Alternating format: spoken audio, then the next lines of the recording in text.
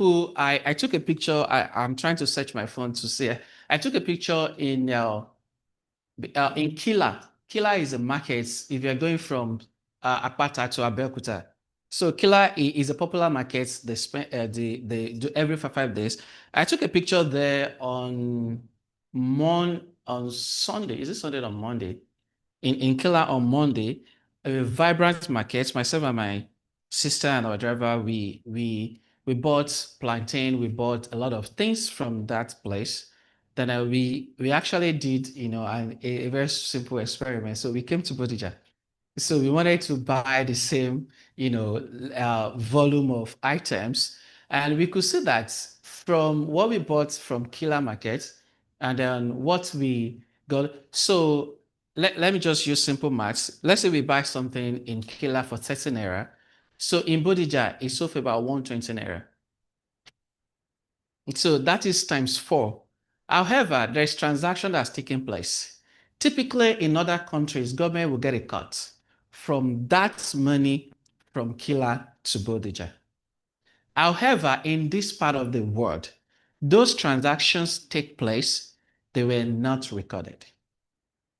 Now, because the title of the program is Inclusive Tax Administration, so a lot of people are excluded already in the tax net, tax calculations, and even the data that we collect. So we don't have accurate data. However, if this is the issue, does that mean there's no other way to ameliorate, as in to make this, to improve this? There could be. If other people have done it, we should find a way to do it. Now, why does it matter? Why does it matter for us to be throwing this statistical around and everything? Why does it matter? This matters. Next slide. This matters because remember where we started from, economic development. Like for economic development to take place, the growth needs to reach people, right? It needs to reflect in their ways of life. It needs to reflect in their pockets, in where they live. So economic development is one of the reasons why this matter. Another reason this matter is because there should be equity. Equity means that everybody should have ensure everyone contributes fairly to the nation's, there should be equity.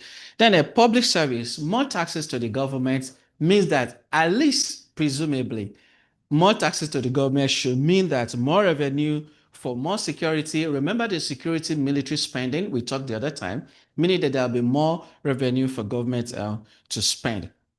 Now, so what am I proposing? I'm proposing a divergent perspectives from, let's go to the next slide, a divergent perspective from what we've been thinking about when it comes to this issue. Now, this is a definition, textbook definition of what a divergent perspective means, is the willingness to consider problems and look outside of the box for new or innovative idea or solution. That is just the meaning. Now, I want us to look at it from various perspectives. From the government, tax professional. By tax professional, I mean CITN, by extension, Swit, and citizens and the taxpayers. Let's look at how can we look at this? How can we consume this information? Then what could be the pathway forward? So the next slide is to see things through the government's lens. What does government see? In tax administration, government is only looking at revenue versus expenses.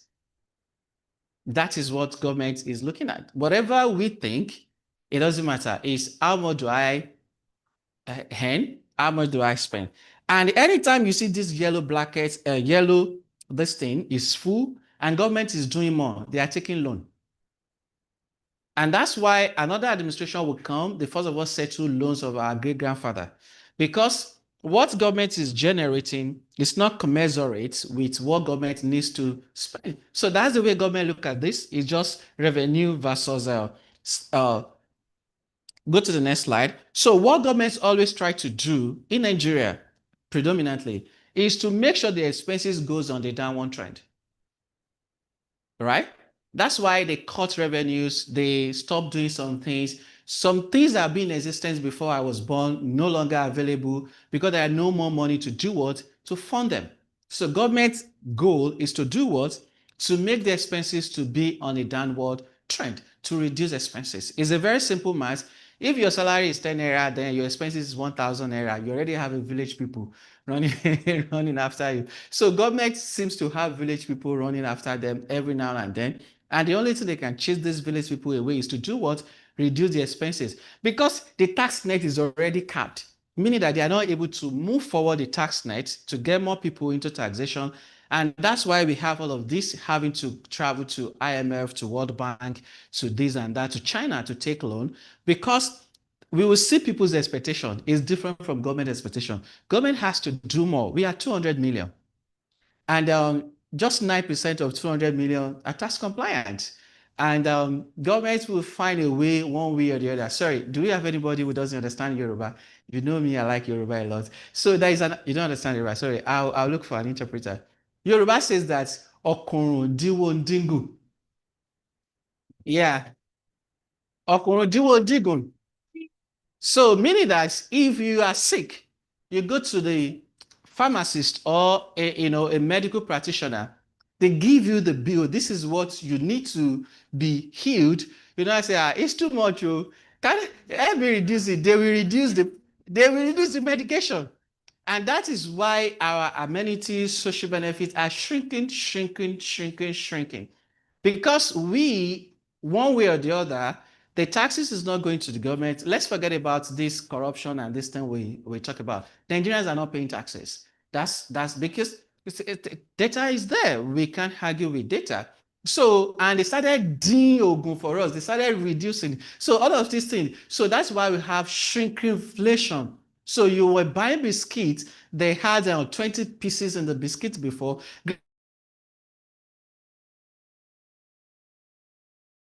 Gradually started removing one, and suddenly that full, so it's a gradual decline, gradual decline. When we were in secondary school, thank God I didn't come during the age of Awolowo, but exercise book used to be nice, very nice. Please, if that's the only thing we are going to get, let it be nice. But gradually, the system leaves, the paper is becoming shrunk as this and everything. So the quality of everything. And they make roads this year, next year, the road is bad because we get what we deserve. So gradually, so these are tough conversations that we need to have if we are going to grow the economy, if we are going to develop the economy and to make sure that we set a clear path trajectory. So in a nutshell, this is what government says. And this is very important for we, the leaders, aspiring to lead more. Please, let's share the screen. So, because this is when we get to the government, that's why it appears as if somebody that is doing well is talking fine, is doing all of these things, is vibrant the way she is talking now. Suddenly it gets into the government, they can't do anything. So you've been wondering what's going on, because the reality is certain that, okay, nobody's interested in how to move the country forward. So these are tough conversations that need to have. Okay, let's see this through the tax professional perspective. Now, let's move to the next slide. Yes, tax professional perspectives. And I mean, CITN, the Swit and other tax affiliate country tax professional. Our goal is to compliance. How can we get people compliance? How can we move the needle? How can we do this? So that is what we do. We, the tax reform, this and that, all these fancy grammars, everything, the equitable, the inclusive, the marginalized, the minorities, and also big grammar. This is what tax professional, that is their perspective. And they see that the tax systems in Nigeria is very complex because we have so many other taxation. We have the VAT, we have the ad valorem. I don't want us to go into, let's just simplify the conversation so that it is easier. It doesn't turn to, 3 credits unit cost. So now that's how tax compliance people see. But there's a mistake that I think tax professionals focus on. I've attended, sorry, I'm not trying to put you people on the spot. I've attended enough enough CITN program versus Swit. I've presented a couple of them. They focus on tax compliance and tax administration. The compliance administration. And I know Dr. Ndubisi is like, there, what do we focus on? Yeah, the issue is that you focus on this thing, it is upward trend. It is towards increasing what government spends, is towards helping the government. That is what we focus on. There is a missing link, right? And the missing link is that, let's go to this other side. Yeah, the missing is that if you see that, or when we tax people, talk to people, is sadness. What they see is that, do these people actually understand? Do these people just understand that I don't have enough money? I can't pay for my child. You are saying that I should be tax compliant. So you tax professionals have become the mouthpiece of the gods, as in the government. You have become the mouthpiece of the government. You are trying to draw taxes to make it.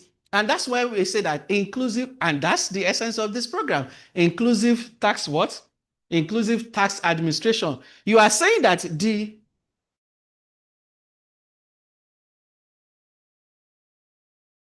marginalized. The markets women we are not paying. However, when we say this, these people are saying that there's no road, there's no trust in the government. They're going to embezzle our money. And why do we pay when we don't even see the results? And you are saying inclusivity, you still want me to be, I'm fine being marginalized. That's the point. I'm fine being forgotten by the government when it comes to tax issues. So nobody wants to be included. I'm sorry, you asked my mom, and I think that's how my mom is going to feel that. Why do tax people need to know my house? For what? Do they create the road to my house? Do they make my own borehole? So then why do I have to be included? So they are happy being excluded. So how do we, and this is exactly how they feel. Next slide, please. When tax people talk to me, this is how people feel.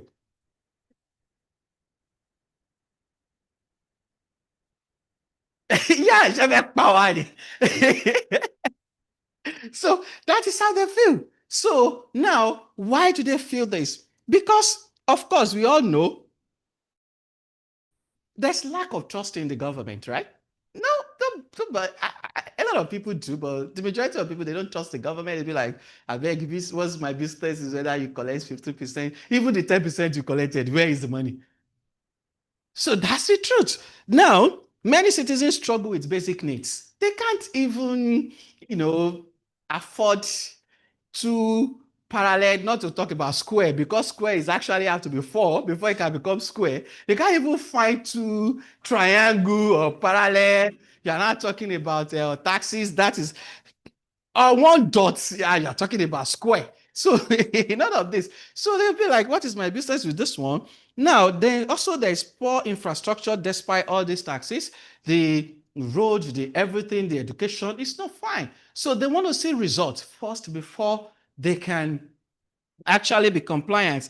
And they want transparency. They don't care about, they are not even care. And that's where literacy comes in. But I think people, if they can see, you won't need energy to educate. That's my own philosophy. If people can see, you don't need enough energy to educate about what government is doing.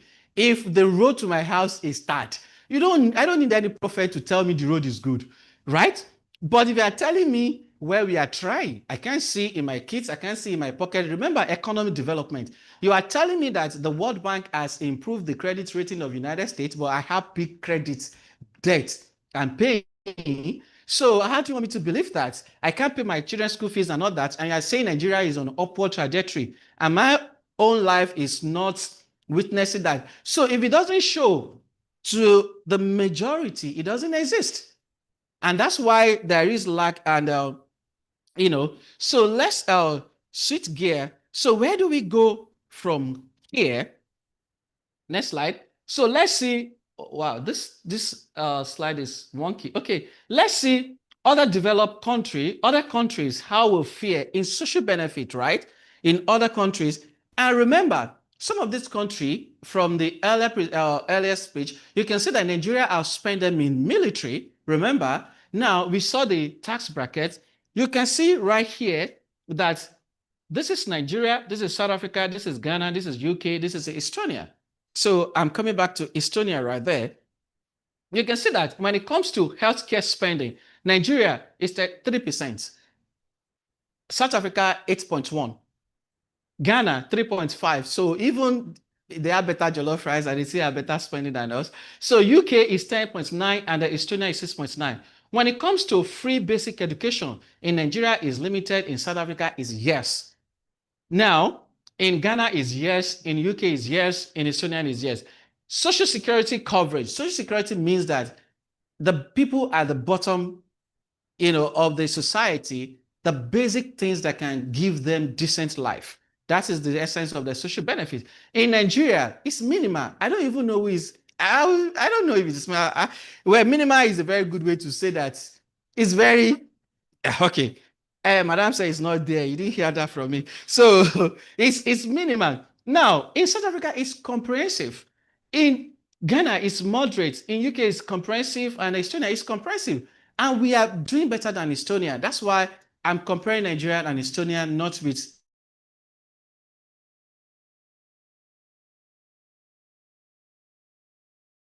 Germany, not with UK, and all those fancy grammars. So infrastructure. I don't need anybody to tell us our infrastructure is, we our Julius Berger, we make road to our own house. We contribute to buy our own transformer. We make our own water, dig ball, even the government school will collapse. We contribute money to do everything. So there's no infrastructure. People build the roads to their houses, and so on and so forth. We can read for ourselves. That is how it is in other countries versus in our country. So those are the reasons why the people who are excluded, they are happy being excluded. They're happy that I don't want government to know the road to my house because the government didn't build the road. It's very simple math. And next slide, please. Please, the other microphone is making noise.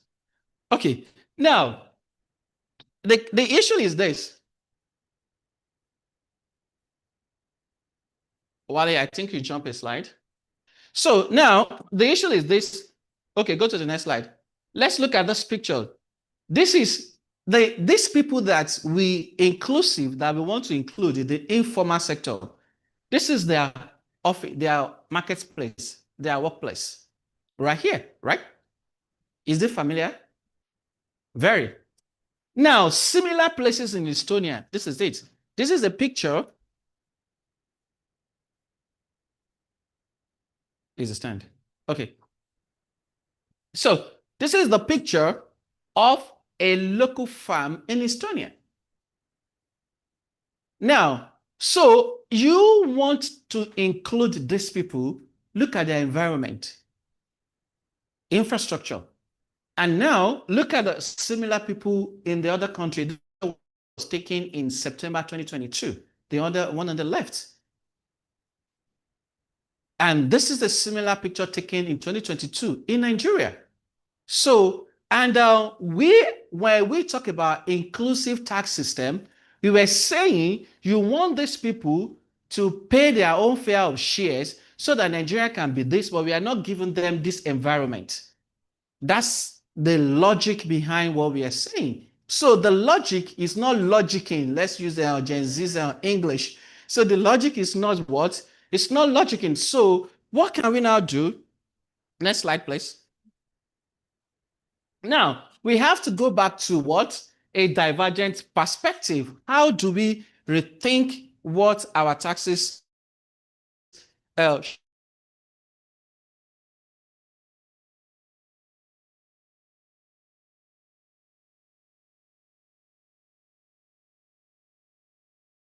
my own proposal, while you go to the next slide, my own proposal is that we have to rethink the way we do our tax administration.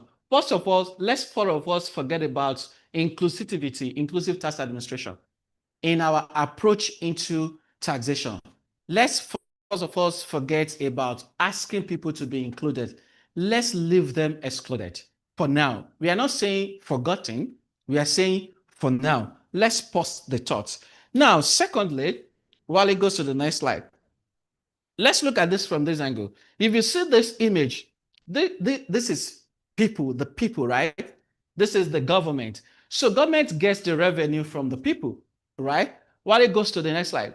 So government, now by the time people want to get benefit from the government, to take money from the government is straight. But to get from the government, you could see the trajectory.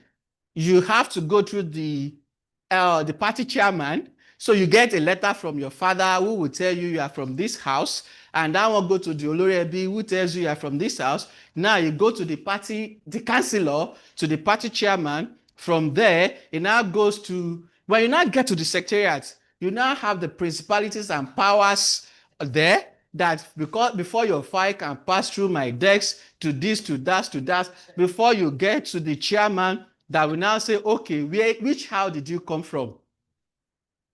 Which language did you speak? Who did your grandfather voted for during the last election? So to get anything from the government, this is how it looks like. But what government is saying is that bring it, just bring it. But when it comes to coming back to the people, this is the experience. And I'm very sure everybody here experienced this. One way or the other, I am a living witness.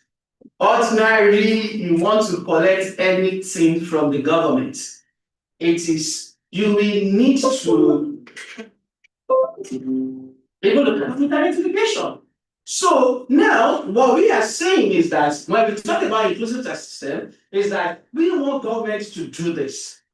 But we are not looking at how will this come back to the people. So that's my challenge to see. That is my challenge, as in I'll be mentioning this on my presentation. I challenge CITN and by extension Swit to focus on how to drive revenue, resources, amenity to people. When you do that, it will be easy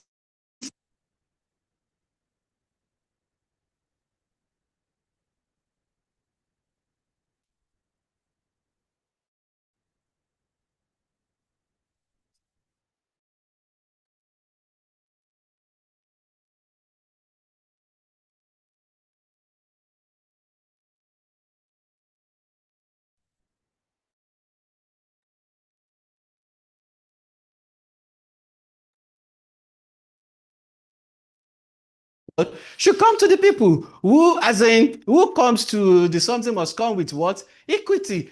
There should be balance, parallel. Anything that is not parallel that I have to go, you can't get money from me easily. And by the time I want to get resources back from you, it's harder for me. Next time, I will avoid that money going to.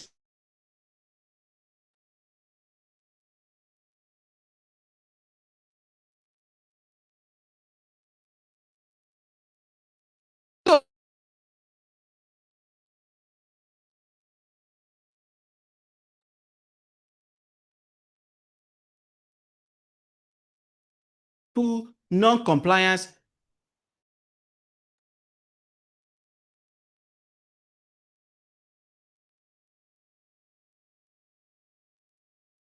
Me to give me something.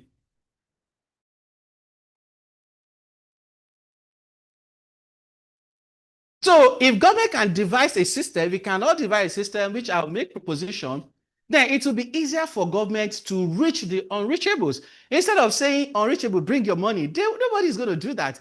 Find a way to get resources across to them, you will get from them. Next slide, please, so that I can run.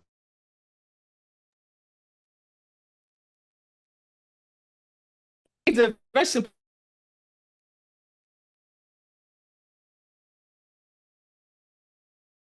services and everything, meaning that from the comfort of their home. If you get everything from the comfort of your home from the government already have your address. It's easier for them to get access from you. So if we can't do that to simplify governance, to make resources to get to people, it's going to be very difficult for us to reach them. Next slide, so that we can take one or two questions. Next slide. Now, so this is a very simple approach that government first, sending benefits to people. True benefit that is sent to people, how does it look like? When a child is born, there should be birth, register. When a child is born, even if it's just ordinary pencil or napkin, or whatever it is, that comes from the government, when that child is registered, that this child is born, there is a traction. I know this child exists. Now, when that child gets to primary 5 or 6, want to do WAEC of everything, let's say there is a way government sends system that sends something to that child. The child wants to do WAEC. I'm just putting those milestones. There is a way government reaches this person. When the child starts working, regardless of the work this person is doing, it is easier to track. Versus now, what that does is that it gives government to know what we know where they live. Because how do we know where they live? We reach them to get resources to them. So if it is time for us to ask them to bring, it's easier for us to get them to bring. And this is happening because they know where we live. Don't ask me, how do I know? Let's go through the election. Why do they get to people during election? So you can't say there is bad road, a president cannot get to a place, but when you want to get their votes, you can get to the place. So there's a disconnect. So if we can get to them, because they know where we live, they have the data of where vote is going to come from, up to the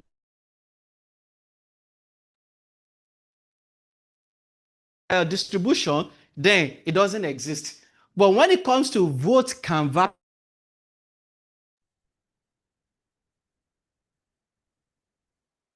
don't let us think they don't know. They have our phone number. How do I know? During election, they send us text messages. Right? So the same data that you can use to send a text message, you just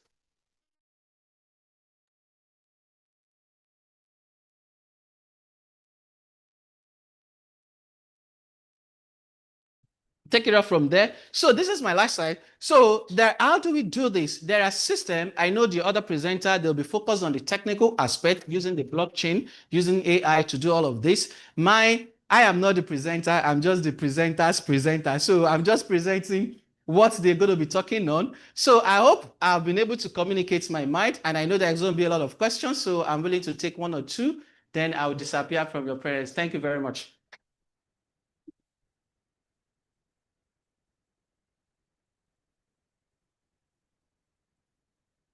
A round of applause again for our paper presenter. Is this working?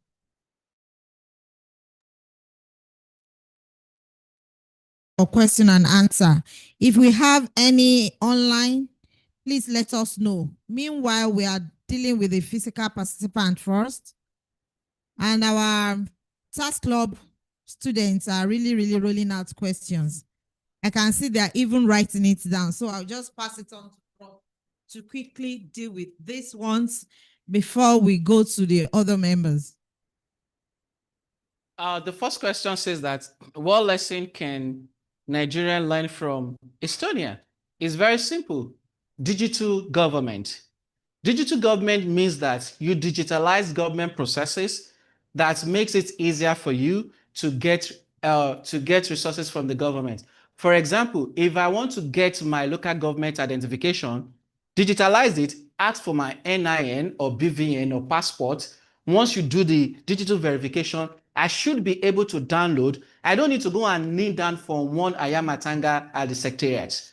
So that is what this means. Because even in universities in Nigeria, after you graduate, you want to collect your transcripts, you will go to the mountain to go and pray so that you don't meet what they call a lenini. Because everybody says that their mom is the best mom, but who are the mommy working in those sectors? Who are those people? So you get there, you just pray, you don't meet them during their bad days, they will frustrate you. So what we are saying is that once you have your means of identification, you should be able to log into government service. They'll verify your identity. It's happening. Banks use this system. This system exists. They were not just using them. Let's just be frank. So what it means is that you just upload your ID, then you print your local government identification. It's very simple. That is what they do. Then if you want to vote, it's the same. Not that you shut down one system when something is not working in your favor. So it's streamlined. Everybody, there's no middlemen are cut off. If you want to get international passport, you don't want to go to whatever where they are getting the passport, and there will be some people on the streets that will charge you ×3 of the service you can get at the price. Then there will be price equilibrium. What I'm paying, it is what rich people are paying. It is not that some people pay higher price. If you don't have higher price, you have to wait for 3 months. It shouldn't be. So that's how it is done. It's a digital government or e-government. But if it is, I can say this categorically, the reason why they are not doing it in Nigeria, there are a lot of people that is how they make money. And they are civil servants and they have children overseas for school. How are they getting the money from? So that's what they do. For example, there's an example in Nigeria that Nigeria can model. It exists, and that is a Corporate Affairs Commission. Corporate Affairs Commission 5 years ago was cumbersome. It was digitalized during the former DG, and this guy was witch hunt, and they actually chase him. They actually carry his casket and obituary by the same people in the same ministry in this country. Because it digitalized the service, I was in the United States, I registered my company, I did everything, I don't know anybody. If you encounter issue, you talk to the customer service or the chat, they called you back because the man mandated that he must not have a complaint. But the same Nigerians frustrated the effort. It's no longer as good, robust as it used to be. Another example, I have series of examples I can give you to us is NBTE. NBTE is National Board of Technical Education. They've digitalized accreditation and everything. And ASUP are fighting them right now that why would they digitalize it? Because instead of having to come and inspect schools, they said that create a profile, create your website, create a database. We can verify the result of your employee. We can verify this. We don't have to come to your school except it is needed. But some people said no, they wanted the old way. So that's why I am not talking about the physical technical system. I'm talking about the mindset, mind shift and the mindset system that needs to be in place if we want to move forward. The remaining questions, the informal sector make up the large portion of Nigeria's economy. The problem with the taxing system is lack of data. How can technology now, the best way technology can help is that all these tax people, the local economy, they have banks, they have NIN, they have voter registration. How do I know? They vote. People go to them for vote. So we just need to merge this data point to make sure that whatever they want, it is easier for them to vote. It's easier for them to get benefits from the government, and it will be easier for you to tax them. Let's create this scenario. Imagine if I want my child to come to UI and there's free education or subsidized education, and what the person needs to bring is tax clearance from my parents.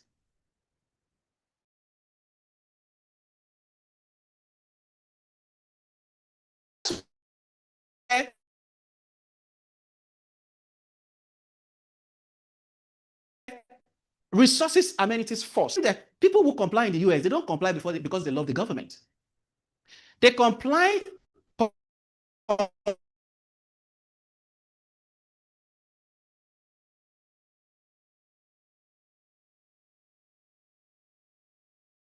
because they want to get amenities, and that's the only ticket that can take place. For you to get there, you need an ID. For you to get an ID, you need tax clearance. So I don't need to know the party chairman. Or with my ID, I can access anything. So these are the other questions also, they are the same. So let's take online if you have anything. Okay, we don't have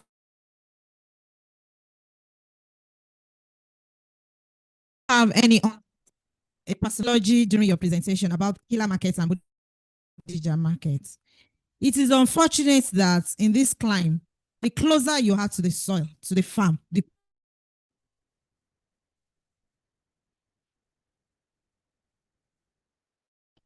is there something the government can do to bridge this gap such that this on their farm will not be ripped off by the middlemen and by the other people at the end of the value chain? Okay, let me because of time. I think the concept of poverty, being poor, is very subjective. So because life is about what you earn versus what you spend. For example, you may be earning $5,000 in California, United States, and you are still very poor. So now, what I think should be done, the people in the rural area are not really poor. is the perception of poverty. In 2 minutes, I'll give you a story. This is my personal life story. In the year 2001, so I gained admission to Federal Polytechnic there, year 2001. My best friend, John, gained admission to LAUTECH that same year. John's mom sells Gary in a local market, right? It is called Arada Market in Ogbomoso. That's where John's mom said Gary. We will go and buy Gary and sell. We were what we call the middle class or whatever class you can call yourself. My school fees were 10,600 naira. My parents could not afford it. I dropped out of school in 2001. John's mom was able to pay 40,000 naira in LAUTECH when our parents cannot pay 10,600 naira. So we have this perception of poverty. What we call is sophistication. It is not being not poor. We are sophisticated than people in the village.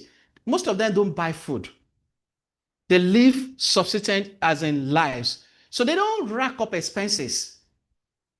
And they have more savings than most people in the village. They have daily contributions.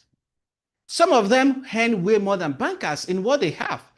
And I live this, I grew up in the village. When my grandmother died, we find money everywhere. So the concept of poverty, being local does not mean being poor. So don't let us mix the two. So now, the fact that they are not being ripped off, because we live in a capitalist market, it is purchasing power. If they choose to bring their product to Bodija, they will sell as Bodija rate. It is their choice, because there are people who bring from the village directly to Bodija. However, it's comparative advantage. Some people are okay because most of these things, they got it at 0 to, maybe very limited amount of cost went into the production of those things. So they already made profit. The only difference is that the transaction should be digital, making sure that the transaction is captured in the national data so that it has to our GDP, that those transactions existed, the payment system is streamlined so that government can get its own cut. That's just the meeting link. It is not for those people who are happy, they are fine. The problem is the people buying cheap and government is not making cuts. That is the problem. The best way to close that gap, if we are still saying the same thing, if these villagers, government is reaching them with resources and they know the resources is going to come to them, their economy will be developed, they understand that their road will be developed, their houses will be built, there will be light, there will be pump water, there will be electricity, there will be healthcare, there will be everything. And you mandate them, you encourage them to make transactions digital, they won't have problem. At least we have an increase in compliance because they know it's coming back to the people. But if they know that what's my business with the government is not going to do anything, so nobody is going to take compliance. So that's the issue. And the same way they pay for school fees, they pay for healthcare. So if most of these things are subsidized for them, they get the revenue, they will be encouraged to give government a cut. The cut is not coming from them, it's coming from buyer. I hope I answered the question. Good morning. Yes, ma'am. How can tax authority build capacity and develop necessary skill to leverage advanced technology? Well, I am very sure the next presenter will focus on advanced tech. That's not my job this morning. But there are systems that can be put in place to evade. And there's something that I can add to all of this. There's no developed country that will not allow government to know a lot about them. And that's something in this part of the world, we don't trust government. We don't want to let them to know what we earn. So we shoot everything in secrecy because we don't trust. For us to do that, government needs to earn people trust so that they know that if you know this is amount I'm earning, you will know which owns me. So people hide away. But there are advanced technology to do that, the blockchain and everything. And I think one of the presenters is going to focus on that. And that will make it easier. But regardless of how easy it is, if we don't get to the level where people trust government, people will still find advanced technology way to evade taxes. Remember, technology is just an enabler. It depends on what you want to use it for. Whatever government uses it for, some people like us can use for the other side. So that's something you should all know. so we shouldn't. That's why I've been saying this. We shouldn't focus too much on tech. We should focus on attitude, behavior, and perception. Tech will become an enabler. Thank you very much. Thank you very much. A round of applause. Please, doctor, don't go.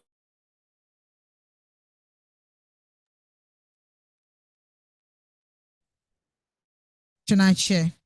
Thank you so much, Prof. I'm sure you've charged everybody here. You've spoken with passion and you've told us about what real inclusivity means. Thank you so much. But I want to draw your attention to the fact that the Institute does not have issues with your real inclusivity. You spoke about compliance, that our issues is just compliance and administration. Of course, the Institute will speak to us on compliance and administration because once that is done, there will be accountability in the side of government.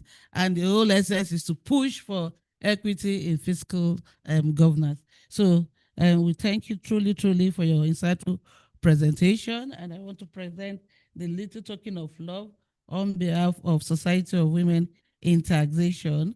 We sincerely appreciate all that you have done. Thank you so much. Thank you.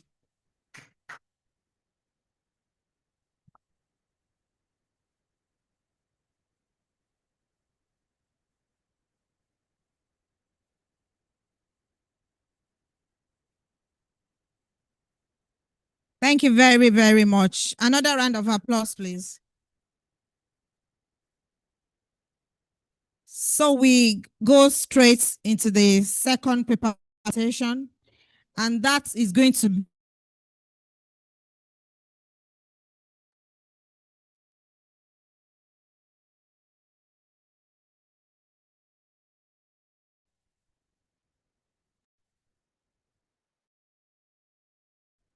make developments.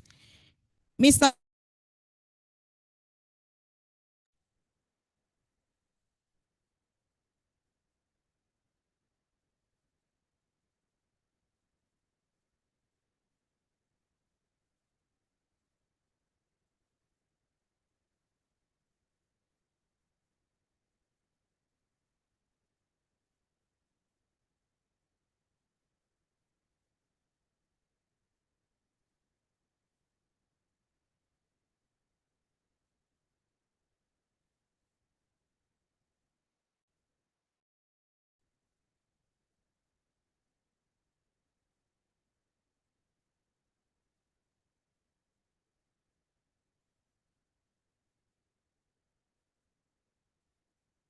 Pastor Ola, Pastor Julius Olaniyan. Thank you very much, sir.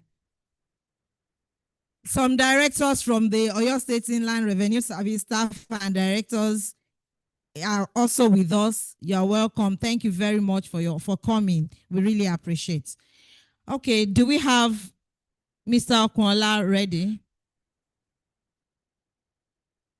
Mr. Okunla, please unmute yourself and speak to us. I want to encourage us this since this is a virtual presentation, please don't let us be distracted. Let us put in all our attention.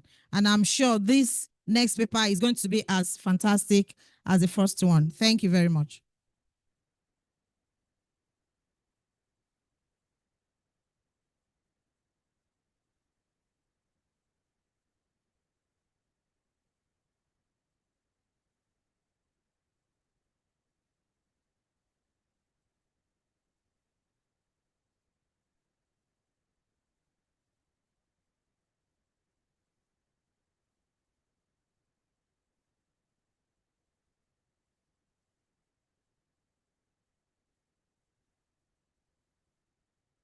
We are waiting for Mr. Okunla. Please permit me to acknowledge our revered past president, Dame Olajumoke, please. Ma, we recognize you.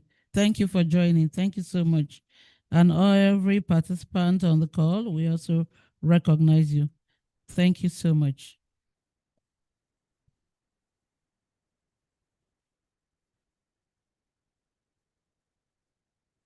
Mr. Okonla, please kindly unmute.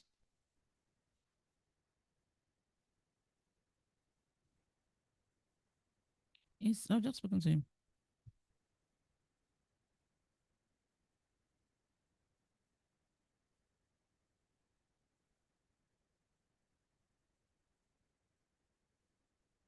Okay, Mr. Okonla is online. Kindly unmute. Thank you very much.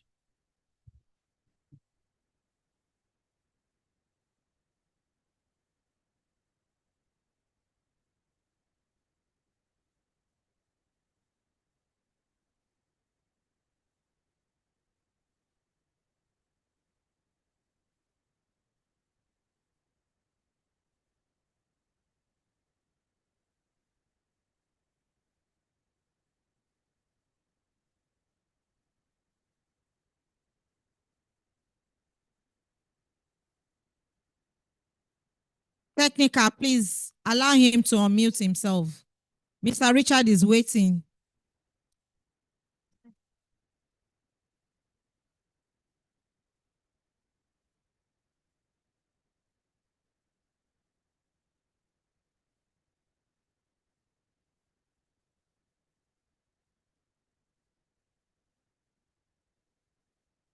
Mr. Richard, just hold on for the technical to unmute you.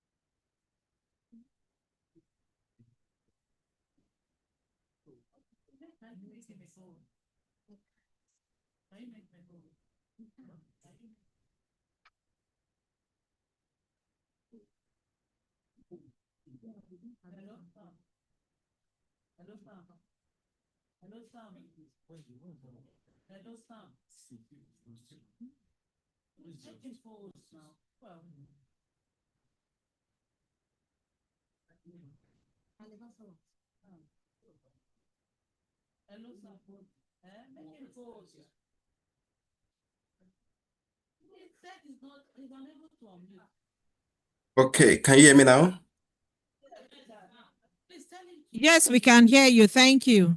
All right, great. We are set for your section. Thank you very much. Okay. Online participant, thank you for your patience. We are at the next section.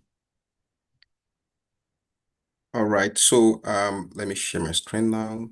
So I'll turn off my video a bit so that it doesn't lag in terms of the internet and the likes. And then I'll share my screen.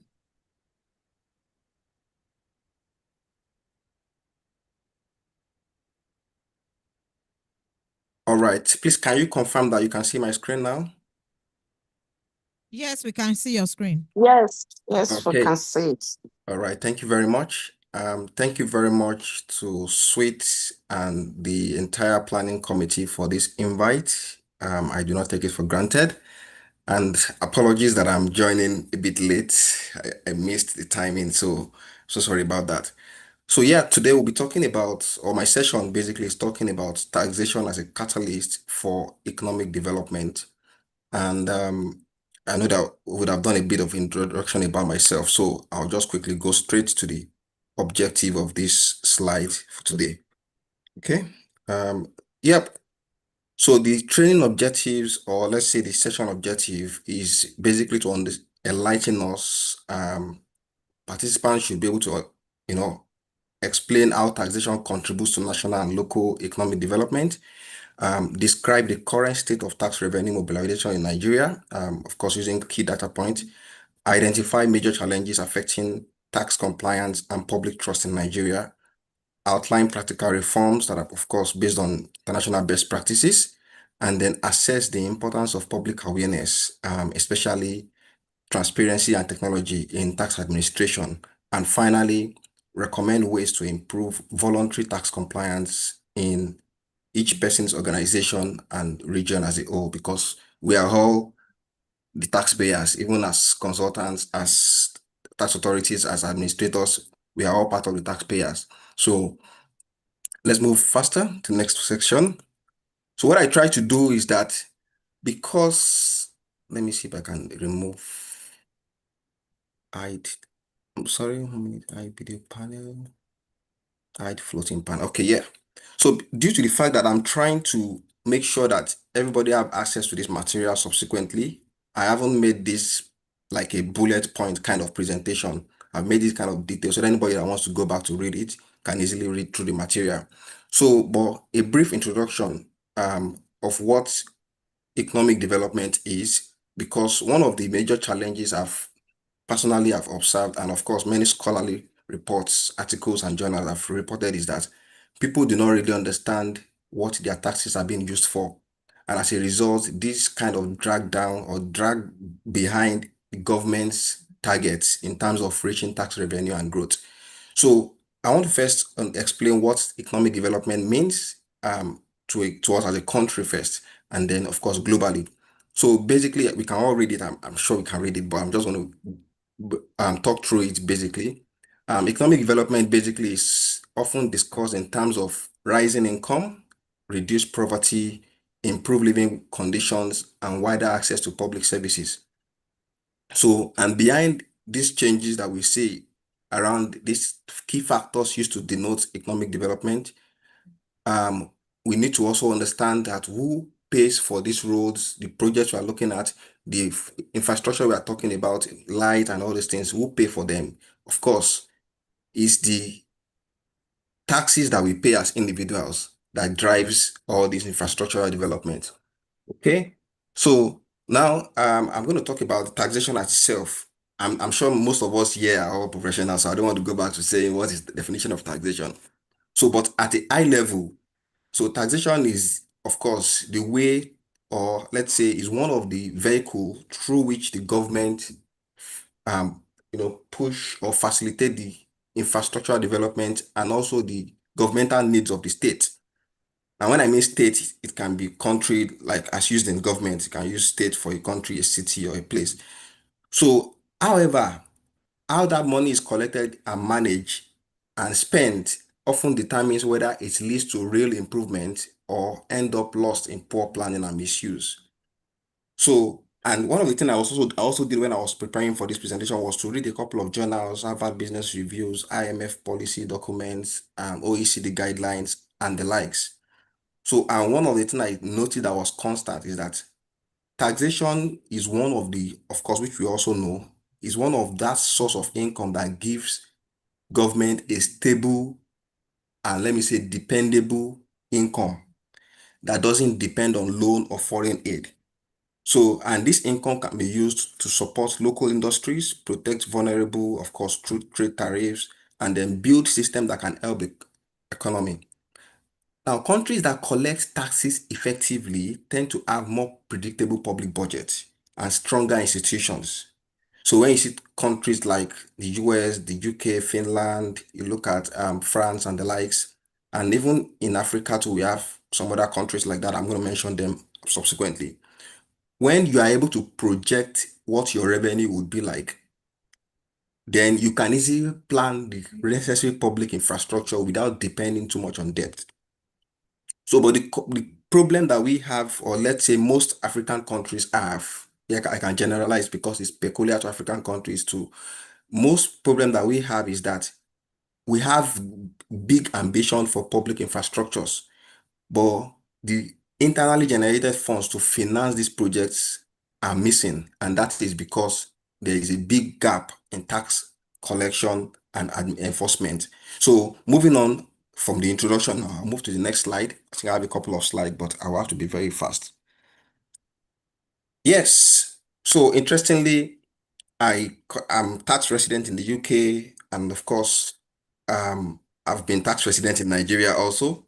So I just pulled this to show us that when taxpayers, one of the questions that taxpayers ask to be compliant, and don't forget, we are all going to drive this back to the topic, which is on the tax, the main topic, which is on tax as a catalyst for economic development. Now, taxpayer wants to know what their money is being spent for. In the US, the first graphic illustration that you can see is regarding the US, right? According to the reports from the Office of Management and Budget published in 2024 for the US, this is where majority of the budget goes for, right? When it comes to tax spendings. For the UK is on one on the right hand side. I can check for many other countries. You can also research them. If you open your tax card if you are a taxpayer in any country, generally in developed countries, if you open your tax card, you would see what and how your money is being spent. And you can easily measure that this money is actually being spent to these economic factors because you will see the public infrastructure development and also how the money is being spent. You will see it physically. Now, there is a disconnect between these things in terms of government saying that we want to do this, we want to do this with our tax money, and then end up not doing those particular things. So that disconnect and distrust make it difficult for people to be tax compliant. So I'll move on to the next slide. Now, why taxation matters to the economy? Why do taxation matter to the economy? Having known that there's a lot of problems in place, of course, why does it matter? We all know these basic things, which is that taxation is the tool which government use to fund the public service. So without taxes, government can fund road project, electricity, education, healthcare, and even security that we're talking about. So we've seen instances where of course, security guys mention, I mean, the Nigerian security and police authorities talk about them not having enough ammunitions, right, to counter terrorism, to counter and all the security challenges. So if there is not enough money for the government, they can fund and manage these particular issues. Secondly, to reduce inequality. So taxation helps to reduce inequality through progressive tax system.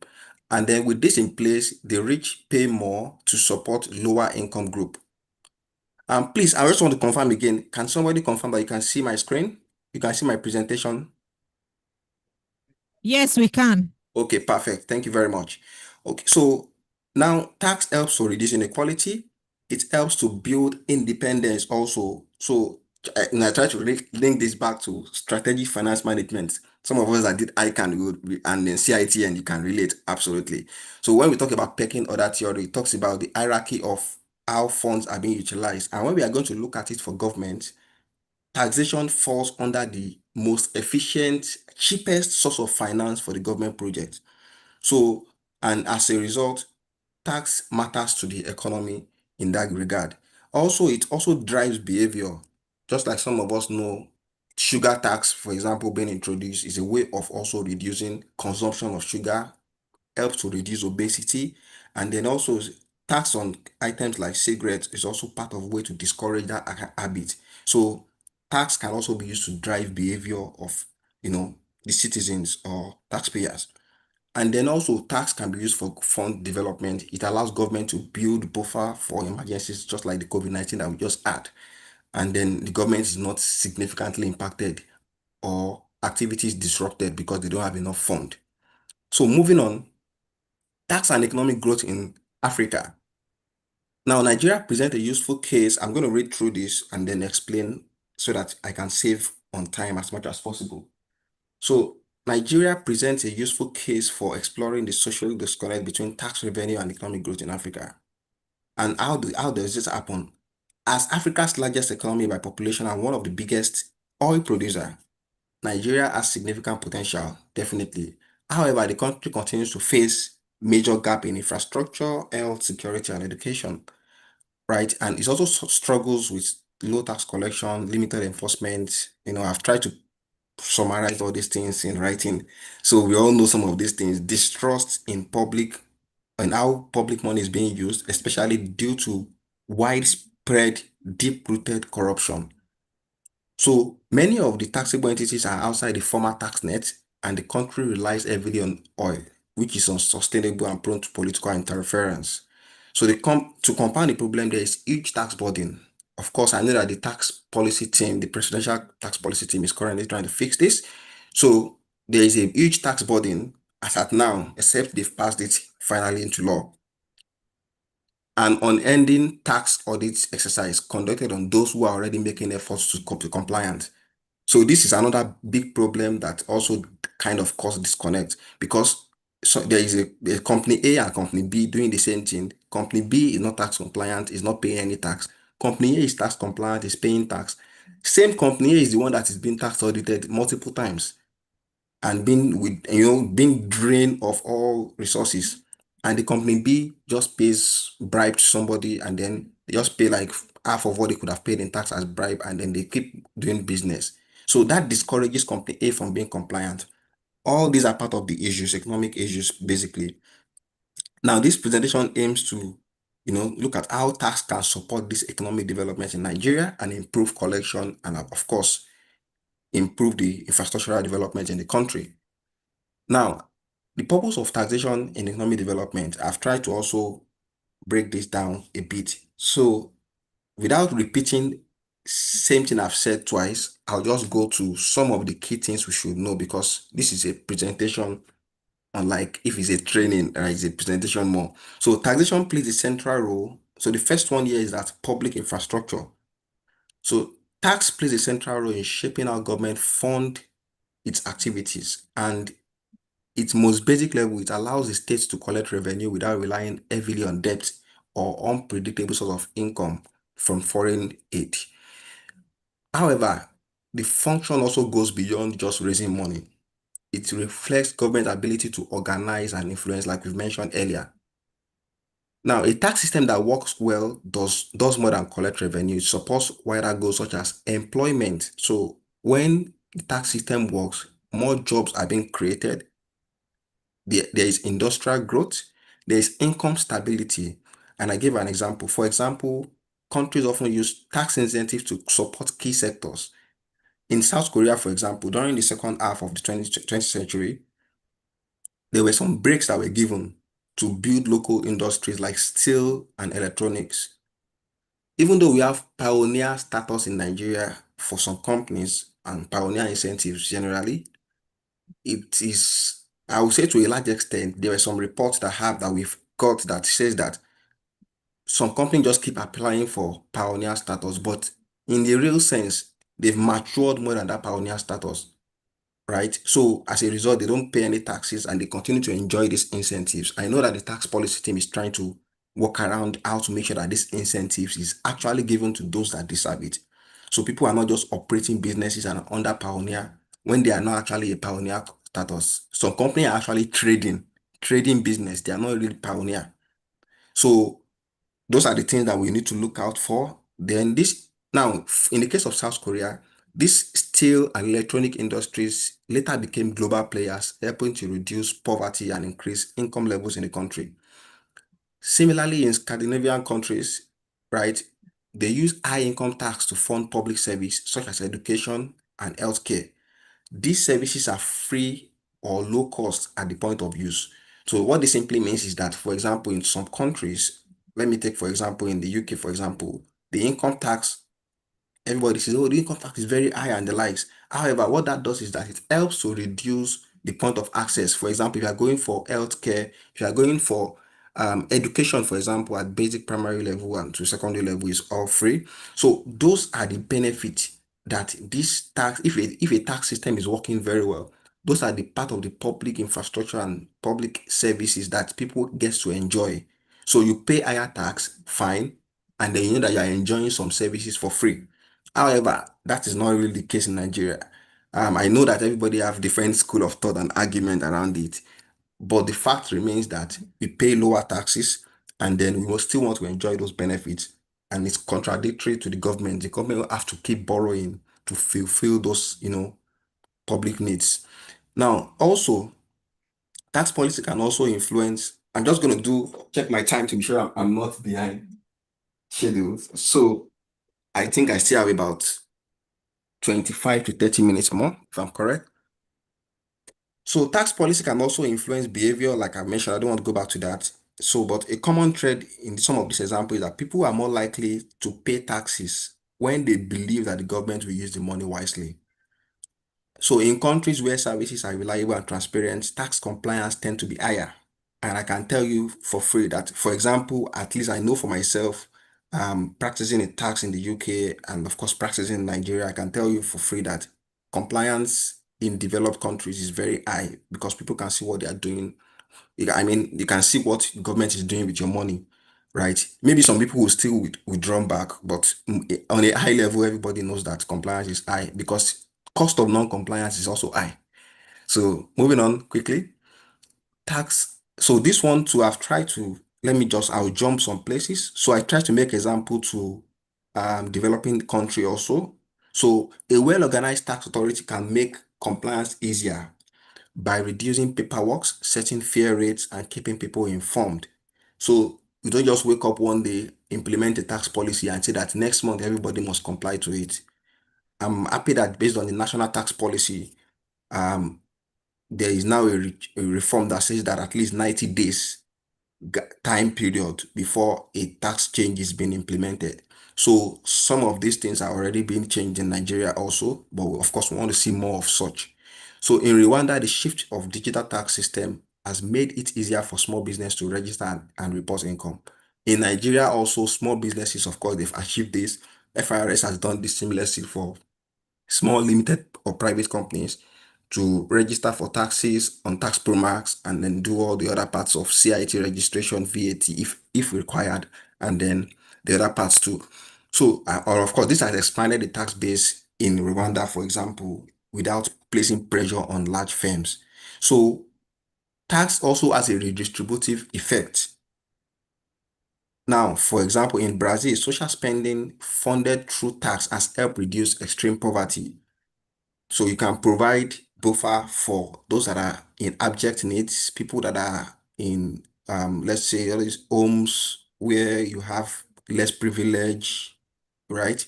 And the likes. So tax also has a distributive effect from that perspective. So, and all these examples shows how tax can be used as a tool beyond just collecting money from people, but rather as a way of improving the economy and building it to what the people or population desire. Now, I'll move to the next one. What are the overview of the Nigerian tax system? For the purpose of those that might not be Nigerians, or let's say that are non-Nigerian that might be in this session, if any. And also for the purpose of learning, I'll just go to run through this briefly. So Nigeria's tax system is in various forms of taxation, both at federal and state level. I would have said local government, but most of the local governments are usually levies. So this include corporation, of course, in Nigeria for businesses, we have corporation tax, we have personal income tax, we have value added tax, petroleum profit tax, name it, about 40 of them. In practice, the system is highly dependent on narrow base of contributors. Basically, what this simply means is that the same set of people are the one paying all these different taxes. And there is now a large pool of people, like I mentioned here, who remains outside the tax net. And if you see in the, when the president was campaigning, he said, we'll bring more people into the widen the tax net, bring more people into the tax net. Yeah, those are the languages that are being used when you're trying to, of course, bring people into the tax net. But of course, it goes beyond just the words. It goes into action. And as at today, I think the action is still very slow compared to the results they were expecting. So I won't bother to talk about other taxes. I'll just go straight. Maybe I'll just mention around petroleum profit tax, where of course this I'm sure some of us know about the PIA and of course the change to hydrocarbon taxation. But because we are not going specifically into tax as a subject, we are going into the taxation itself as a subject. So I will not go deep into that. Now for value added tax, of course, we know many people, you can't escape value added tax because it's an indirect tax, and possibly everyone have to pay indirect taxes. Whether you like it or not, you have to pay it. However, the question remains that many businesses are not VAT registered, and this and the enforcement is very weak.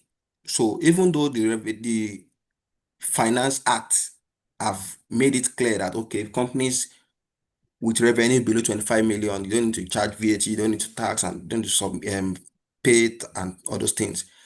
People that have revenue above that 25 million that are not limited liability companies and are not and are trading, basically, they still do not charge VAT.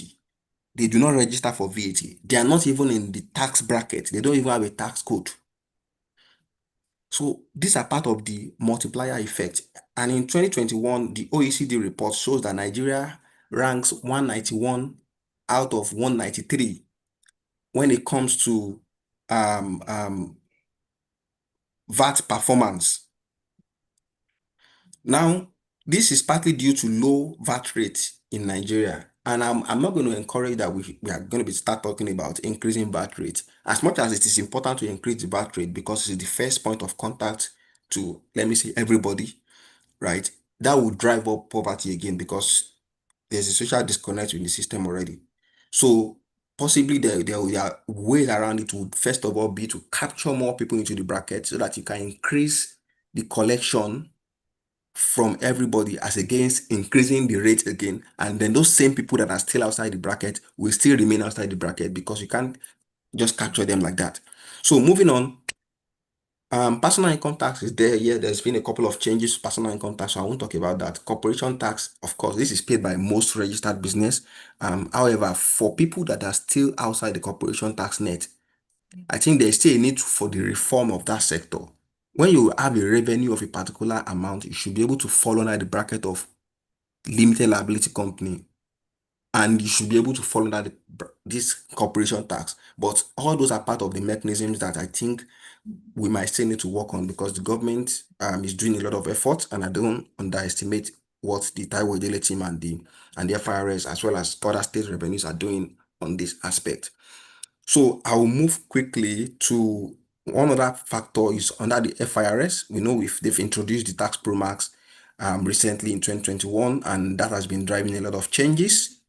For example, if I need to file a client VAT return, I don't need to quickly run to the FIRS office to submit again. Some of us can relate with that experience where you have to go and queue up at FIRS on the filing deadline and then you're begging them to help you stamp the return. So now everything is digitized. The penalty is also digitized. No human influence. However, it can be better because the Nigerian system there's a way people still circumvent the actual technological infrastructure in place.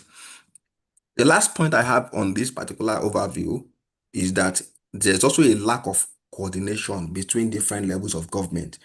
So I have a client in Benue State, I have another client in Kano State, another one in Rivers State, another one in Lagos State. And these clients have different TIN.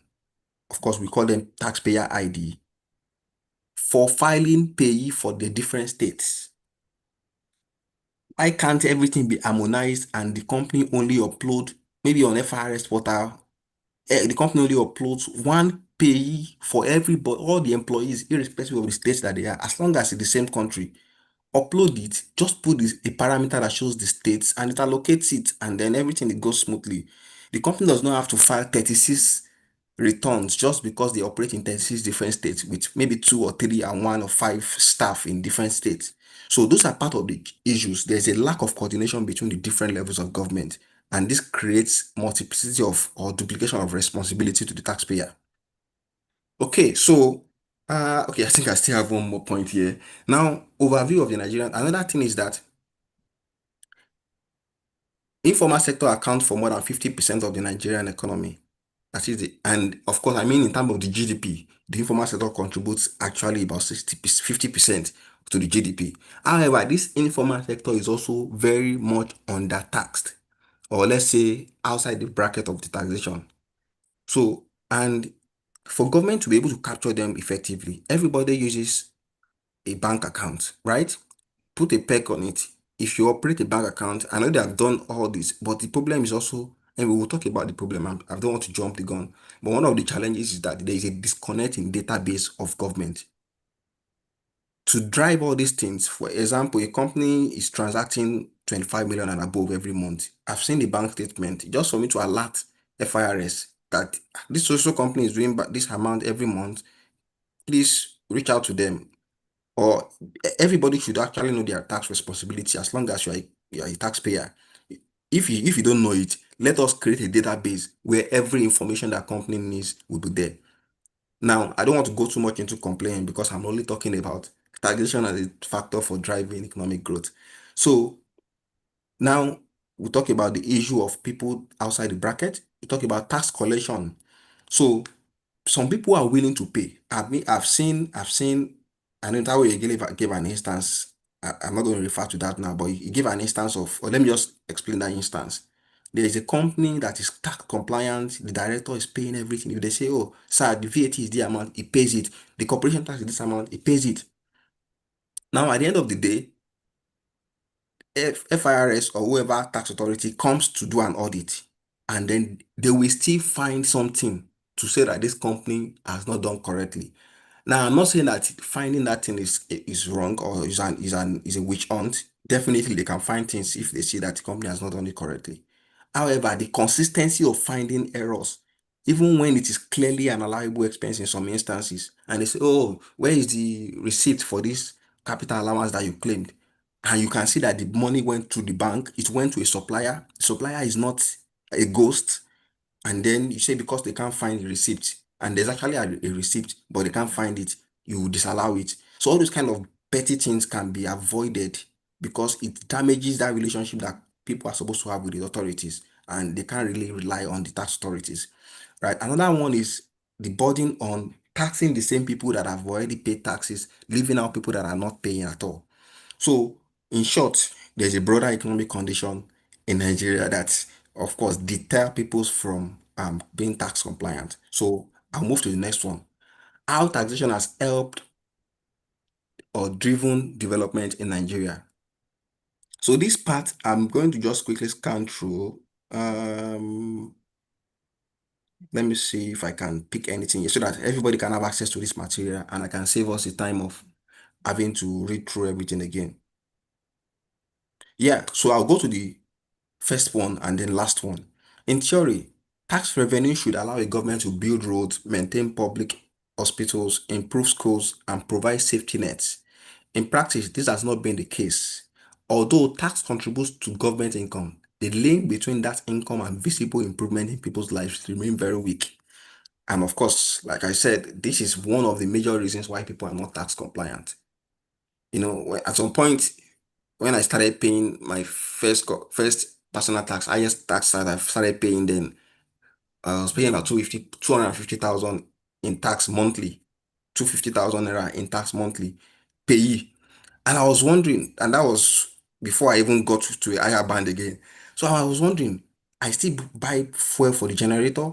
I still recharge I do all those basic things that everybody does in Nigeria. Of course, we still buy or do all those things. We provide light for ourselves. We still see bad roads, unreliable electricity and everything like that. So what exactly is my money being used for? If I can save this 250K from being paid to the government, I can use it to do something every month. It will even cater for all my basic expenses. So that disconnect makes it become a burden to people to pay tax instead of them to pay it because they will enjoy the benefit. And again, the other thing is that the corruption aspect of it, the money being publicly used and displayed to you that the money is being used to buy yacht, being used to build one government house. Of course, it's part of the development, but it's not. There's no physical link to me as a taxpayer on what those money is being used for. So I also go to the last point here. In terms of service delivery, many Nigerians don't see value for the taxes they pay. So public schools are underfunded, teachers often underpaid, hospital lack medicine and equipment, road and power remain unreliable. So we don't see what the money is being used for, and that is a problem. Now, spending problem are not only budget size but about management. Yes, this is one of the key factors. Funds are often misused, poorly tracked, allocated based on political influence rather than public need. So yes, this is another issue. So for example, because if you take for example now, people that live in Yaba area of Lagos, a lot of working class people in Lagos are based in that area.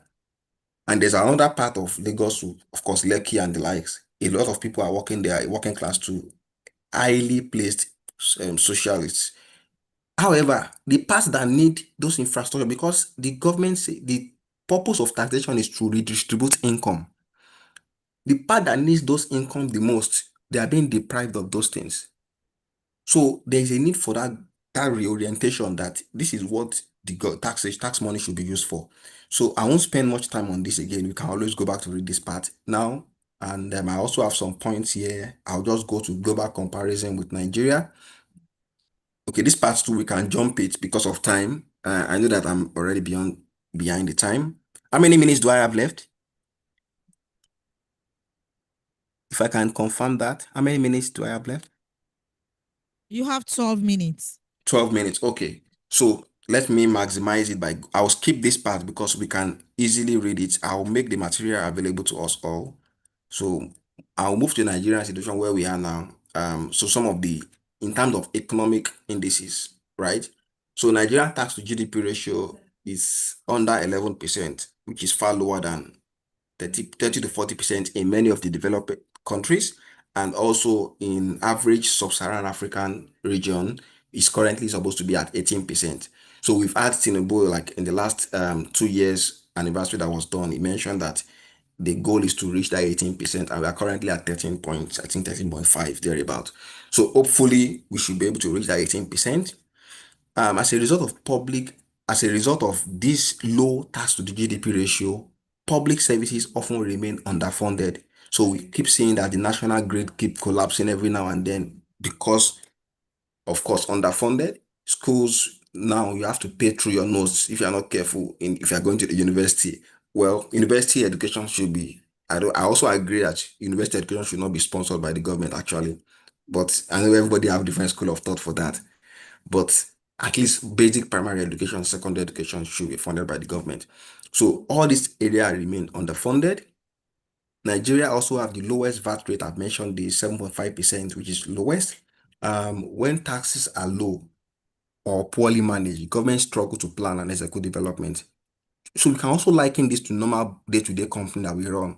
So if there is no enough inflows to manage big outflow that we have, then there's going to be a challenge. Is that we go and borrow. Now, when we borrow and we cannot repay it, interest rate increases. And then at the end of the day, we end up in multiplier problem. So we want to make sure that maybe the VAT rate should be increased at some point, or at least the tax needs to be widened. Also, over 6.8 trillion naira was, which is about 4% of the GDP in 2021, was lost due to tax exemption and incentives to companies that do not even need them actually. So this also presents a problem on the issue of people that actually should benefit from these savings. So, and then also, many businesses and individuals still operate outside the formal sector. I've mentioned this. Tax morale is also very poor. I saw a study, this person did the study through IMF, and the report shows that nearly 50% of the population are saying that they won't pay tax if they don't get caught. Right. So I used to have that mentality before I became a tax guy. So I was like, why will I pay tax when I can't see what they're doing? But I know that it's just a civil obligation to pay your tax. So it's not really about whether the government is doing it. But even though we should hold them accountable, we are still obliged to be a civil, compliant taxpayer in the country we are resident in. So now another one is weak digital system and corruption also discourage voluntary compliance. So you see a case where FIRS has put it there. Oh, I can give this as a live example. A company is compliant, everything is fine and good, and because you want to collect money from the company at all costs, you open a tax audit. Maybe a company that is operating for the first 2 years. I've seen live case within the first 2 years, and then you come for audit in the second year. The first year is even half year. And because the company was like, no, we don't have all this trading activity and like, then you put a liability on the tax promax so that they cannot generate the TCC for the following year. I think that is a bit of wickedness. And I think those things should be looked into. The technology should make life easy. It should not be used as a detriment of taxpayers, right? And also, we should also make, anyway, I'm already making suggestions. I'll go to the last part and then we talk about the recommendations. So multiple taxes also cripple businesses, right? If you are asking same business to pay different taxes, they become kind of reluctant to be compliant. And as a result, sometimes they under-remit the taxes that are due. So improving the link between tax and development in Nigeria. So for taxation to support real development in Nigeria, the system must change in both structure and purpose. This includes how tax is collected, who is included, and what is done with the money. None of this can work without better public trust, of course, stronger accountability and visible results. And one of the first steps is to widen the tax base. I know that this is like a theoretical, we've been hearing it for like forever. Widen the tax base, widen the tax base. So, well, at present, a small share of the population and a few sectors carry most of the burden. Telecommunication sector carry big burden, financial service sector carry big burden, manufacturing sector, yes, carry also big burden. So many large businesses and high-income individuals find ways to avoid paying their share. So I see a lot of influencers. Now I'm not going for any influencer on social media, but you see a lot of all these social media guys. I was watching a documentary recently and I was seeing someone making about $30,000 monthly as an individual. And I can tell you for free, I'm not castigating anybody, but I can tell you for free that those guys are not paying the right amount of tax. They just find somebody that is good in tax, good in liaising with tax authorities, and then the person does their tax for them, under declare it, and then they are fine, which they can never go scot-free of if they were in a developed country. And have you even wondered why most of those guys, I mean, even our billionaires, have you wondered why they stay back in Nigeria? It's just because they know that the tax system in Nigeria is not efficient enough to catch every of their income. If they go to developed countries, they have to report it. If they are based and tax resident in developed countries, they have to report it. So we need to do more in terms of bringing these people, actually bringing them to the bracket. And that can start from, first of all, the bank. We have to work with fintech and bank organizations to achieve this significant transformation, if at all we want to achieve it, because it's not just about saying widen tax base. Okay, moving on. Informal sector and small scale trader are often targeted. Yes, these are the people. I have a guy that is in computer village. He's just doing, he's selling laptops. He collects from his friend and sell it and the likes. And FIRS went to lock his shop. Why? Because he actually, in fact, that was a very funny case. He's supposed to register as a sole trader, but he didn't know he registered as a limited liability company. His colleagues, everybody is trading within 10 million, 15 million. Now, he didn't file corporation tax and all those things. He didn't know. I know that there's no excuse. Like the law says, ignorance before the law is not an excuse, right? But the argument was that, oh, you have a shop somewhere else that you are putting all your stores and everything is on the bank statement. So there is a social disconnect. Again, even when the small traders are targeted, there is that distrust that this person is lying to you. So we need to create that balance. If you are going to target a company, let it be fact-based, let it be evidence-based, right? Except for if it's a general compliance check. So let it be evidence-based. So moving on, so I've talked about the electronical system, how we can use that as data sharing between agencies. This is another problem. We have multiple agencies collecting different data and none of them ever reconciles. So it's another problem that we need to fix. Now, improving the link. Let me see if I can move. Public engagement must improve. Let me see. Okay, why now? I will send the material. We can easily read it. Why public awareness matters in taxation. So for us to talk about the economic development that we are expecting and how tax drives it, people must be aware of their own responsibility because they are the one that pay those taxes. So informed citizens are more likely to pay taxes voluntarily if they are informed of their responsibility. So when people understand why taxes are being collected and how the money is being used, they are more likely to pay without being forced. So there's a need for public awareness in this aspect. The second one is that public awareness builds trust in tax system. So when citizens believe that the government is honest and spending tax revenue wisely, they are more willing to comply. For example, I've seen somebody say, oh yeah, we are now having 20 hours lights out of 24 days in my area. That has saved me a lot of money in buying fuel for the generator. I'm happy to pay my tax. That is how people think. And it's somehow logical to think that way too. So if people can see visible things that the government is doing with the money, then they can also contribute more. And that can also drive economic development that we're talking about. Now, it's also strengthens morals, it helps government to understand people's concern, and it improves the success of tax reforms. So that's why public awareness matters. We need to keep engaging the public. Now, what needs to change in Nigeria? I'm getting towards the end. I think this is the second to the last slide. What needs to change in Nigeria? So number one is expand the tax base by bringing in small businesses, landlords, digital services, and players in the informal sector. Sorry, I won't say informal sector there. Players in the informal sector into the tax net. So second one is that make tax filing easier for businesses through digital and electronic. I know we have done this for Tax Pro Max, but it can still be better. All state taxes can be harmonized into the same platform, provided the government can increase its capacity. So we can increase it.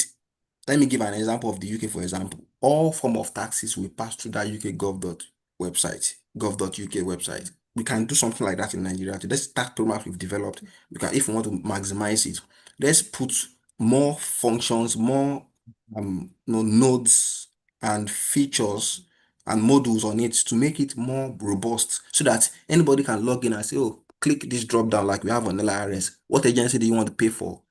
What is the agency code and all those, and the tax goes to the right place. You don't have to have multiple login and different websites that confuses taxpayers at the end of the day. So the government needs to build trust by making tax spending transparent. So you don't tell me that you've built. So and I think I put a point somewhere in between the slides that I talk about someone using public money to build road and doing it as if he's doing a favor for them. You are using the taxpayers' money to build the road, and you are making it look as if you are doing a favor. No, that's not what it should be about. It should be about making them say that this is what you have used their money to do. And I like FIRS slogan when they are going for campaign. I see taxpayer money in action, something like that. That's a way to also make them know that this is the money you've given us and this is what we're using it to do. So also digitize the tax monitoring system and using end-to-end encryption model to reduce cash handling and manual audit. So data-driven audit would yield more results than random non-methodological audits. Like the case I mentioned now, at the end of the day, when they checked everything, checked the bank statement for that small company that is based in all this computer village, eventually the liability exposure was about 30,000 naira. Now they've spent about 2 weeks trying to sort all those things. Imagine waste of manpower, waste of hour. The overall revenue is even low. So if it is data driven, it will help to reduce wasting time on all these kind of companies that do not have anything to even, I mean, they are still even in their infancy stage, right? So the actual exemption should be granted to such kind of companies, except you clearly see that there's a case of maybe fraud, manipulation, all those kind of things. Finally, there's a need to invest in human capacity, and this is by training officers in the use of technology to achieve results. And for example, in the UK, I can pick up my phone, like I mentioned here, to call the tax authority to inquire about any anomaly in a client's tax record, and it will be fixed over the phone. I don't have to see them. I don't even have to know the person I'm talking to. And if I call now, I can call. If I call the second time, another person can pick it. The person will pick up from where I stopped, and then I know this is a developed country I'm talking about, but we can also achieve the same thing, right? We don't want it to be like the tax authority is doing us a favor by answering us or by attending to our request.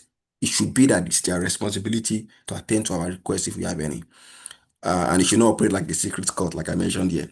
So, conclusion: taxation can play a strong role in shaping long-term development, but this depends on more than just increasing taxes. It requires a system that is fair, reliable, and trusted. In Nigeria, the link between tax and public progress remains weak. A narrow tax base, poor, I don't want to talk about this thing again, misuse of funds have all limited the ability of tax to support meaningful change. So public service remain poor. Many citizens do not feel the government deliver value in return for what is collected, and as a result, tax compliance is low. When the focus is on extracting small amounts from those already struggling, rather than holding powerful actors accountable, the system reinforces inequality rather than correcting it. Also, comparison from other countries show that improvement is possible. When people see clear results, such as working infrastructure, access to healthcare, support during hard times, they are more willing to contribute. I don't want to hear that you gave me COVID-19 palliative and you said you gave 100 million Nigerians, and everybody in the whole community, none of them even heard about the palliative, and you say you gave. So you can see what that kind of disconnect I'm talking about. So there's a need to actually build that public trust for fair collection, transparent use of funds, and to form a foundation for stronger tax system. Finally, for Nigeria to shift course, the tax system must be seen as a tool for public service, not just as a source of government income. So people must see the link between what they pay and what they receive in terms of infrastructure benefits. And without that connection, tax remains a source of frustration. And with it, tax can become a step toward a fairer and more stable. So key highlights from this presentation is that without stronger tax collection and fair usage, no real development can happen. Citizens are more willing to pay if they see what their previous tax remittances are being used for. Development is not possible without reliable revenue. Tax technology makes tax system fairer. So, and of course, a couple of other points. Anticipated economic growth, such as job and everything, depends on getting taxation right. And finally, we do not need to introduce more taxes. We only need to collect better and spend better. Yep. Any questions? And thank you very much. That will be all from my hand. Thank you very much, Mr. Okwala. You're welcome. Thank you very much. I don't know We if you can do have better. questions.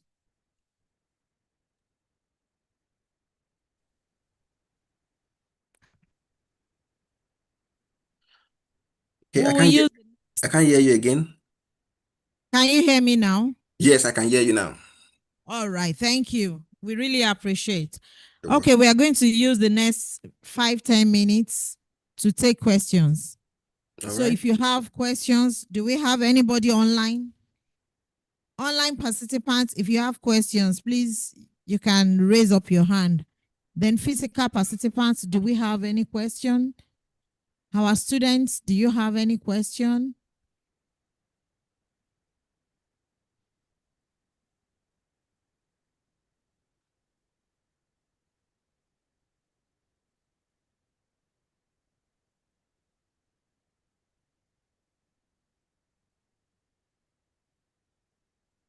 Hold on for my national chair, please.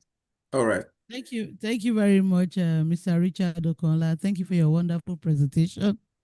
With all that you said, I want to assure you that most of the participants on site and virtually will now be able to explain, contribution to national and subnational development. But however, I want to draw your attention to the Tax Reforms Committee chaired by Taiwo Yedele, that they've worked on the multiple taxation, because I recall you made mention of multiplicity of taxes. And I want Yes. to believe that, yes. So I want to believe that once the president is done with the ascent, all of that will be eradicated. We'll say bye-bye to multiple taxation. Thank you so Absolutely. much. Thank All you very right. much. We truly, truly appreciate you. Yeah, you're welcome. Thank you very much, ma. Really appreciate that. Thank you. Thank you very, very much. Your paper is quite straightforward, and we have taken a lot of notes.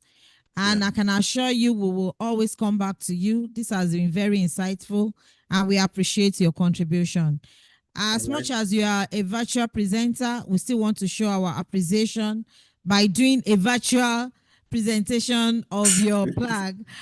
We will find a way of getting it to you. So I'm giving it back to my national chair to help us thank you and present to you your plug virtually. Do you want us to say? Oh, yes. Mr. Richard. Hello. Yes. Hello. Okay, you are here. Okay, please hold on. Someone wants to say something. Thank you very much. I observe some things. I'm somebody that do follow a presenter like this keenly and with rapt attention. I discover government policy at times encouraged corruption. Yeah. And in Nigeria, we can feel it, we can see it. When you talk about tax collection, who warehouse this revenue? Look at the case of Emefiele in Nigeria. Emefiele is being charged presently. Look at what they are doing with our money. And do you know that, what do they call it? Plea bargaining is waiting for this man. At the end of the day, you embezzle billions and trillions of naira and dollars. But after a while, you will be asked to just drop a little and go away with the rest. What do you expect in such a case? We have a long way to go. Absolutely. Yeah, there's still a long way to go.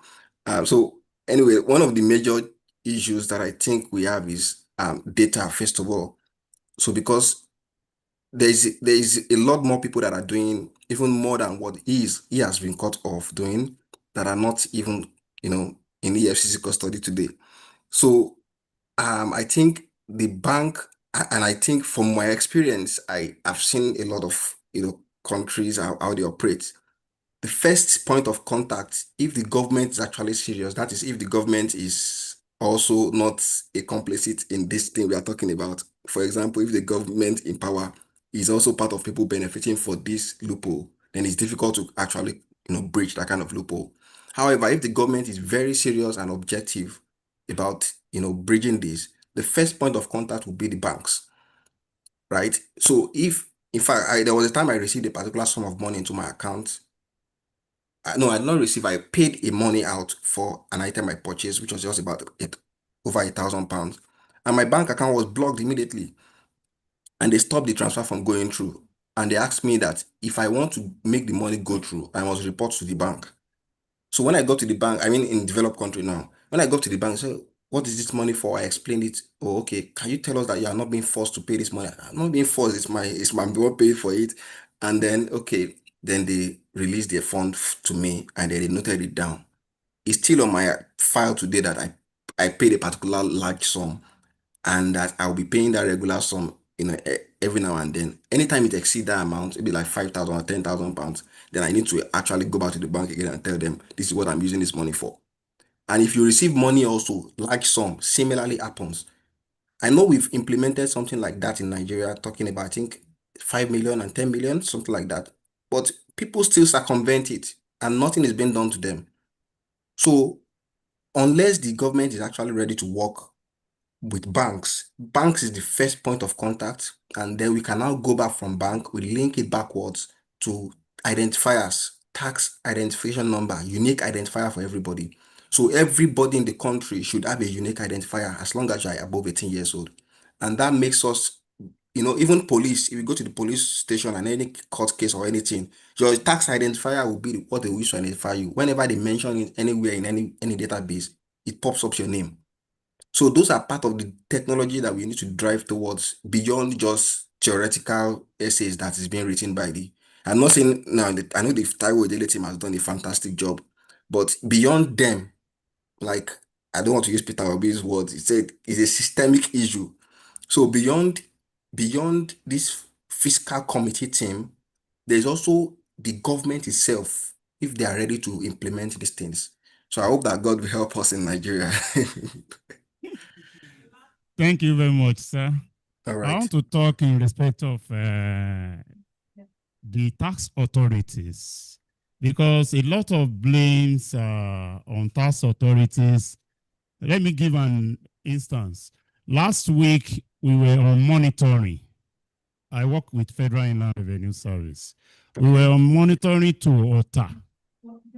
And when we go to a company, management of the company were telling us that they don't know why they have to pay tax. Yes, the road to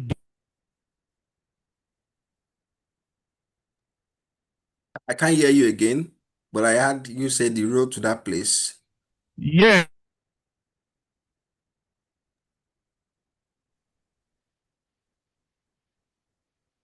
I'm sorry, I can't hear him again. I think the microphone.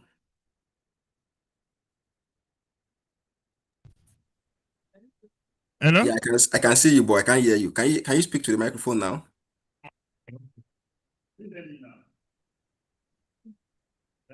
Oh, I can't hear anything again. Hello? Hello? Okay, yes, I can hear you now. Okay. So for companies where we are getting billions of naira every year, and the road, in fact, no, to reach, and these people spent money just to get their materials to their companies. And you see, the law that sets up tax authorities give them power for assessment, collection, and accounting for what they have collected. That law does not give them power.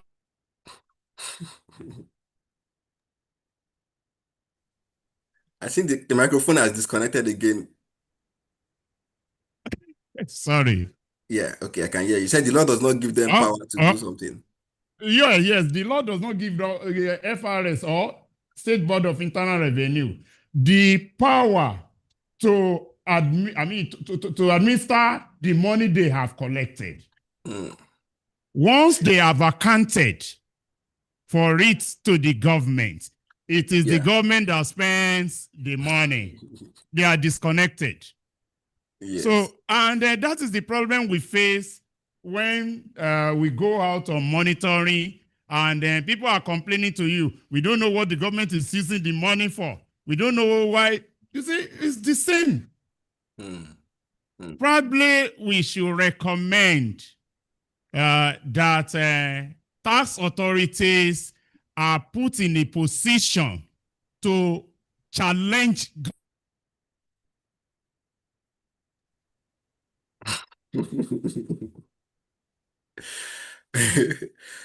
All right, thank you very much for that. Mr. Kola, please respond to that.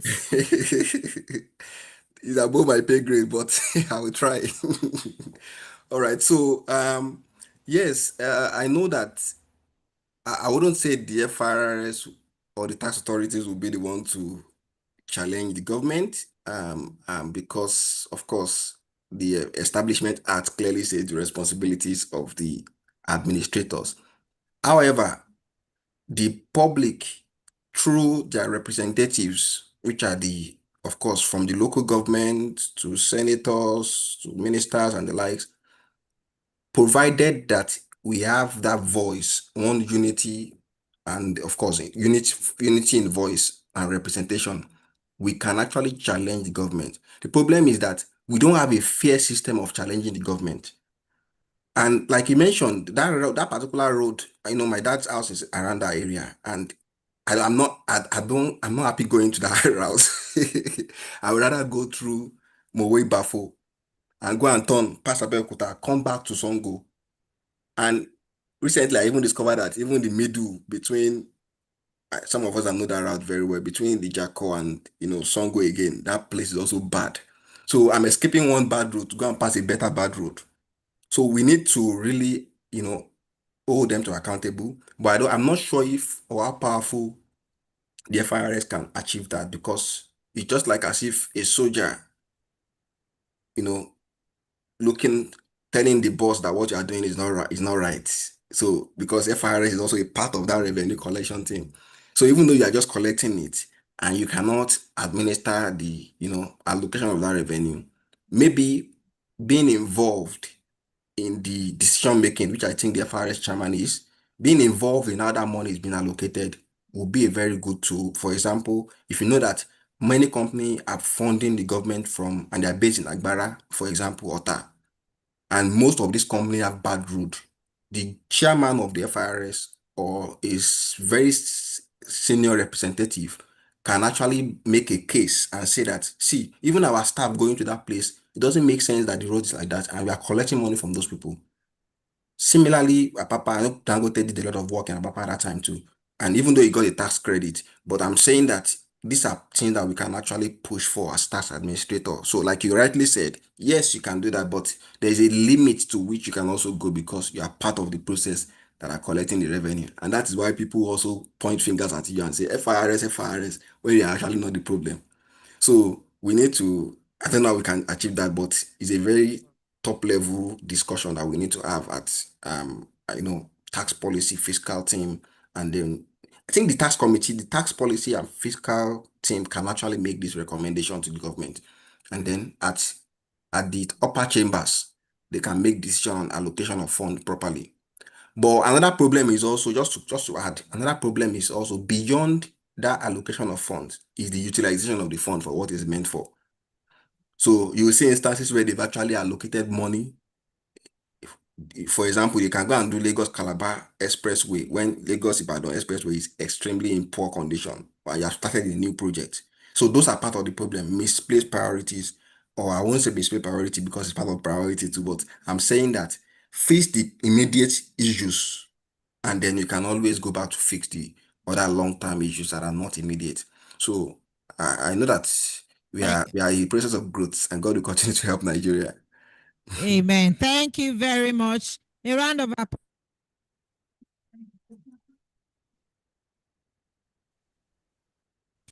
At this point, we want to make your presentation. I invite the national chairperson to please present your plaque virtually, and I can assure you that we will get it across to you. So on your behalf, I will receive it. Thank you once again, Mr. Richard Okonla, Thank you for the very much. wonderful presentation.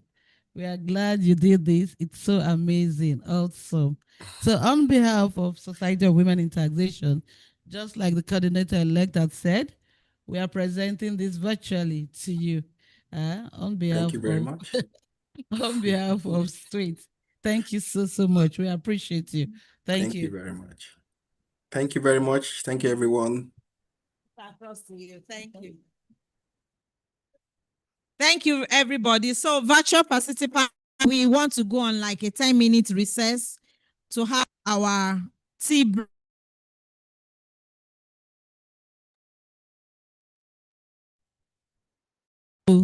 We can, to stretch our leg, to make it orderly, we can start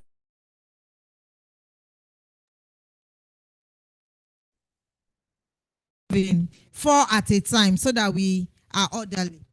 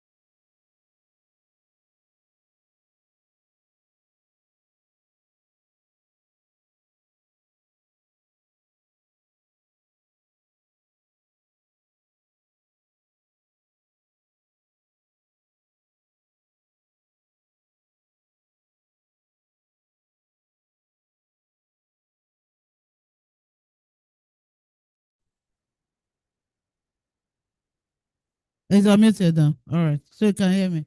You can hear me. Okay. Let's start then.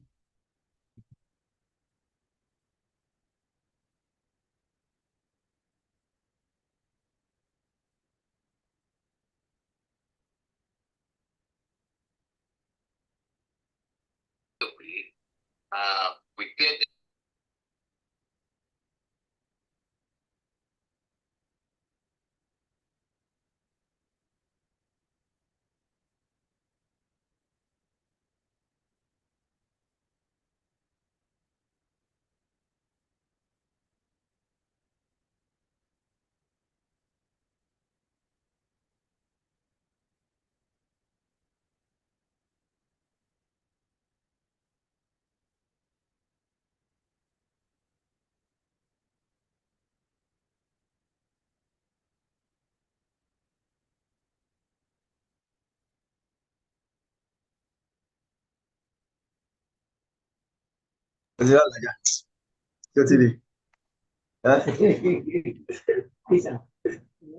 àìsàn máa wà o àìsàn máa wà o ìyàwó ní kó yàgò ọgbà àṣírí ìbí náà sọ ọgbà àṣírí bí. Hello, please kindly mute. Online participant, please kindly mute. We can hear all that you're saying.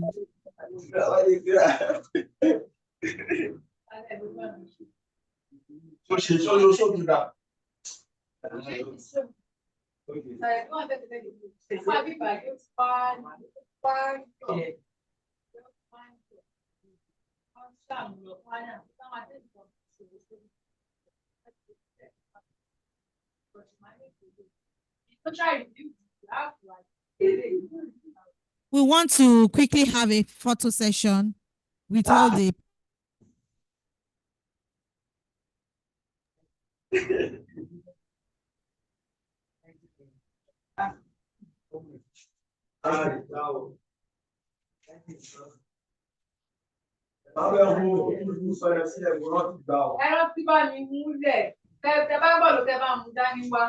The next section will start in another 3 minutes. Thank you.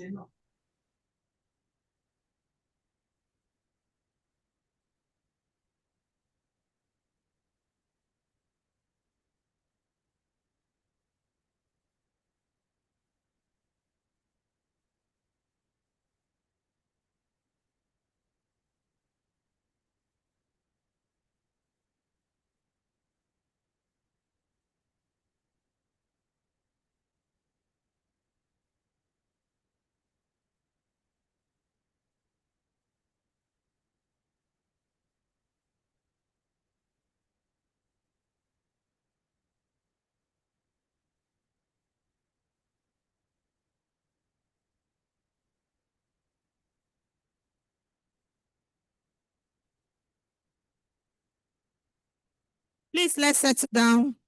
Let's settle down. The next section will be underway in 1 minute. I'm sure it's been a rewarding section since morning. And our time today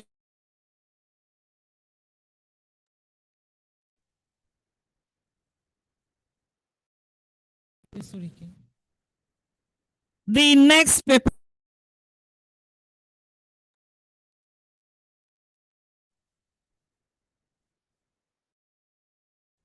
Our next paper presenter is Mr. Saka.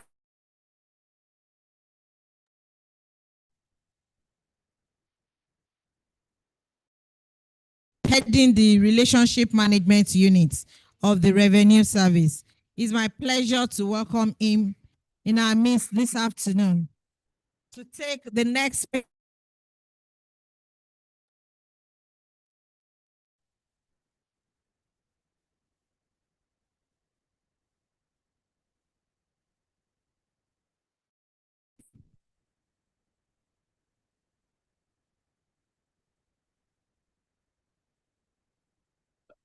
Good afternoon. Permit me to stand on existing protocol because of time factor. I feel seriously honored. Okay. I feel very humble. And like I told Mr. Batunde, mine is a simple task. I will just parrot what our guys and the chairman have been saying, and I will lead the discussion. So now, even by the topic, we are intuitively saying something. If you say you want to build and you have an existing system, you are raising a big question mark on that system. Building equitable and accessible tax system. Then we are challenging that system. Implicitly, we mean that the system is not equitable, is not accessible. That's intuitive. That's what we are saying. If we have been having this problem over time, we now say, okay, can we build it again? I need us to have some common understanding before we go. My work is just to deconstruct. You have a design. We have a system. It's starting from the design level to the system before we now come to administration. If a system is not working over time, you may have to go back to the design. Is it actually designed that way to function? Because if you are making expectation that is not real, then you are only wasting your time. If it's not bad, you don't have to fix it. So we need to know, okay, is the system actually inclusive? What do we mean by being inclusive? I will just go over those ones so that we have common understanding. 3 things are germane to this. What's our understanding of tax generally? We have so many definitions. But one that is very interesting to me is the one I will use as the guide. Then we say inclusive tax. What do we mean by this? Then what the functional underpinning of all these things? If we now get how it is designed, we can also say, okay, then why is it that we have difference between the design and the operation? And how we now go to fix it? Because the statistics are not lying to us. Less than 15% of adult Nigerians are registered for tax purpose. And my man, the other time was talking about development. It is just not possible. It's not going to happen. There's a wide gap between what you need, the resource you need, and your dream. We are not living on tax revenue in Nigeria, especially the non-tax income. If it is tax, we are not living on tax revenue in Nigeria. And only sustainable income is tax revenue.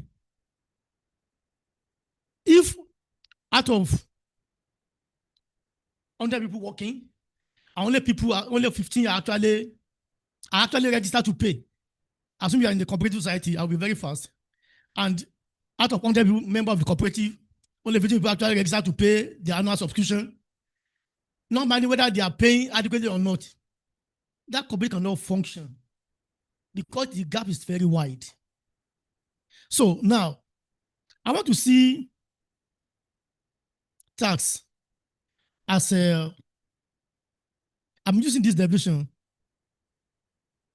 statutory, compulsory, non-penal contribution. I want to lay emphasis on that contribution to governance without the expectation of immediate equivalent benefit to the individual taxpayer. And it is also a fiscal instrument to drive socioeconomic objectives.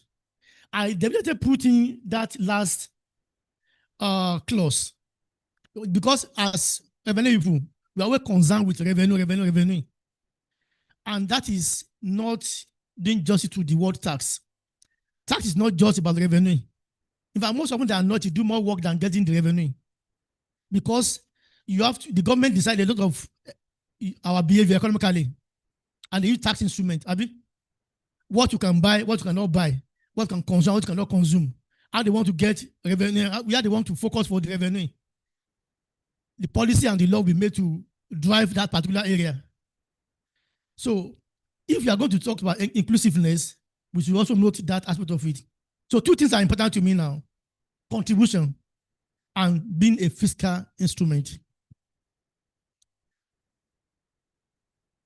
From the word contribution and being compulsory, it means everybody is expected to partake in that contribution.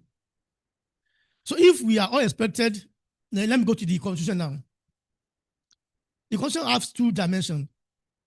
The Constitution will say the duty of government, and the Constitution will say the duty of the citizen. Under the general objective of the Constitution, the active principle, something are guaranteed. And I will just come with one that is of interest to us. The economic objective. The Constitution says the government will make sure that the economy is not managed in any way that will give anybody exclusive authority over wealth, that the wealth will be distributed as much as possible evenly, and nobody will have over any control on economic instruments. It means as a citizen, I'm guaranteed that, okay, if I can work, then the government is guaranteeing that I should be able to get income. But on that guarantee, I know that guarantee in the Constitution is not free of charge. Because now say, okay, the other part of it, now say, okay, every citizen, sabi the duty of every citizen to declare the income and pay tax to the relevant agency. So you don't have to end. I must pay my tax to enjoy those benefits. Even though the benefits are actually public service, public good, my tax does not guarantee that I will have it directly, but I'm assured that if I'm in that society, I will definitely have some benefit. Now, the next thing I want us to look at is this: inclusive tax administration. My personal definition would be cross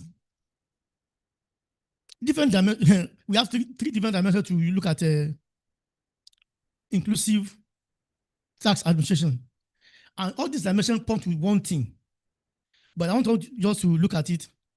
One, we have a framework that say, okay,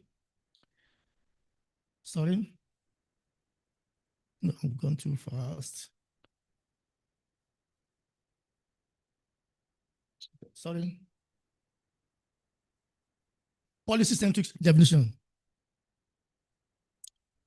Where we have all tax policy and the implementation structured in a way that to serve all segments of the society.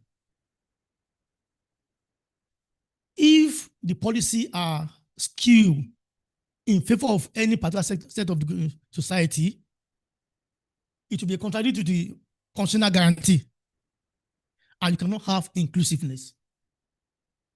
If there is war, just like the other presenter said, when the business people see that their roads are not tarred, it is constantly guaranteed that you are going to manage the economy in a way that I can create weight, I can have weight. If government become an obstacle to my natural ambition of making money, then I'll question that, why am I paying the tax? So we cannot talk of inclusiveness if that aspect of it is not guaranteed. If our policy and our system is skewed against normal aspiration. The other aspect of inclusive is that if you have a structure like revenue services now, if our ability to the design of it does not take cognizance of the fact that we are dealing with every citizen. If you have in your structure, you don't have, I know most service does not have any department for people with disability. We don't have unit or whatever that care for exclusive women businesses. And they have peculiarities to make money. And I will tell you some of the countries that have some of these, they are sensitive to some of these things. The way a disadvantaged person will make money, you have to undergo a lot of stress. If you don't take account of some of the obstacles passing through, and you are taxing as if you are taxing a normal person, then you cannot expect him to pay that tax. It cannot be said to be inclusive. Now, but the common one we are used to is, okay, so I've just talked about the structure now. Sorry, I am a local boy. I know that you're but I mean.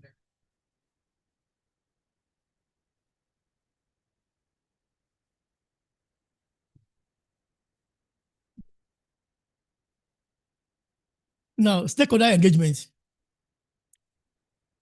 I've talked about inclusive on two dimensions. The third dimension is when you have stakeholder. When we are forming our policy, except for this fiscal reform, that is, honestly, when I was going through this topic, I said, are people expecting me to come and represent Taiwo Idele? Because this is what they have gone through. For the first time, they have an assemblage of people that are seriously representative of Nigerian society. You have the private sector, you have the students, you have women, you have trade union, you have a professional body for the first time. And so when you go to the bills that's about to be signed by the president, you see it's a fundamental change from what. So other than I will have said, let us just have the law and stop all this talking. But I said, okay, now let us have the theoretical underpinning of what these people have done, so that we can know how to relate to what they are coming up with. So perhaps if they have covered some 6 out of 10, we know at least 4 has not been covered. But honestly, going through the bill, I think most of our problems have solved. But just for us to understand, now if you don't have stakeholder engagement, you are making law and we take money from my purse, and I'm not representing when you are making the law, you are not likely to represent me properly. You might not be mischievous, but may just forget that, okay, I'm just in that corner. For example, now we don't take care of geographical peculiarities when we are making tax law. Other countries like Canada, they fit some of this into it. If you are, okay, now and we have also cancelled this of waivers, this of subs in waivers. We're not managed because we have abused waivers. If I'm coming to an economy, if I'm innovating, and you are giving me just 3 years to recoup, it's not done practically. Especially in an economy that nothing actually works. You drop your 1 billion naira, and you are not likely to break even in the next 7 years. But they don't provide for you to have a 5 year. If you have that figure, you will not put down your money. You have to finally go to another economy that you can get that stability. What's happened to our bankruptcy law in Nigeria? If you're in the business venture and you go bankrupt, and it's not due to your own mismanagement, the bankrupt laws guarantee you that, okay, don't worry, we'll get you back to your feet. But today, if you are in business and you get into problem, you're on your own. Now, so the third thing is to look at inclusiveness. Okay, do you have stakeholders engagement in driving our policy? Now, the other thing I've just said so far is that in design, our tax system is designed to be inclusive. In design, our tax system is designed to be inclusive, at least reasonably. Everybody pay tax. Everybody's guaranteed to the benefit. And let me say this also. In economics, the inclusiveness work between the tax system work between two principles: benefit principle and ability to pay principle. If you are looking at the ability to pay, and I'm not benefiting, there has to be a trade-off between those two principles, those two ends. Because this is just an expository discussion. If you expect the HNI, that's the number thing we cite, to pay, and when I say, okay, I actually make a lot of money, but in getting this business done, making this money, I was a government on my own. I spent so much money. Okay, Dangote was talking about dredging the whole of Lagos. It says that's bigger than Victoria Island, recovering a mass land. I'm not glad that you want to bring in your vessels, big vessels from outside the country, and our system cannot contain those big vessels. Then you have to also make a different port on your own. That's awkward. And now say, okay, Mr. Dende, you're a big man, I should pay. So to pay what? Do we support innovation? Do we support research? Do we support productivity? So when we now go to some of this company or individual and they are like mad at you because those basic things that will be guaranteed, that will go into production, are not guaranteed. Now, we now come to, okay, if we have agreed that the system is not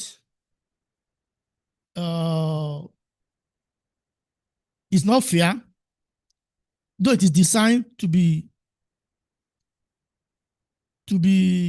inclusive, let's just quickly go through the parameters. What are the features we know that this thing is actually working well and not working well?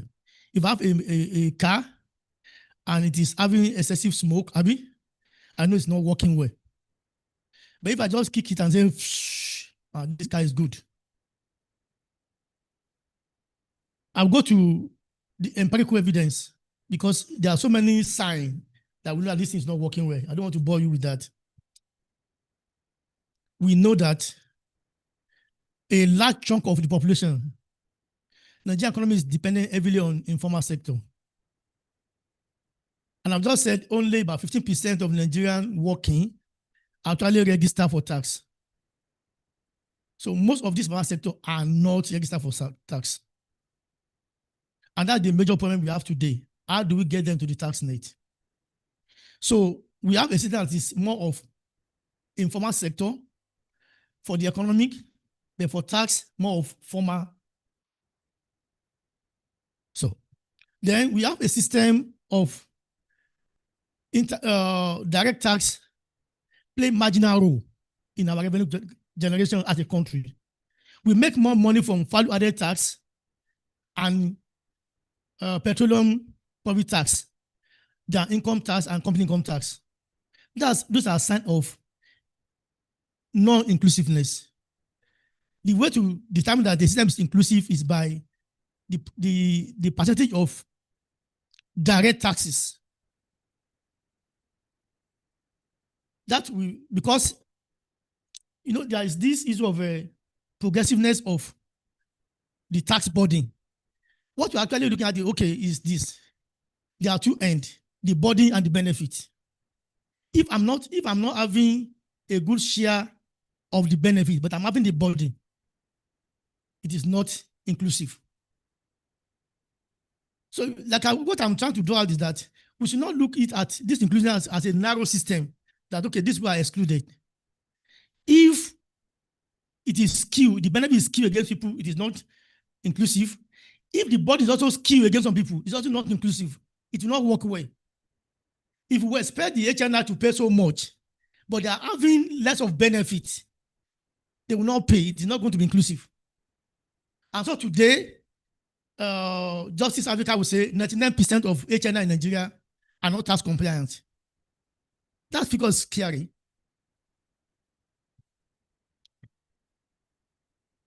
Now, I've talked about taxpayer-based coverage. I've talked about 15%. I've talked about revenue composition and the structure of revenue composition, more of value-added tax and petroleum than income direct taxes. I've talked about contribution of the top earners. The HNR are not paying. Most of unlike some of these advanced countries, we have about 10% account for 40% or 60%.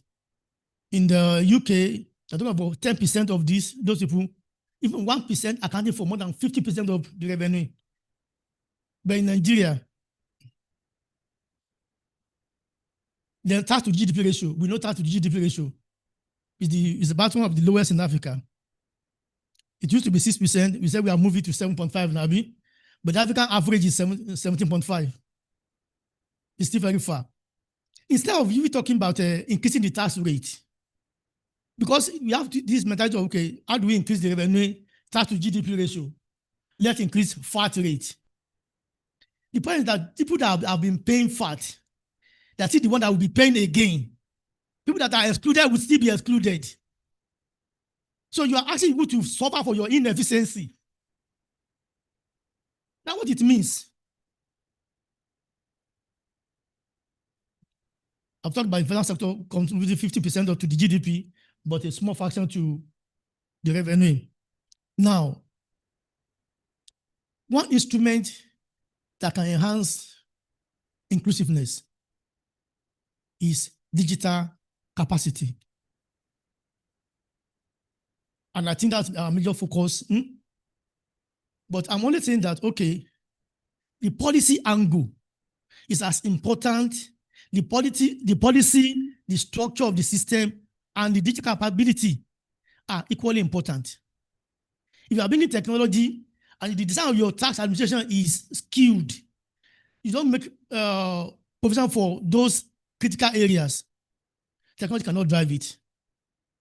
If in your policy you are not focused on women that are excluded, and women take a lot of our GDP, and some of them are actually multi-billionaires, but because they are not formalized, somebody in Baggy that is going to Switzerland to make Ankara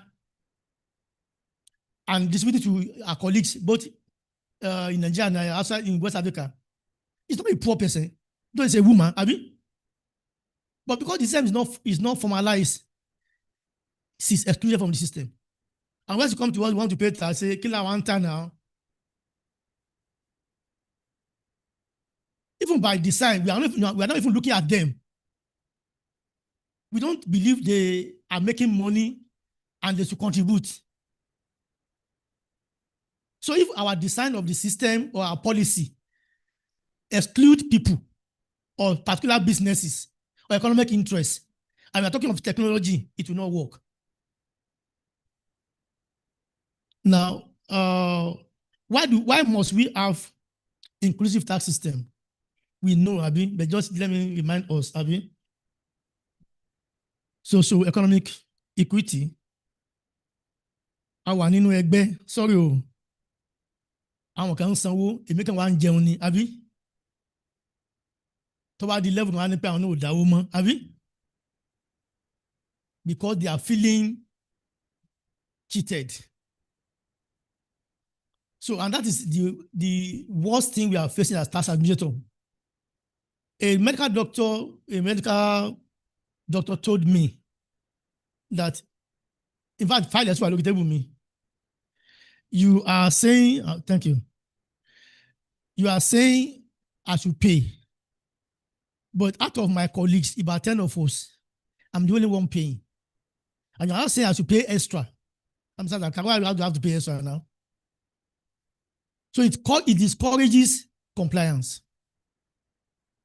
So if it is inclusive, it will help us in getting equity. It will mobilize more resources domestically instead of going for loan every time. And kudos to Mr. Tinubu. All we are just doing is to have to mobilize resources. Either you are borrowing, or you are selling, or you are taxing. The baseline is that how much is going to come to your system. We have got to a level that we cannot borrow again. Abi? Then we have to tax now, Abi? Just it now. So it discourages illicit financial flow and all this kind of thing. The paper will be available for us. Let me go to how do we now do it? The first principle in inclusive system is that there must be equity. There must be equity. We understand that. Equity is not equal to equality.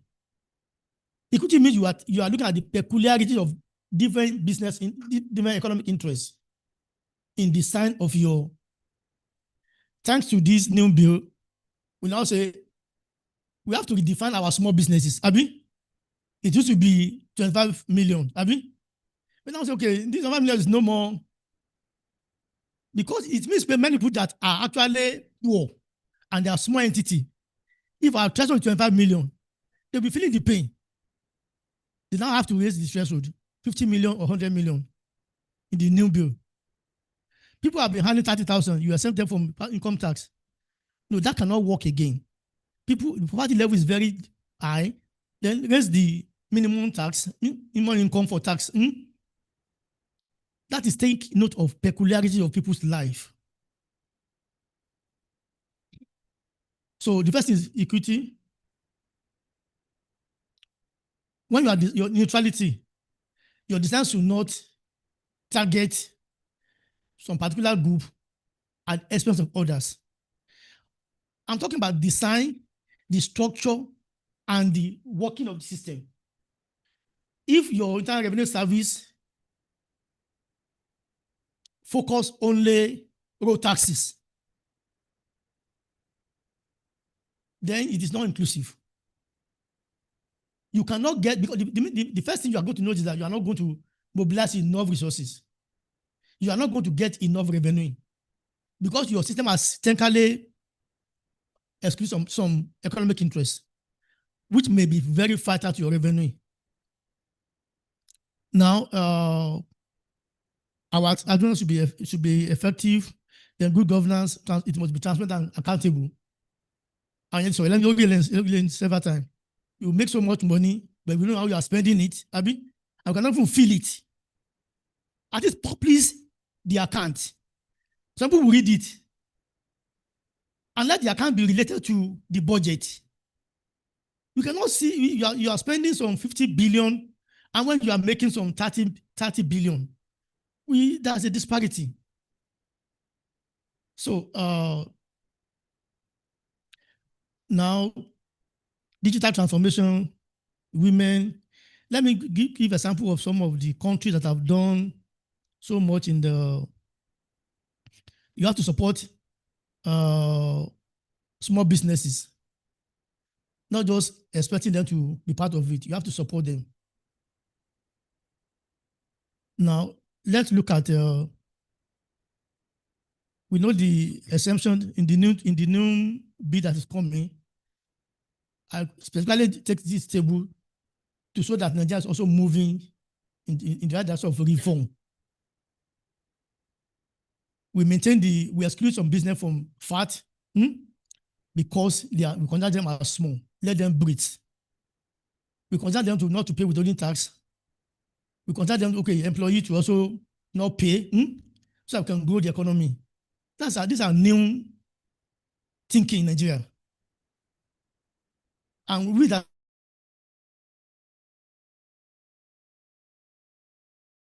in revenue, if a business is actually a small business, let us look at. You don't say you must pay because the law has exempted you from paying. Now, digital innovation, my God. I hope we have more time to do this, to talk about this digital of a thing. My concern is this. We need technology, but the states are not ready for it. The states are not ready for it. And technology can do a lot. I hope the next presenter is going to give more into that. But each of BVN, NIN are part of it. I'm getting a lot of information about my taxpayer today because I have access to bank record. And I can do more of data mining if I have their unique ID. I can get all your transactions across all the banks.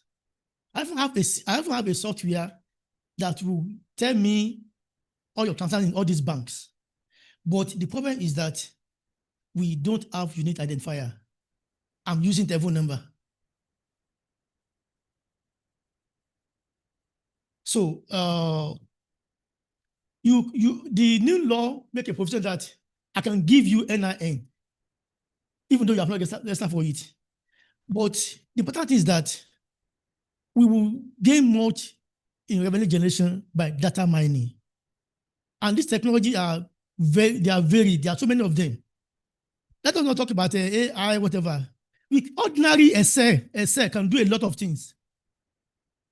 But we have a population of tax administrators that's 90% not IT compliant, even on basic Microsoft Office applications. You can do a lot with ordinary Excel. There's Power Query there, but government need to constantly invest into technology. There's no other way. There's no other way. Now, I would just say, okay, we have some initiative already in the country. The FRA is leading tax pro max. But the last person has just told us that it is not robust yet. As to be able to track transaction from one ministry to the other, that's what the country we are copying. That's what they do. I don't have to know you. Immediately you are buying something at the supermarket, just don't use your ATM. The record is there and I can track it.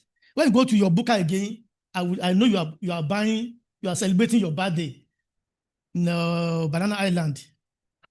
You just come here and say, okay, so the LRS is also leading in that direction. I think I have some 3 minutes more. I'm talking about then Benue State, they are doing some things. So we need to strengthen compliance, then encourage people to volunteer to do some of this work. What are the policies we have to put in place? We have to harmonize our policy. we are like let me tell you in my own state, all ministries are de facto BIR. And interface service is also under BIR. Everybody want to generate revenue. It's not going to work. And they will cite their laws. If their law is obstructing proper administration, then the government will change the laws. The Nigerian custom will not want FRS to know what they are generating. It's not going to work. It goes beyond data exchange. Capacity building, somebody has talked about that.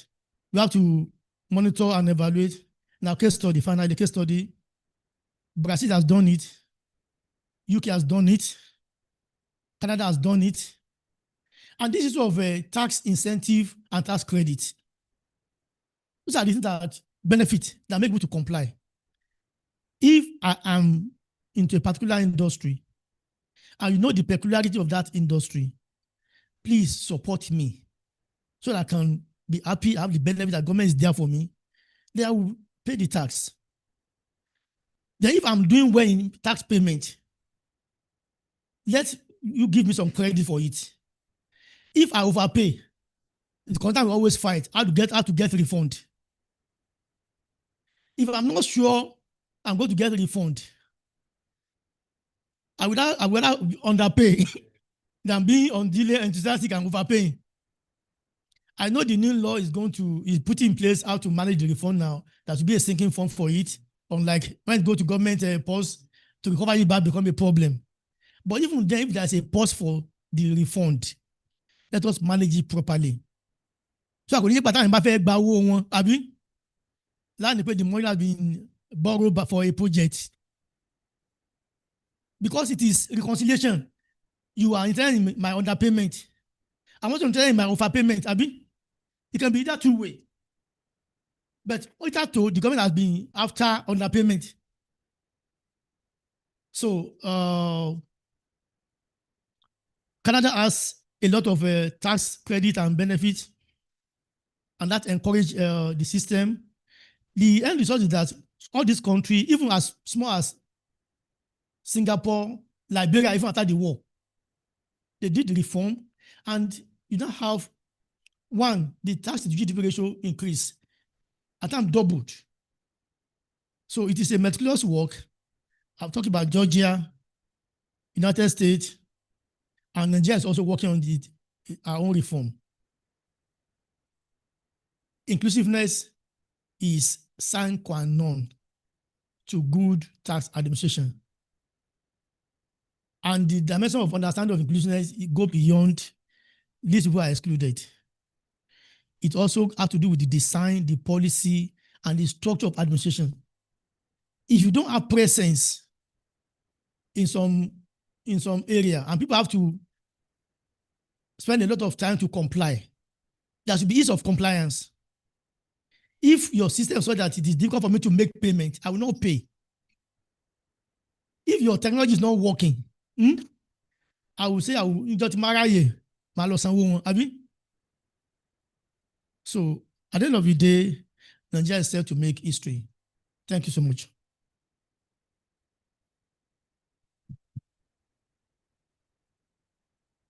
Thank you very, very much. A louder round of applause.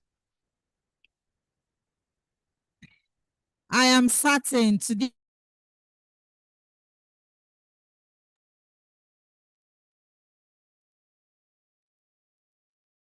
we really appreciate that section. Let's take a few minutes for question and answer before we go to the final round of today's session. Question. If you have question online, you can signify. On-site participants,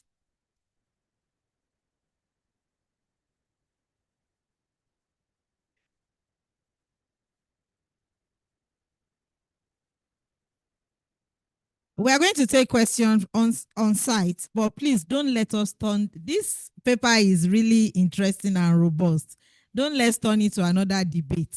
Let's just be precise, because we Time is not our friend today. We are really running out of time. Thank you.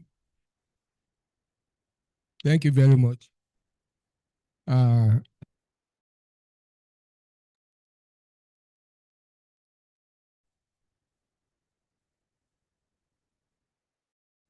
And no, and as big as it is, today, let me tell you, something is happening, especially at the subnational level. You get to some states whereby they proclaim, they have been saying it everywhere, that we won't allow taxpayer to evade and so on. But you discover their body language is speaking something else. I mean the leaders, the so-called governor, the so-called excellencies. Now, their body languages speaks another thing. Okay? We have some people that run foul of the law, probably traffic or whatever. In Lagos, they started it. If you are apprehended for any traffic offense, you pay certain amount. And you won't go from that point. And you assess, you are asked to pay, then come back for your vehicle, go your way. Now, you see some people, can you compare such with our own state and some other states now? Now, in our own state, the moment we can put a course through to the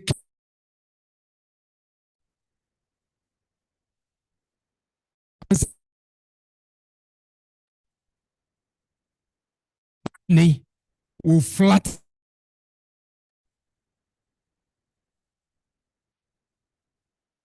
word penny if you want.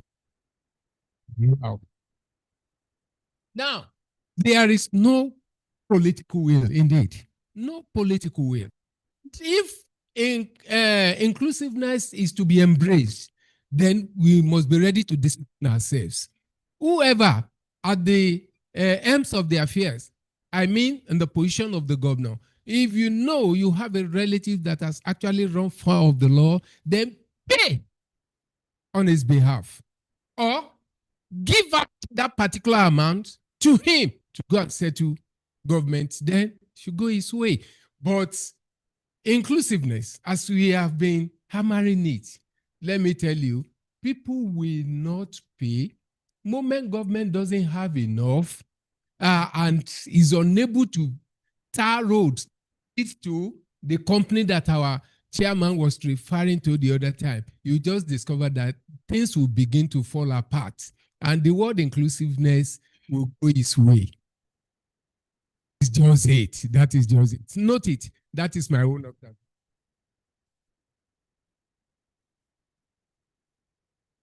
Good afternoon. Ogasaka, my good brother, well done. You have really dealt with the topic. Now, I have two questions.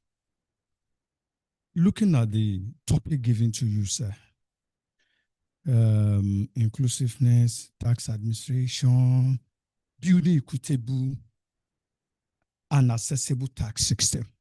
And I love what you have done. You are from Oyo State Internal Revenue. You categorically mentioned, it's not a word of abuse, but it is a national training. I mean, it's not just organized by Swit Ibadan branch. So a communique memorandum can be issued from this as well. I'm glad you said we can hardly visit your office and even find a single laptop on your officers. And we are all talking about tax.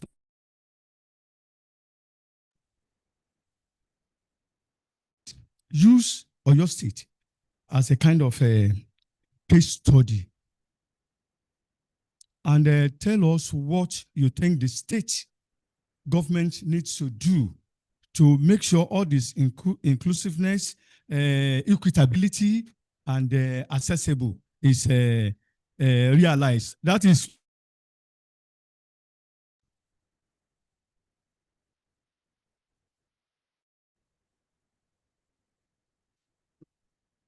because the way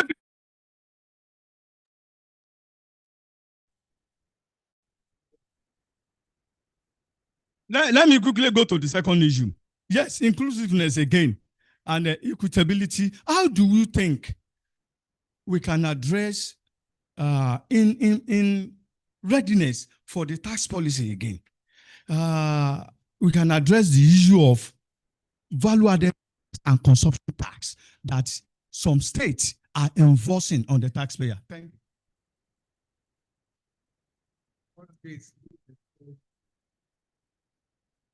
We want to appreciate our guest speaker.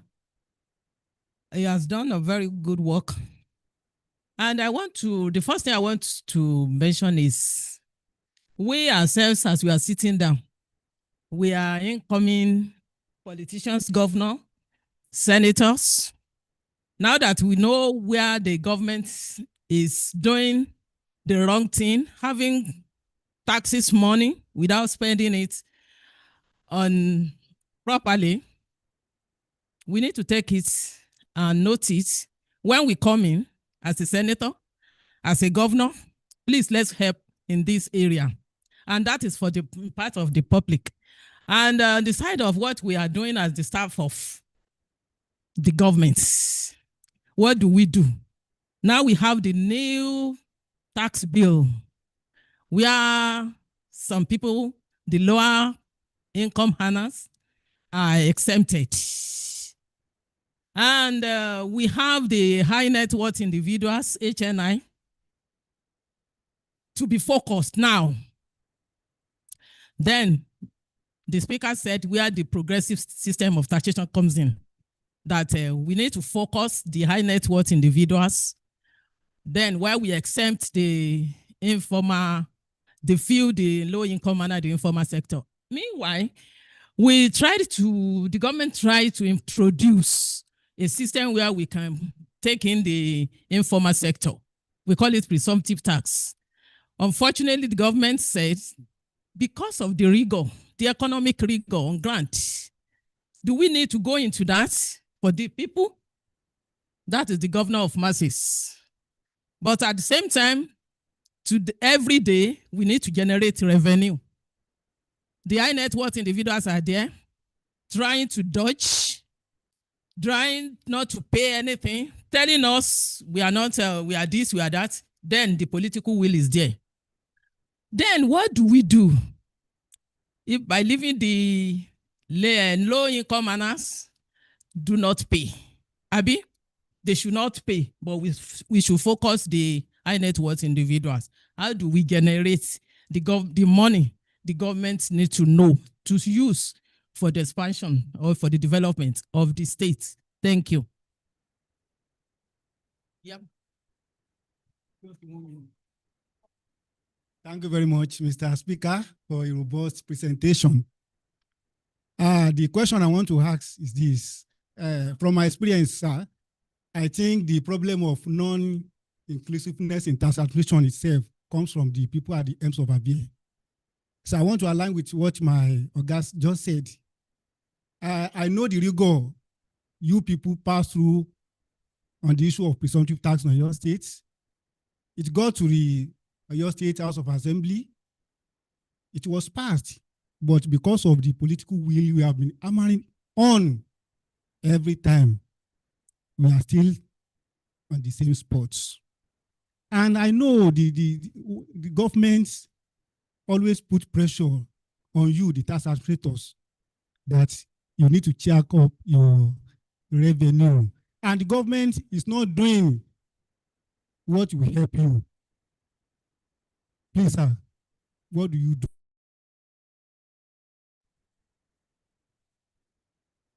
Very much. I hope you are not putting Mr. Saka on the spot, being a civil servant himself, but I will allow him to respond to those questions as far as he can. Thank you. Thank you. On the presumptive tax, yeah, I'll go back to it again. I think from the JTB downward, we made mistake on the conception of presumptive tax. Presumptive does not mean poorest of the poor. What the system is saying, what the law is saying, that where you cannot determine the income reasonably, do presumptive. I can bet you that a lot of people, either they are illiterate or their system does not allow them to have an accounting department. They do estimate. But when we come up with our presumptive law and the directive, it was talking about tailor and wheel driver. That's a wrong conception. Because even by the new law, they are exempted from tax. There are lawyers that do not have account and they cannot account for how much they are making. Then use presumptive. And like I do for some of these medical doctors. I graduated 1984. 1984, okay. It means about the service is government and service more. And those boys are my boys. Okay. Now I know the salary of medical directors. To head the government hospital. Say what in bar. No. How much are they paying? How much are they paying? They're paying them peanuts now. So what is it, Abi? Okay, I'll now say, okay, for ease of understanding, feed the big money we are earning. Abi, let me use the salary of a chief medical director, one of the local governments, just for you, Abi. That'll be okay. Now that will be normal, Abi. I think I bring it out and I say you are going to pay 800,000 naira. And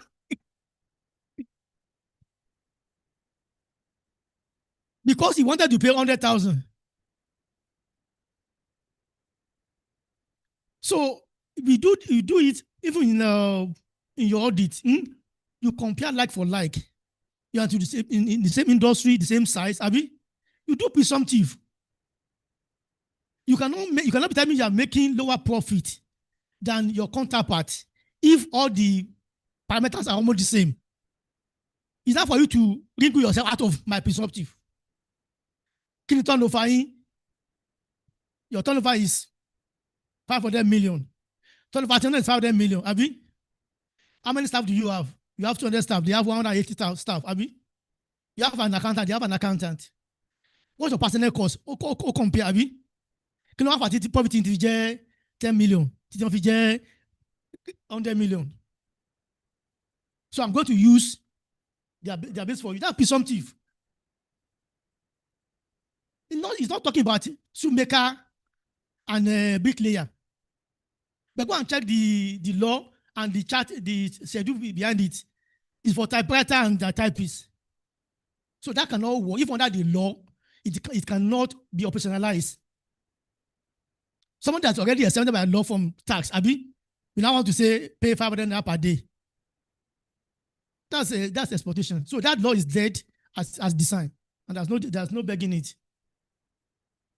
So we should look at our conception of how we interpret the law in making policy. That policy is flat on its head. Now, on this of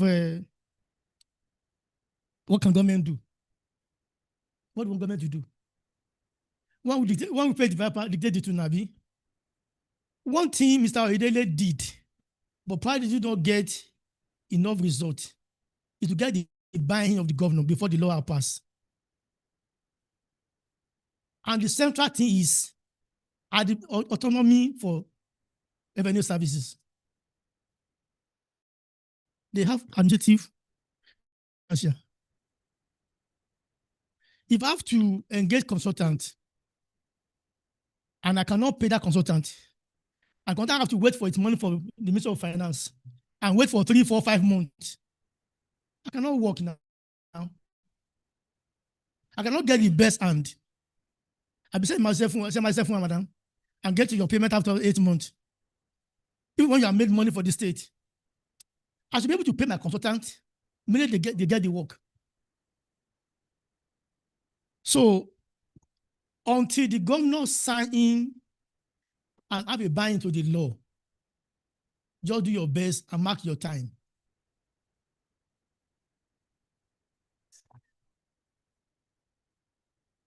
I'm sorry.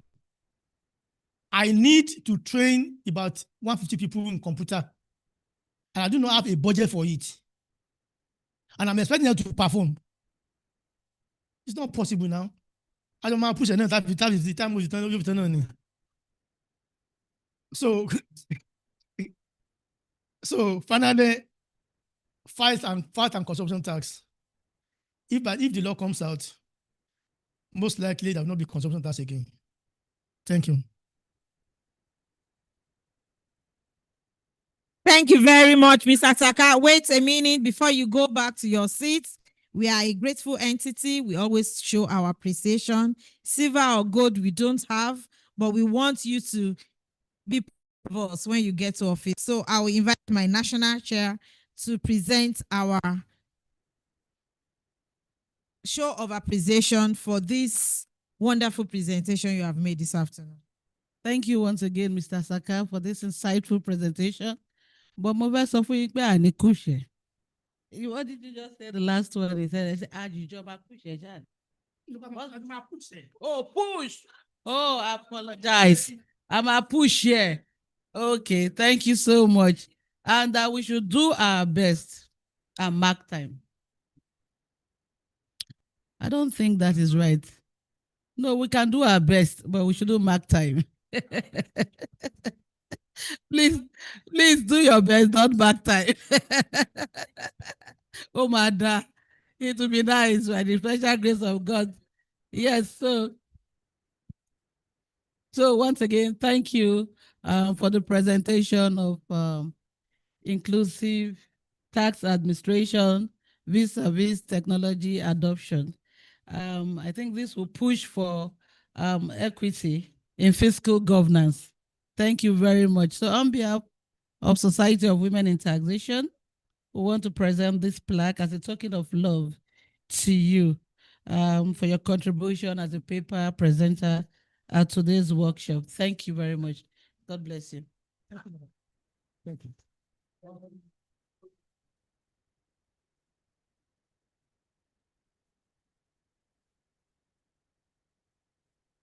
Thank you. Thank you.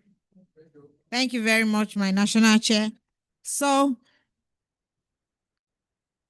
another round of applause for Mr. Saka as he go back to his seat. Okay, so we are jumping.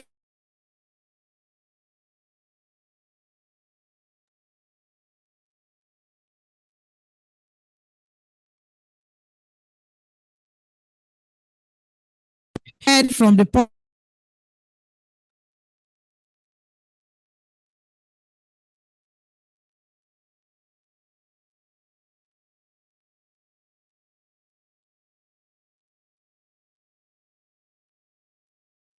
of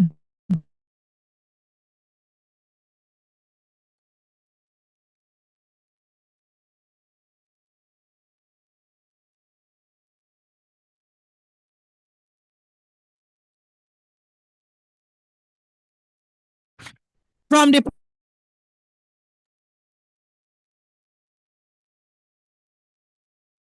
advanced technologies for effective tax administration. Sorry, Mr. Falode, 1 minute. Please permit me to acknowledge our 16th past president, Barrister Samuel Lushola Agbeluyemina is on the call. So please, can you acknowledge him? And also my immediate past national chairperson, Dr. Bosede Kanoba is welcome, man. Thank you so much. We appreciate you. Thank you. Thank you, ma'am. There'll be somebody controlling the slides for me? Oh, okay. Okay.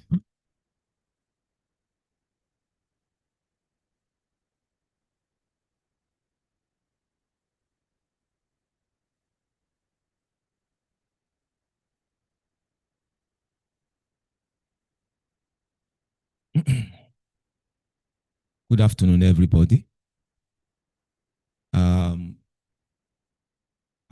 I bring greetings from my director, Dr. Odusikendi Ola, PhD, who had to travel to Abuja on a serious official assignment. We all know that June is a key month for all revenue agencies. So, and he has a lot of coordination to do. So he's in Abuja now at headquarters. So he greets his greetings. I just want to greet again the President, Society of Women in Taxation, the President, Abeokuta District of CITN, the executive officers of Swit, fellow presenters here and online, distinguished professional colleagues. Well, I know we call ourselves taxmen, Abi. I call you all taxmen because any woman in taxation is like a what? It's like a man. It's a very dynamic and active profession. And you have to be very, how can I put it, up and doing and moving around fast, especially in June and July. I'm sure they understand what I'm saying. So once again, I welcome everybody and I stand on existing protocol. Thank you very much.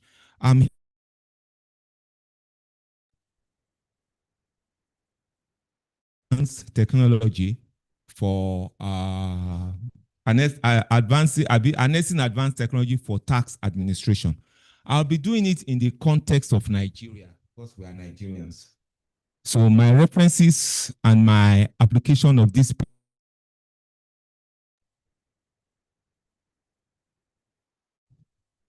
Please, can you go back to the table of content, please? Don't worry, we'll move fast. Yes, these are the table of content, introduction, urgent reasons for harnessing digital technologies, the state of tax. Oh, I'm using this, Abi. Yeah. The state of tax administration in Nigeria, challenges and impact.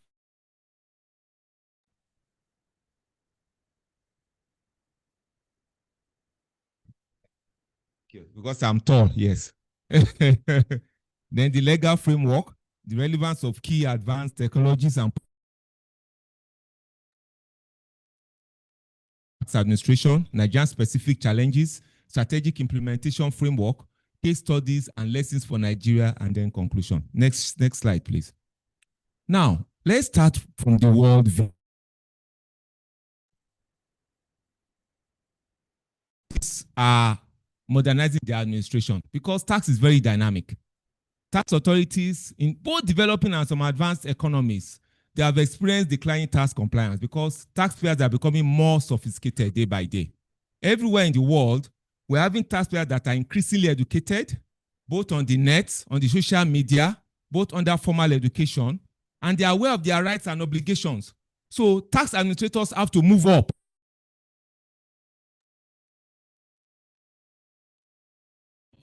Because of these developments, an increasing experience of people, increasing outlook, increasing education, tax compliance has become an issue in developing countries and some advanced countries. And then, like non-compliant taxpayers, because this is a technological age, they have developed sophisticated tax evasion and avoidance schemes. We are talking of companies that are like multinationals and they operate digital platforms. They have access to very experienced professionals, both in accounting and taxation, that can read the tax law and tell you that, look, if you do this, you can actually reduce your tax bill by this. So these are some of the things that are happening currently. So all over the world, like I said, taxes are more enlightened and have rising expectation on the quality of service. And they expect a lot in terms of ease of compliance, in terms of ease and convenience of doing their tax obligations.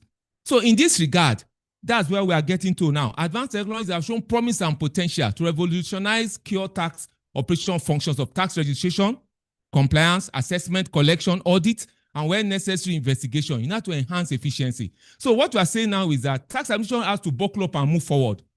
As the taxpayers and the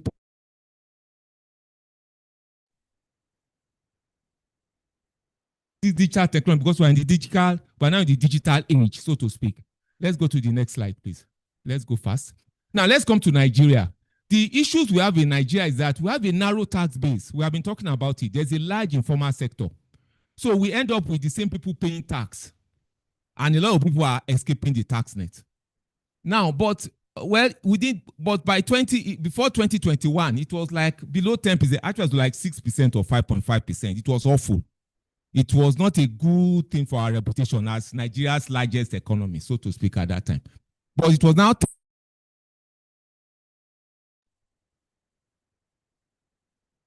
is still the lowest because countries that are not as sophisticated as us are having 17.5%. Some are having up to 20% compliance. South Africa, I think, it's about 20-21%. Nigeria now, we can boast of 10.8. Maybe by the end of this year, maybe we can hit 11 or 12 if we're able to, if revenue moves as it's moving. Now, other problems affecting efficiency and effective of tax administration include the lack of transparency.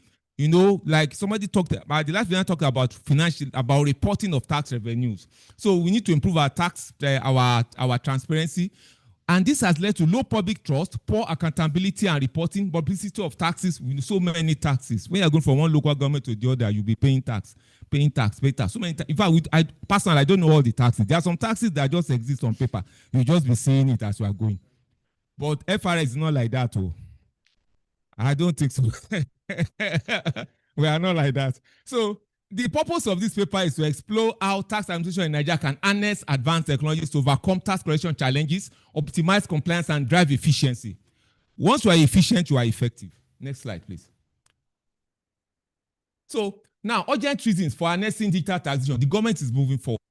And Nigeria is growing. We have so much going on in the digital economy space now. Fintechs are coming up. So many platforms are coming up. So many new sectors are coming up. So Nigeria's economy is experiencing serious growth and can reach 18.3 billion. I think we have reached that by now, from 5 billion in 2019. There's rapid growth in digital services. There's expanding mobile penetration. Now, when you go to the rural areas now, all the mobile telecommunication companies, they are setting up towers. Towers are going on. So we have more mobile penetration in the last 3-4 years. Then there's digital transformation initiative, like there's this digital economic policy and strategy document by the Federal Ministry of Communication, which aims to increase digital penetration between now and 2030. And I think the plan is going on fine. So there's pressure to government and stakeholders to improve tax administration, efficiency, and reduce leakage because we need more money.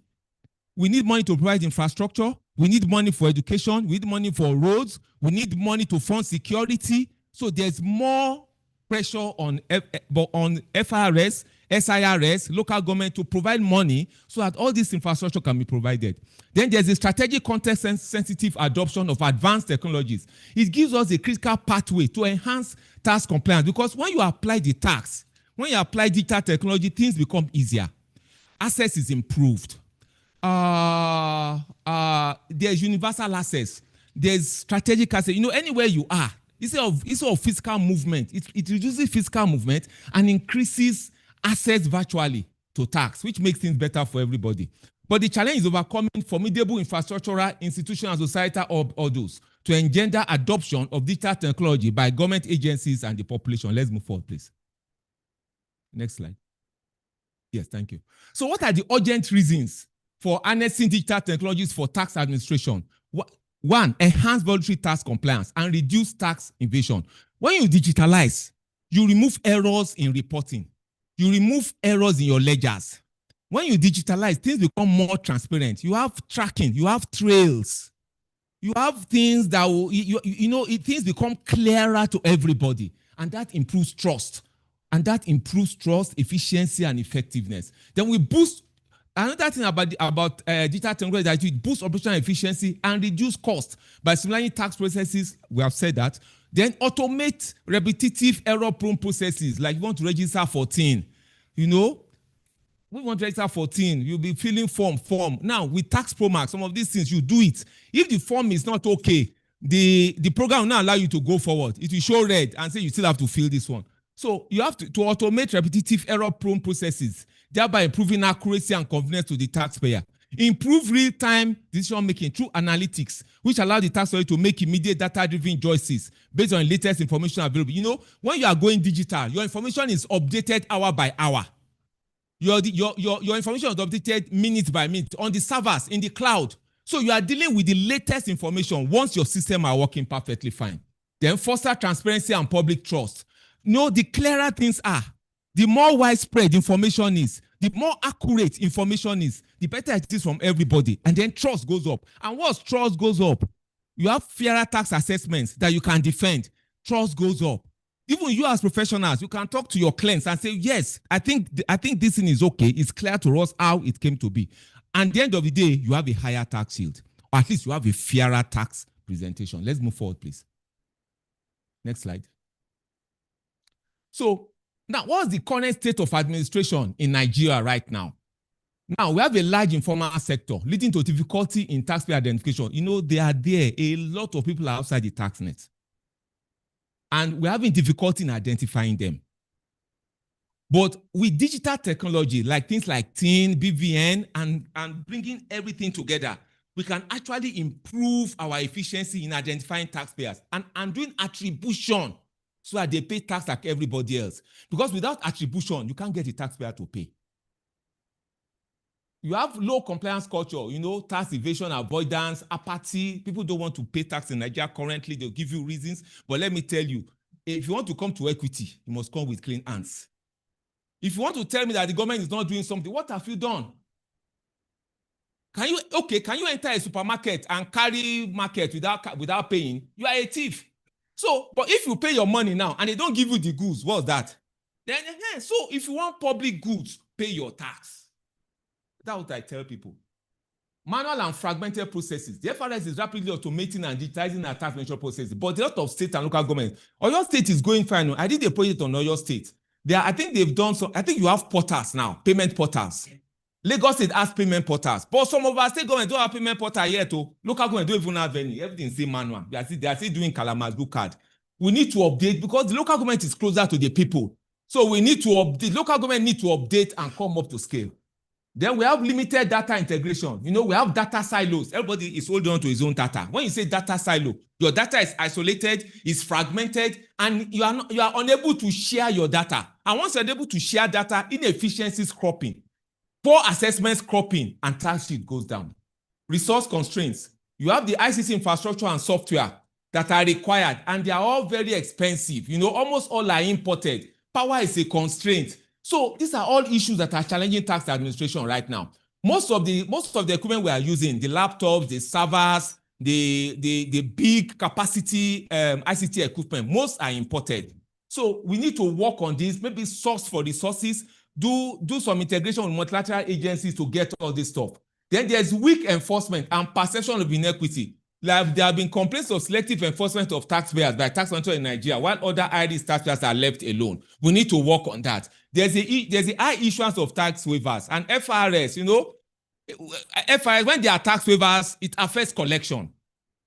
Because in fact, at times, we FRS, at times, we look at it that add tax waiver to our total collection, and I think you are doing us a good service. But I believe the government is working on this. This current government are doing really fine, and I'm sure they are tackling all these issues. Complexity and multiple tax points. There's high incidence of multiple taxes on individual and corporate taxpayers. That's what I was talking about, SMEs. You know, the multitude of taxes. Your truck, when Unilever is carrying his truck from Lagos to Abuja, you'll be passing, everybody will be giving you receipt, all that stuff. But with this Nigerian revenue reform bill, so I believe all these things will stop. See, this government is doing so many right things, and I believe if we support them, things will get better. Let's move forward, please. Now, the state of administration in Nigeria, then the digital economy challenge. Like I said, they're experiencing so much growth, there's substantial investment, but there are challenges like the digital divide, that is infrastructural silos, infrastructure gaps, and there's cyber security, so much cyber attacks going on. There's identity theft going on so much. BVN,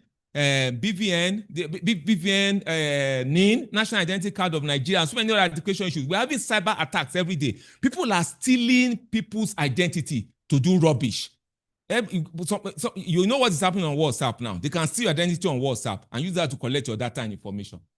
Then taxation of digital service, platform workers, artificial intelligence and machine learning can be used for this. Right now, we don't have it. We are trying to move to that level now.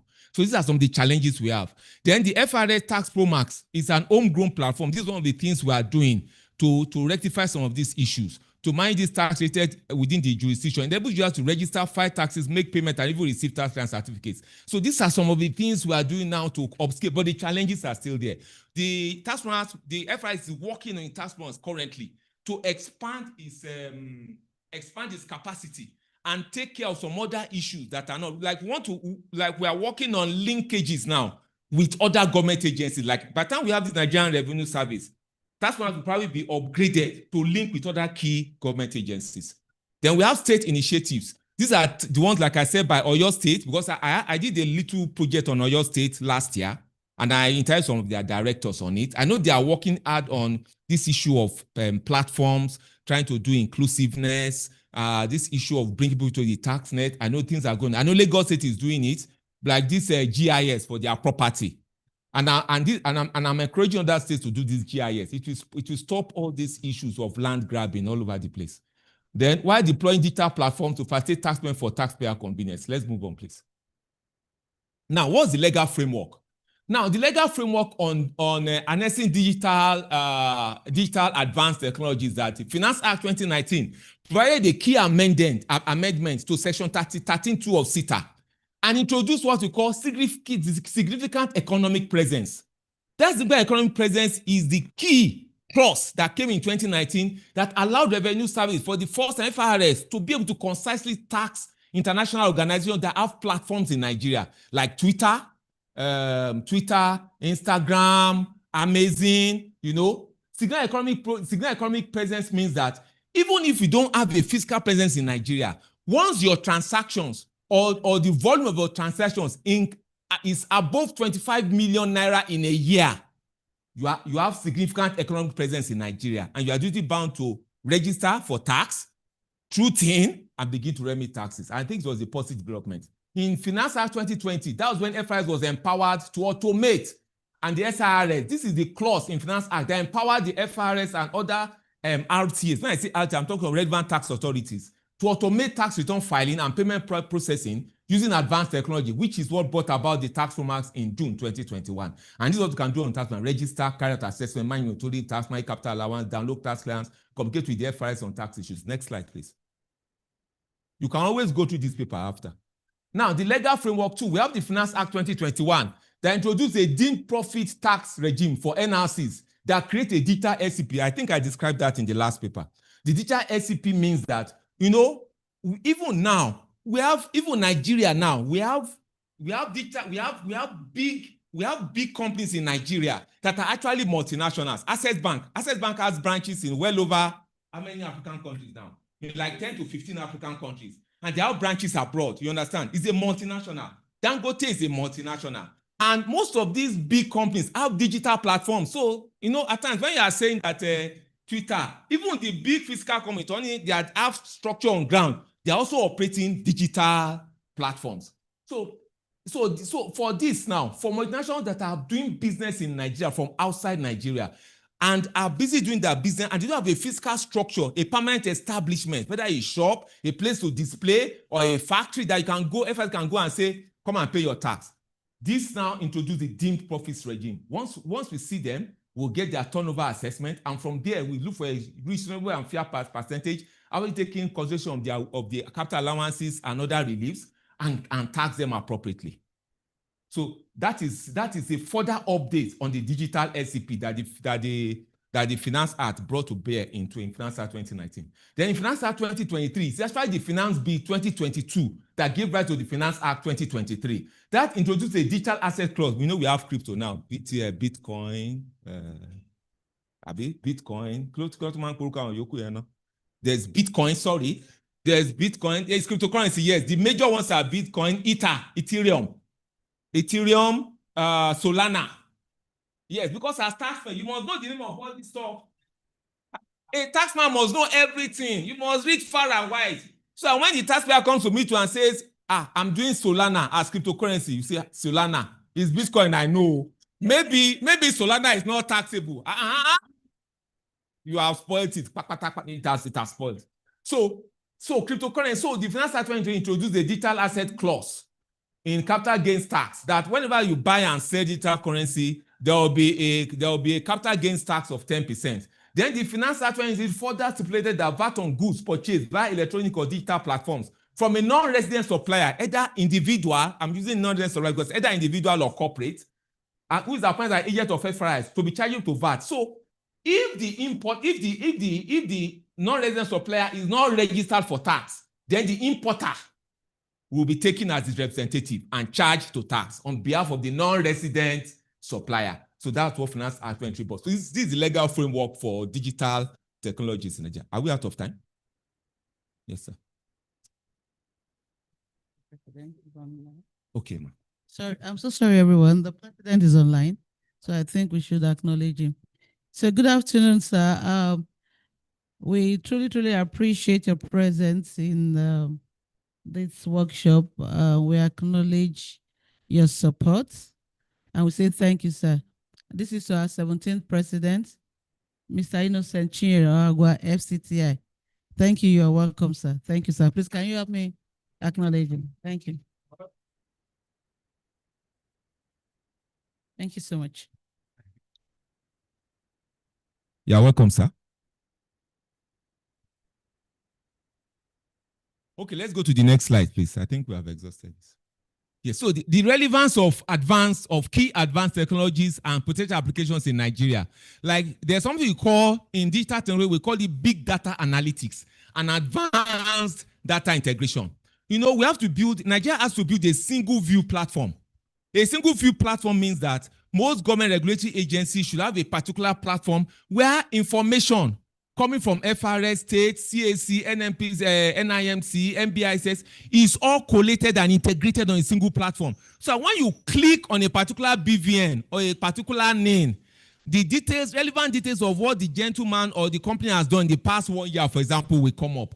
When we do this, because tax is based on information, the more integrated information you have, the better your tax assessments, the fairer your tax assessments, and the fairer your tax yield. Then third-party information matching. That is targeting sectors like constructors. There are some key sectors. You know, you match bank records automatically with imports, property ownership against the client. It's an offshoot of this big data too. By the time you do that, and you do it on a good platform with a good software, you get enough information to make a good assessment. Then see artificial intelligence. What's artificial intelligence? Artificial intelligence is like is a program. It's an advanced program that is created within the last 4 years to think like a human being. It's based on machine learning. We call them large language models. They call them LLMs. Large language models means that you train the machine on data on the internet. You can pass millions of terabytes of data on that LLM. And as it goes, it learns it repetitively and grows in competence until at least 80% of that of a human being. It can act like a human being, and then it can even interpret the data on a faster rate because it's a machine. Like if you have an LLM, some LLMs use up to 3-4 terabytes of data in just 1 hour. If you go abroad, they are large models, and when you pass data through them, you can come up with all this stuff, predictive analytics. They can forecast revenue for you. If you say to a particular sector now, the AI will use machine learning. Machine learning is a program, it's a robot, it's a robotic program that's on which the AI is based. It's like you have a car and a driver. The driver is in the car. The machine learning is the car. The driver is the AI. You understand me now? The AI is the software. The machine learning is the equipment, is the subsidiary software it uses. By the time the two of them come together now, they can bring in data from wide sources. All the data you have in Nigeria, Lilama, that you know who knows Lilama or ChatGPT. All the data you have in Nigeria, we subscribe to ChatGPT today. Pass it through ChatGPT. Within 4 hours, they can give you some real analysis. The only thing is that they are very power hungry, and Nigeria doesn't have that power yet. We need to work on that. Then intelligent chatbots. You know, you realize that when you go to some businesses now, when you go to see them on WhatsApp, once you say good evening, something will reply you. So we as tax agencies too, we need to incorporate these chatbots. We call them robotic processing programs. We incorporate them in our system so that a taxpayer from the comfort of his home, if he has an inquiry, he can just click on FRS or State Revenue Portal. Hello, I have this problem, and the bot will do the initial analysis. And then if it becomes beyond the capacity of the board can now refer you to a tax officer. That will save so much time and effort and to improve our reputation in Nigeria. Enhance audit selection. You know, we have ML, like I told, these ML models, if you put it into construction and you pass the name of all the companies construction through it, and he has enough data, it can say ABC company needs to be looked at. CBC company, you need to look at his VAT. The VAT is there. So it's a first line effort, assessment effort, to which you can now streamline to get to where we are going. Automated data document processing. That is automated. It's like a robot too. It will extract data from invoice. You know, we started FIs that started e-invoicing now. The essence of that is that we want to reduce the manual processes. We want to reduce the time that taxpayers take to engage with us. With this e-invoicing now, without troubling the taxpayer, information the FRS needs on what's happening in the country, in the economy, in the population, it goes to us automatically. Then fraud and anomaly, I think I've talked on that. Like social refund claims and all that stuff, it comes in. Yes, this is the robot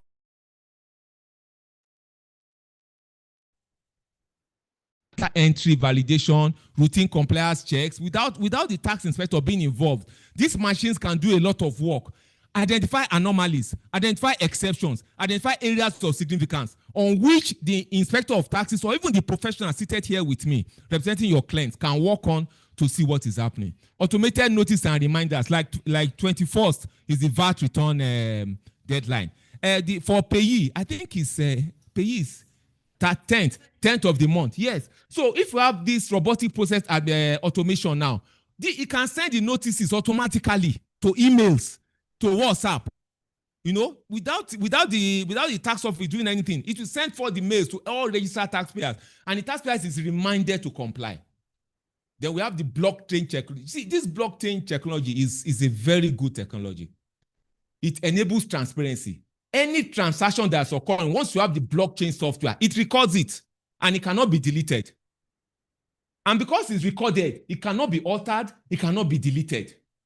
And once it's there, it's there. If you touch it, it gives a trail.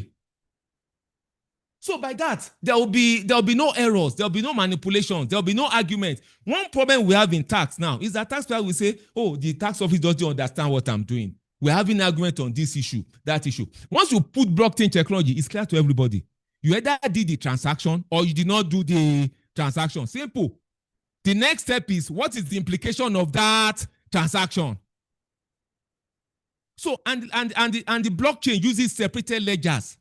As the transactions are going on in the software, it's separating the ledgers day by day, month by month, second by second, year by year, and attributing to the relevant sector. So by the time you do a run that you want this particular period for it to come up, it will separate it for you. Shikena. Then tracking VAT, GST on high-risk goods. Yes, there are some areas like luxury goods, oil and gas. Like, you know, in our refineries now, you know, the oil that's pumping out, you have to know the volume of the oil. You have to attract, you have to know the price or what they are going to pay. If you apply blockchain technology, FRS applies it at one point on the pipeline inference there. Every liter of oil that is passing through that pipeline, blockchain technology will monitor it. You can't escape. And once we have it, the blockchain technology will now pass it to the AI. The AI will do the computation and the calculation. Then the robotic process automation, that will just send the assessment notice to the oil and gas company. Even without you going, they will get the notice on their mail the following morning that the oil that you pumped last week, this is the amount of it, this is the tax that is payable. No, it's not possible. They come to oil and gas in our office in Lagos. Okay, this is it. See, 3,360 million liters pass through this pipe on so this. This is the record. This is how we enter your ship. It's so simple. No problem. Everything goes on. Let's move. Then digital asset tracking for cryptocurrency. All cryptocurrency markets now, all digital platforms now use blockchain technology. So it's equal to do fraud. It's equal to do fraud in cryptocurrency because all the transactions that are going on is being put on blockchain. And if there's an issue like the US now, the US is very good on cryptocurrency. If there's an issue in cryptocurrency, they just go to the day, check the cryptocurrency involved, go and look at the time it happened, and the digital ID of the people involved will be shown. Overton, clear. And when you take it before the learned judge, Nigeria has passed Nigeria has passed a law now allowing digital presentation of evidence. Once you go to the learned judge and you bring out the digital evidence like this, and you're able to put it in a good way that the learned judge can understand, the case is simple and clear. Let's move. Then we have the geospatial technology, GIS, and satellite imagery. The effect of this GIS is that it makes use of servers. It makes use of, Elon Musk. What's the name of this guy? This company, Tesla. There's this link. What's the name of this satellite we are using in Nigeria now? Starlink. Yes. We have Starlink and other satellites that we can use for GIS. Lagos is using it. Kaduna is using it. Some states are using it. It shines from heaven like this. It will cover the whole area and give you a map. And once it maps it, you compare with your survey plan, your old survey plan from 1930. It will update it. It will realign the fences and the plots. You can tell him, say, okay, this let's say Bariga in Lagos. This Bariga in Lagos. Divide it into one plot. It will divide it for you, sharply. You now feed into the machine learning. Feed all the old one that's been in the land registry. Feed it into the same machine learning. Oh yeah, align what you've done with reality. It will align it. Once it aligns it, attribute it. Well, for what I've seen, this property as of today belongs to this. I know I located one plot, but the plot is actually 2 plots. Oh yeah, adjust accordingly. It will adjust it. So when they are giving you your land use charge, no argument.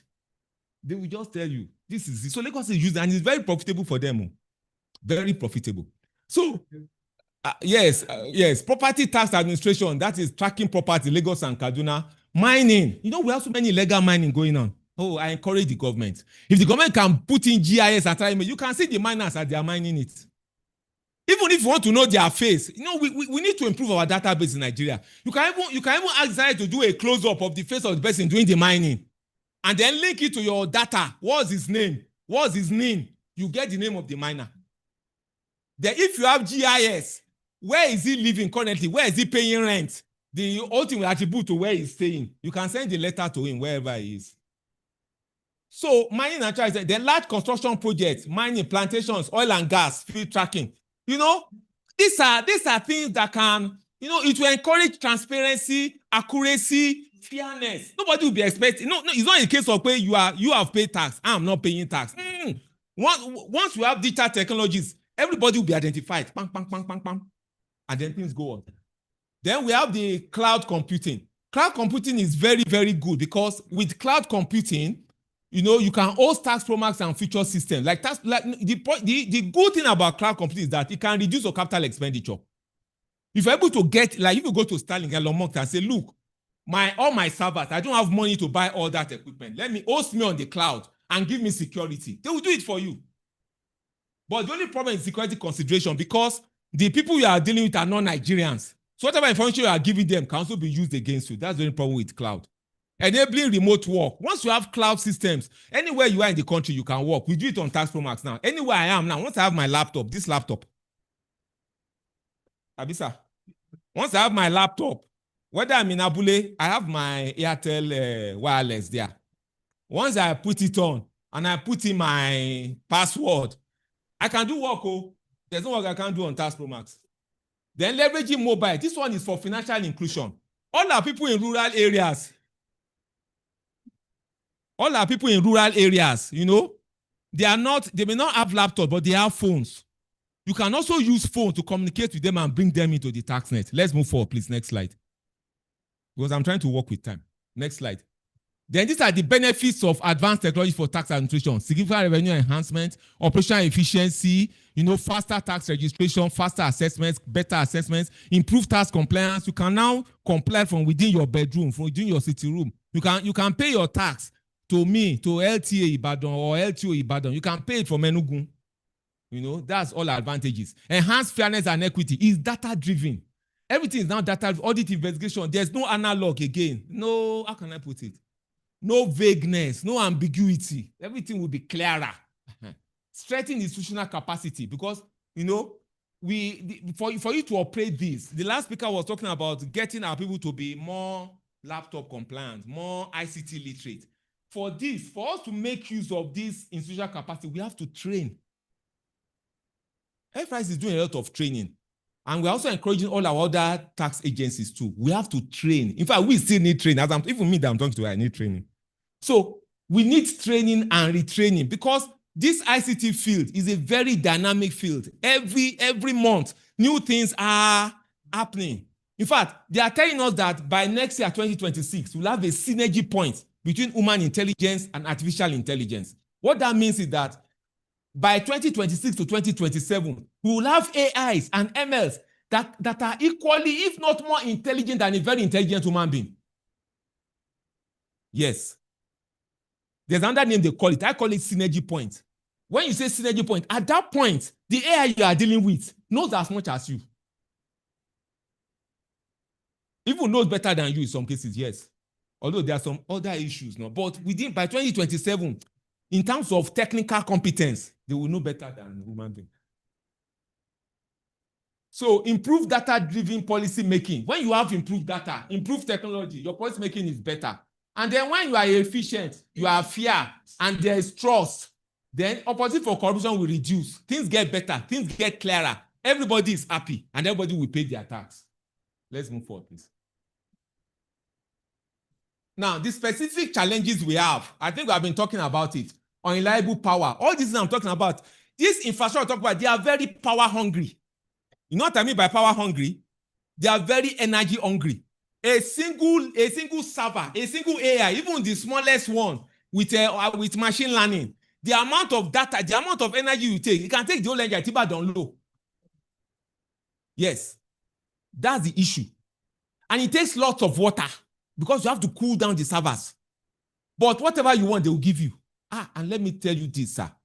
When you have intelligence as a taxman, when you have data, life is simple. Let's move forward. Things are clear. Things are clear. The time wasted on arguments, writing letters, everything will go away. Abi, is that not so? The assessment is, the tax base is known.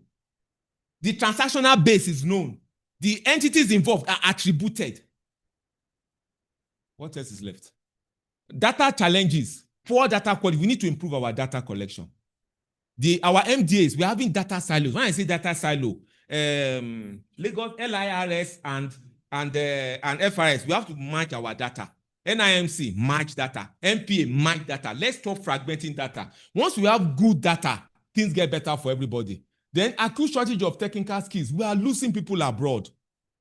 I will encourage the government, FRS, maybe to make representation to the government that we need to employ talented Nigerians.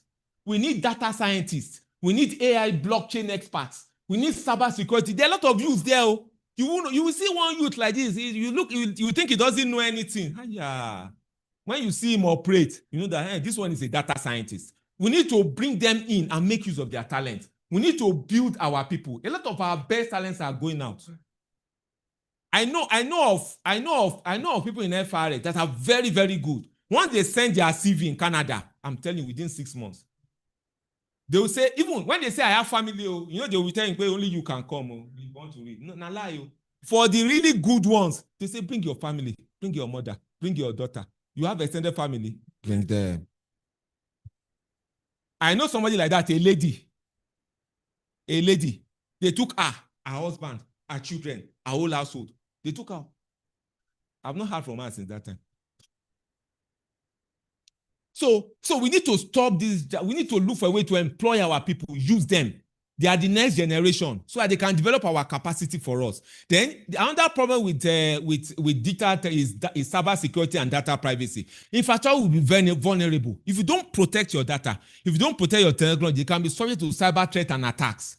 We have to, the Nigerian Data Protection Act 2019, up there in 2023, the Nigerian Data Protection Commission, we need to reinforce them so that they can act to stop illegal people, the black market people that operate behind the scenes to steal data. Data stealing is a big business now. People make billions from stealing data and selling it to people because once you have data, you can know where to get adverts. You can know where, you can know which industry to go to. You can know what to do. So we need to protect our data. Let's move forward, please. Next one. Then societal and ethical conscience. That is the issue, the risk of excluding rural poor, you know, because there's a digital divide already in Nigeria. The people in the towns are more exposed to technology than those in the rural area. We need to close the gap. Then algorithmic bias. Whatever you input into the AI/ML program is, you know, like it's a computer, garbage in, garbage out. So the operators have to be careful not to put any bias in the system. Tribalistic sentiments that are divisive, religious sentiments that are divisive. Once all these things enter the AI program, it can now exacerbate inequality. It can create rifts. It can lead to profiling. They call it profiling, risk profiling. Like they can, without you knowing, they can describe you as something you are not. Due to the inefficiency, due to the bias that was in the input to the system. So we need to work against that. Then surveillance, the privacy risk. As I'm telling you now, you know, when you are using your phone, they'll say accept cookies, Abi. You have to, at times, if you don't accept the cookie, the thing will not go. It's either you accept it or you manage it. If you can't accept it 100%, they'll say manage, do 50%. Those cookies are important too. That is where Twitter, Instagram, all these big companies, that's where they make their money. By the time you press the cookie like that, it will be following all over the place, everywhere you are going. It will be making a record of it. This man, I saw him yesterday, he likes rice. And this, I see him clicking on food business. They now tell the food vendor, let's say, who's the big food vendor in Nigeria now? Item 7 go in Ibadan yesterday. Over 400 people clicked on jollof rice, fried rice, and fish. Do advert. Let's do advert based on that. Do advert and concentrate on this particular area. What are they using to talk? Is your data. So the issue with data is that there's a possibility of privacy violation. So we need to work on that too. The legal and regulatory programs. See, all this I'm saying is moving fast. Things are changing very, very fast. So regularly, thank God for the yearly finance acts. But even apart from finance acts, the data protection acts and that, we need to be regulating, we need to updating it regularly to keep up with the trend and the times. These are very interesting times, let me tell you. Let's move forward, please. So strategic implementation platform, what do we need to do it? Strengthen kiosk systems. Enforce NIN-BIN. You know, NIN and BVN, link it to TIN. Make NIN. This NIN, sorry, I want to put it, TIN is what I want to write. Make TIN, I will change it. Please note it. Make TIN the primary tax based on NIN and BVN. Enact and implement enabling legislation, data sharing, invest, I'm sure that's what director wanted.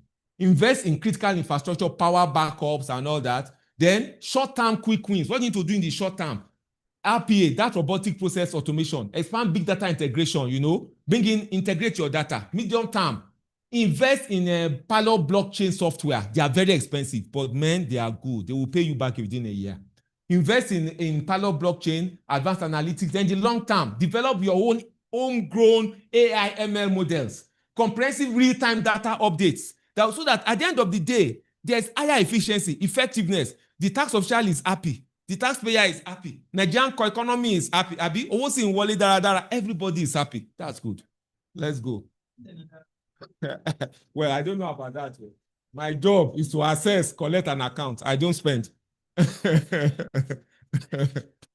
Build institutional capacity. Establish schools. You know, I've been talking about it. Establish schools on digital technology, on tax, on training, you know, training of people on ML, AI, cybersecurity, data science.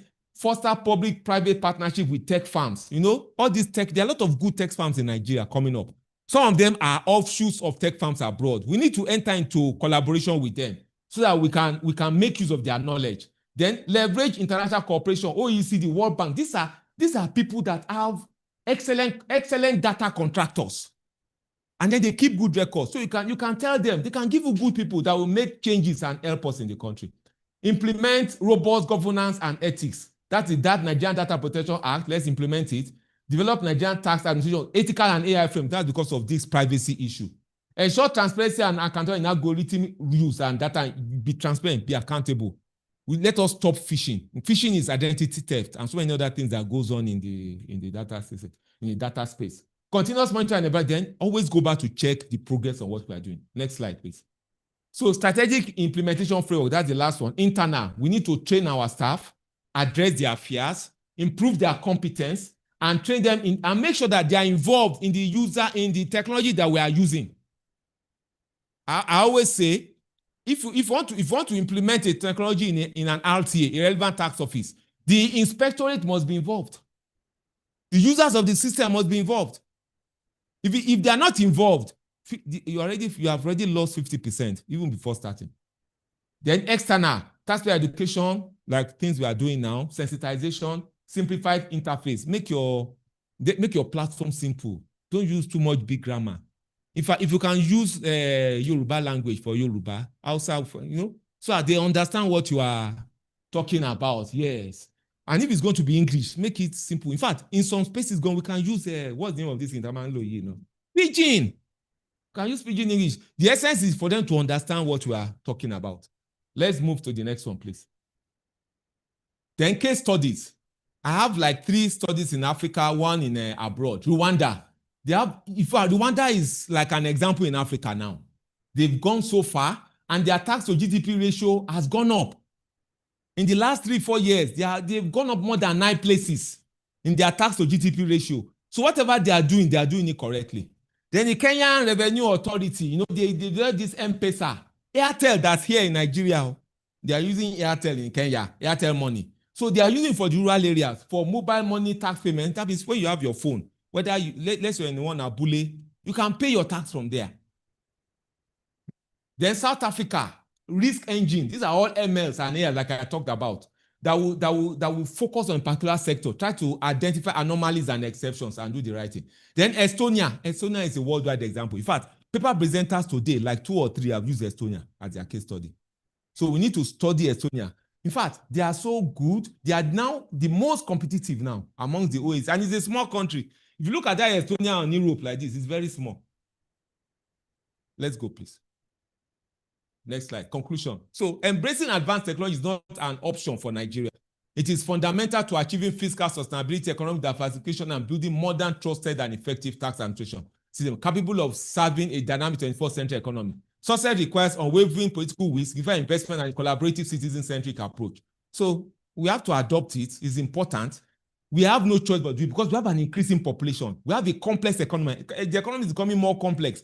We have a lot of digital space now. We have a lot of digital economy that's almost as growing as big as the physical economy itself. So if we want to keep up with it and monitor it, we need to embrace advanced technology. Thank you very much for listening. Thank you, thank you, thank you. You can make it louder. I'm so excited. Today has been fulfilling and rewarding. Hello. We can say that again. And this is like the icing on the cake. All the section has been wonderful, simply wonderful. Dr. Falode, we want to thank you very much. Let's just take 1 or 2 questions. The day is fast spent, and we should get out of this place before 4 p.m., please. So let's take 1 or 2 questions. The first question, I'm coming back to you.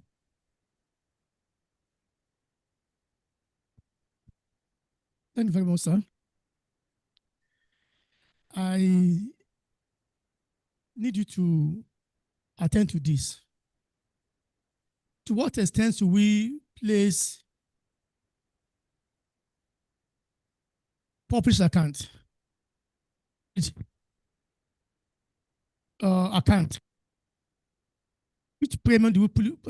How much of premium do we have to put on account as a proof of evidence for tax assessment when the data from it is in conflict with data from third party generated by technology? Thank you.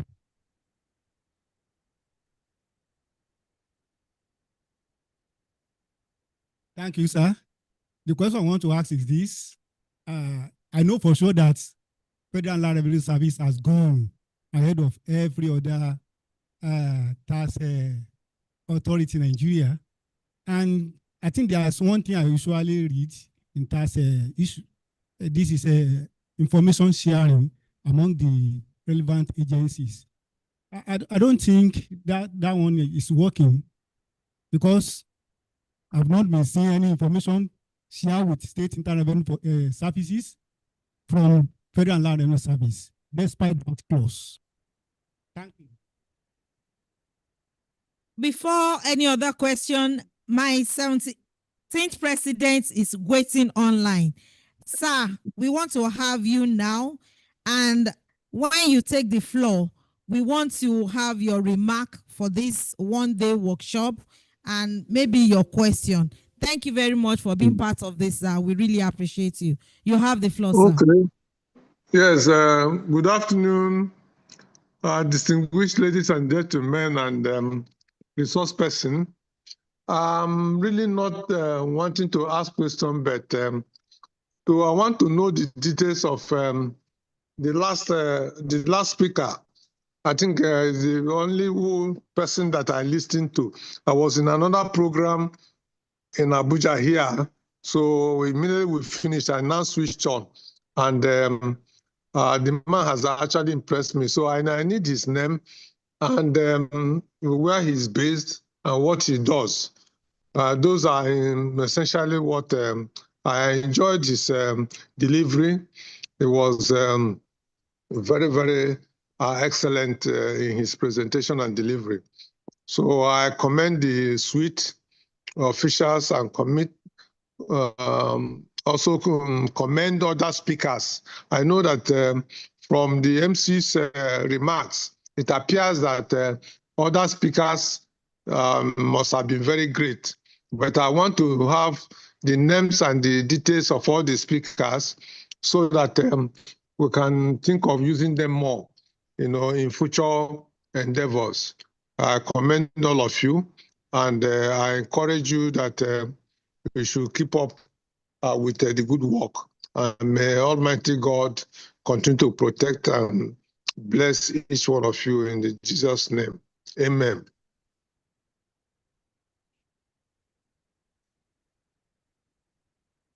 Hello, I'm done. Thank you very much, sir. Thank you very much, sir. We appreciate you. Thank you. Okay, so I will allow.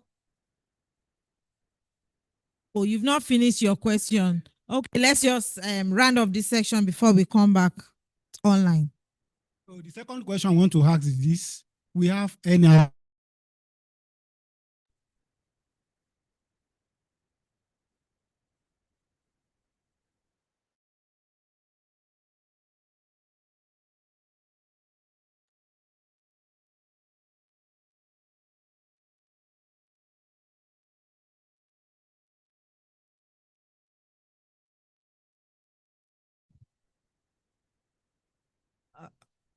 The last question. Thank you very much, Ma. Sorry. I want to really appreciate my Oga for the presentation. Yes, the question asked by my colleague here. I think we have joint tax board, and all states are members of the joint tax board.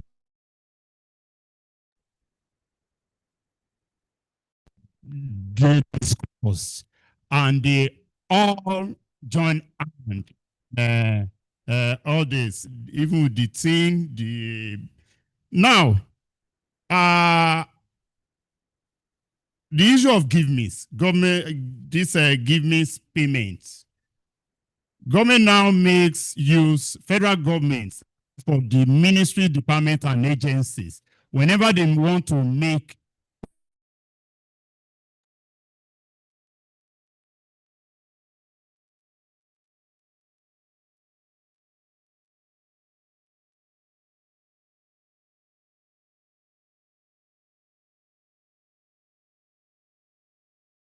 there's no way MDA will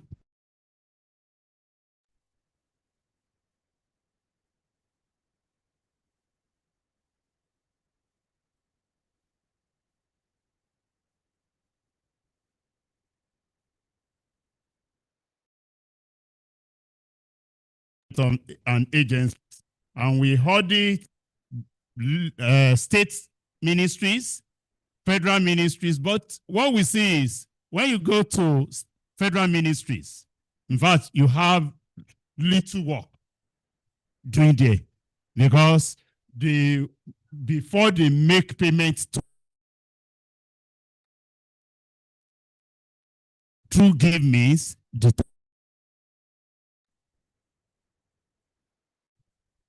states, ministries, and local governments. In fact, you see them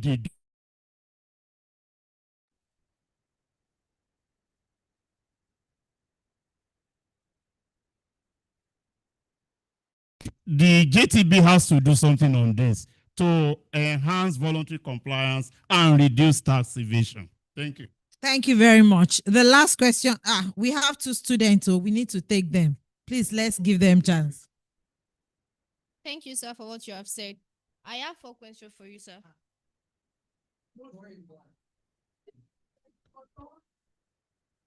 Firstly, sir, should tax authority be allowed to use behavioral data? Should tax authorities be allowed to use behavioral data from social media for compliance profiling? If so, where should the line be drawn between public data and individual privacy? The second one, how can AI be ethically deployed in tax auditing without infringing on the taxpayer privacy? How can AI be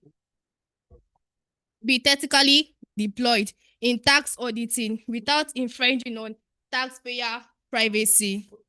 The third one, what safeguards are in place to prevent algorithmic bias in automated tax risk scoring system?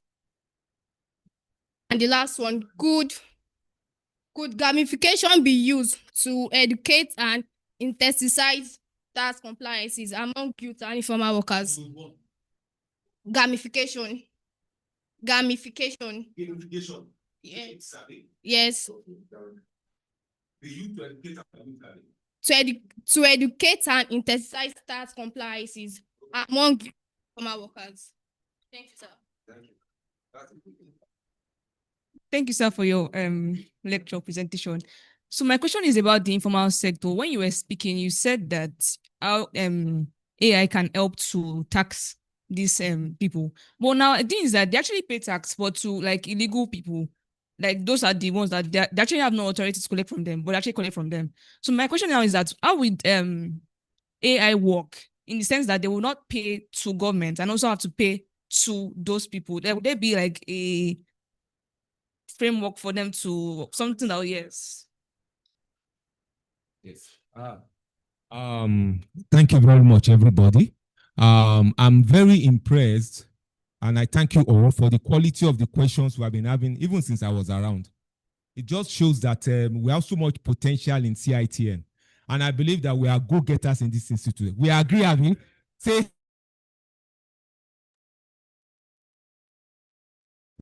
So, yes, like this issue, sir, the issue of audited accounts you talked about, the issue of audited accounts as against the data. You see, audited financial statements are very important because they are the first stage that the revenue service will look at, or any revenue service, whether state or internal revenue, to know the estimates, to know the nature of transactions, and to know the background information of the taxpayer. You know your balance sheet is always signed. That's the nature on the balance sheet. Then the auditor, then our accountants, our auditors who are here, all respect, they would have given an opinion, Abby, on those accounts.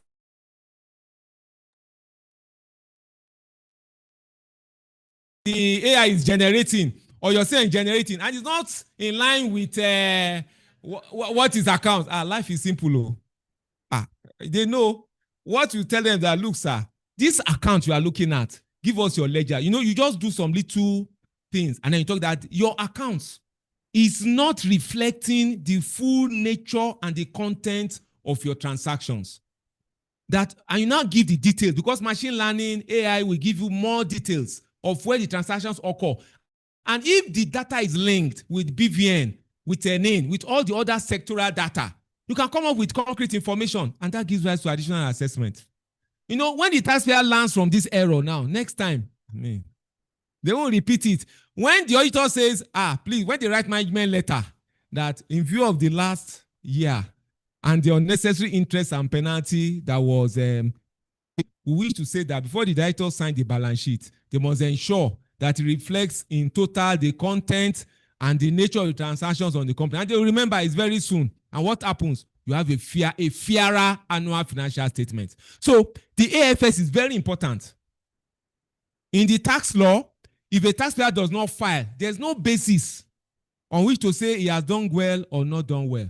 So the AFS is the starting point, sir. I hope I answered your question. So the AFS will give you the estimates. Once you compare the estimates in the AFS with what is actually given by the AIs, and you get extra documentation that shows that there are some transactions that are omitted in the AFS, or that the turnover may not reflect the true value of the transactions, you then raise additional assessment. Once the evidence is there, and make sure that your assessments are fair, and once it's fair and it's okay, then the matter is settled. Yes, sir. You still want to ask something?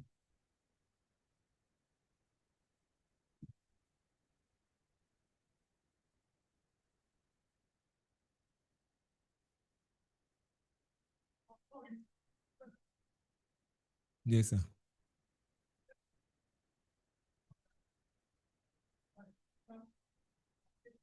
Yes, sir. Yes, sir.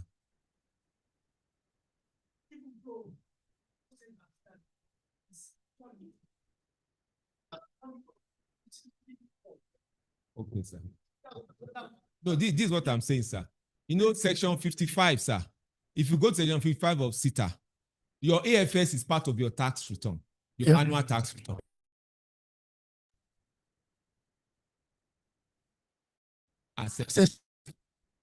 They have, you know, there's a self-assessment regulation that was signed in 2011 by President Jonathan. We call it the self-assessment regulations. That regulation gives the taxpayer the power to do the AFS, to assess himself as the first pillar and submit within due date, after which the revenue service will be given the convenience and the mandate to review the assessments, to review the tax return submitted. And if it's approved and okay, you go on to the following year.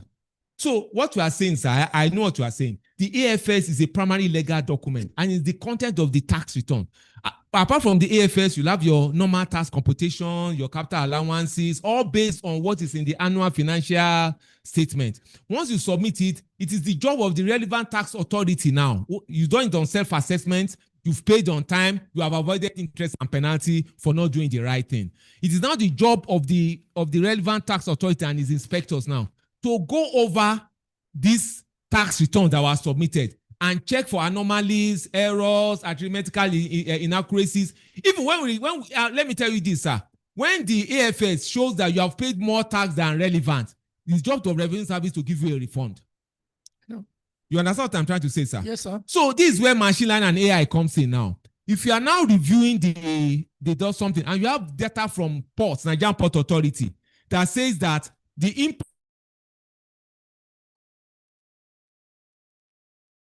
sales in the AFS is 2 billion.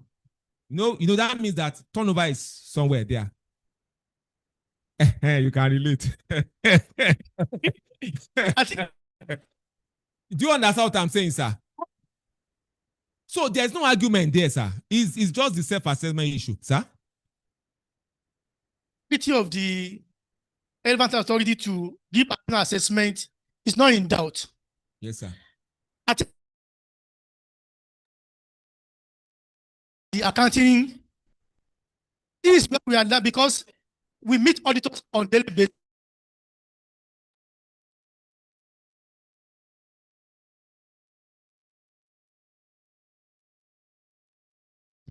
I can order professional body. Yes, sir. We enhance the quality and we to have issues like that coming up. The auditors have their position. The tax authority have their position. There must be a transparent reconciliation process in which documents are related, documents, evidence, internal records, ledgers that are related to the transactions in dispute. Not all the transactions, though. At the start of an audit or a DEX review, you may have 10 issues in review. Now, you now have a proper reconciliation process, duly minuted and recorded, in which the issues will be discussed and clarified. If it is not resolved, your authority, sir, your LTA, will give a notice of refusal to amend, and you raise your assessment. If you object it, there are other dispute resolution procedures. If it doesn't work, go to TAT. Life is simple, sir. But at least in argument, issues that are agreed on both parties would have been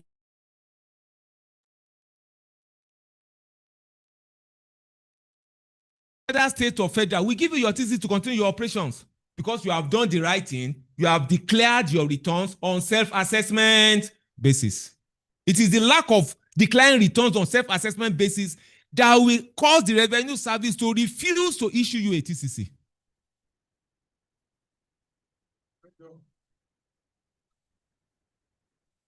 Thank you, sir. Then the next one is information sharing. Who asked about information sharing? Yes, you see, the issue of information sharing is what I've been talking about. Nigeria is moving hard now. That's why the government is insisting on NIN. You know, you have to have Nigerian National Identification Number. That Nigerian identification is monitored by NIMC. Yes, so NIMC has a database now. Everybody that has NIN is on their database with our key records. Now, information sharing now, once you have the NIN there, if you go to the bank, you cannot open an account without BVN. Now, what is happening in Nigeria is that we are trying to link your NIN to your BVN. So we are bringing two data silos together. Once you merge it and you're able to integrate the data successfully, you understand? That means you as an individual now, whatever your NIN gives you, your BVN will also give you. And once you have information sharing amongst the relevant government agencies, ambiguities will disappear. You know, I understand what you are saying. So we are getting there now, and that's the essence of digital technology. If you are running a manual process, it can never happen. Can you imagine the number of Nigerians? If you are running manual ledger, how can you link that one? But if you have adequate, if you are using digital technology, your NIN is on your server, your BVN is on your server. You understand? Your TIN is on your server. Your CAC data, you know, sir, Mr. Ateji, I think we have linked CAC to TIN already. It's on your server. So by the time you have all these key informations, what remains now, and I'm going to get there, is for the State Internal Revenue Service and the Federal Revenue Service to link their data digitally. And by the time this Nigerian Revenue Service, it has been passed through the true houses now, the Nigerian Revenue Reform Bills. By the time it gets to the president and by the grace of the president assents it, you will have a more cogent interaction with the state. Then we can link data. And once we link data and we have good ideas, they can access our data, we can access data. Does that answer your question? Because of time. Yes. Thank you very much. And then so the NIN, I'm not talking about NIN and the TIN and the TIN. I think I've answered that question. Then the JTB, the issue of give me's with MDAs and all that with the state. Like I said, the state have to upgrade their data and make it digital. Because even some states don't know how much they don't even know how much, they don't even know how much is the withholding tax and the VAT and they get part of it. You understand? After the tax is collected, the federal gets a share. The state, so it's not only revenue service that's feeling the loss. Even the states are feeling the loss.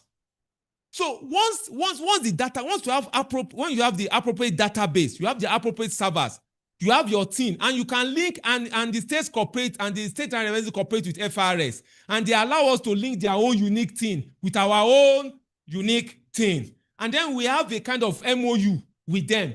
Then life becomes simple. Then that give means you are talking about, Mr. Tejumola, becomes active because now before you pay your contractor at the state level and you have the adequate database and you use something like give me's, the withholding tax, it will remove automatically. The VAT, it will remove automatically. When you are doing your monthly reconciliation, or bank reconciliation or whatever you do every month, you know Without pang pang, within 2 minutes, you already know how much withholding tax, you already know how much CIT. And now you know that the new regime we are going to now, there's derivation principle in the formula of sharing. No?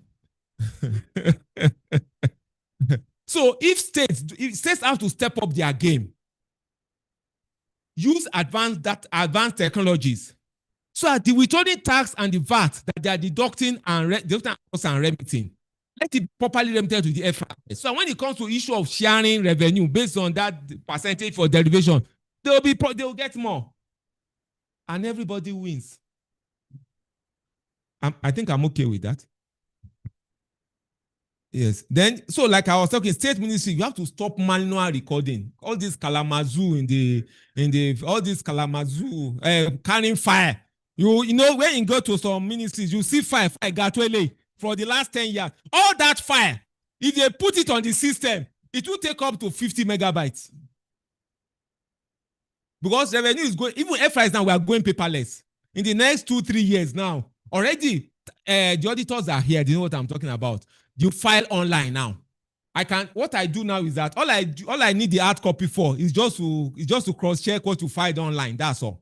So the states too and the local government have to get to that level. Once everything is online, you are paying your gate fee, your market fee,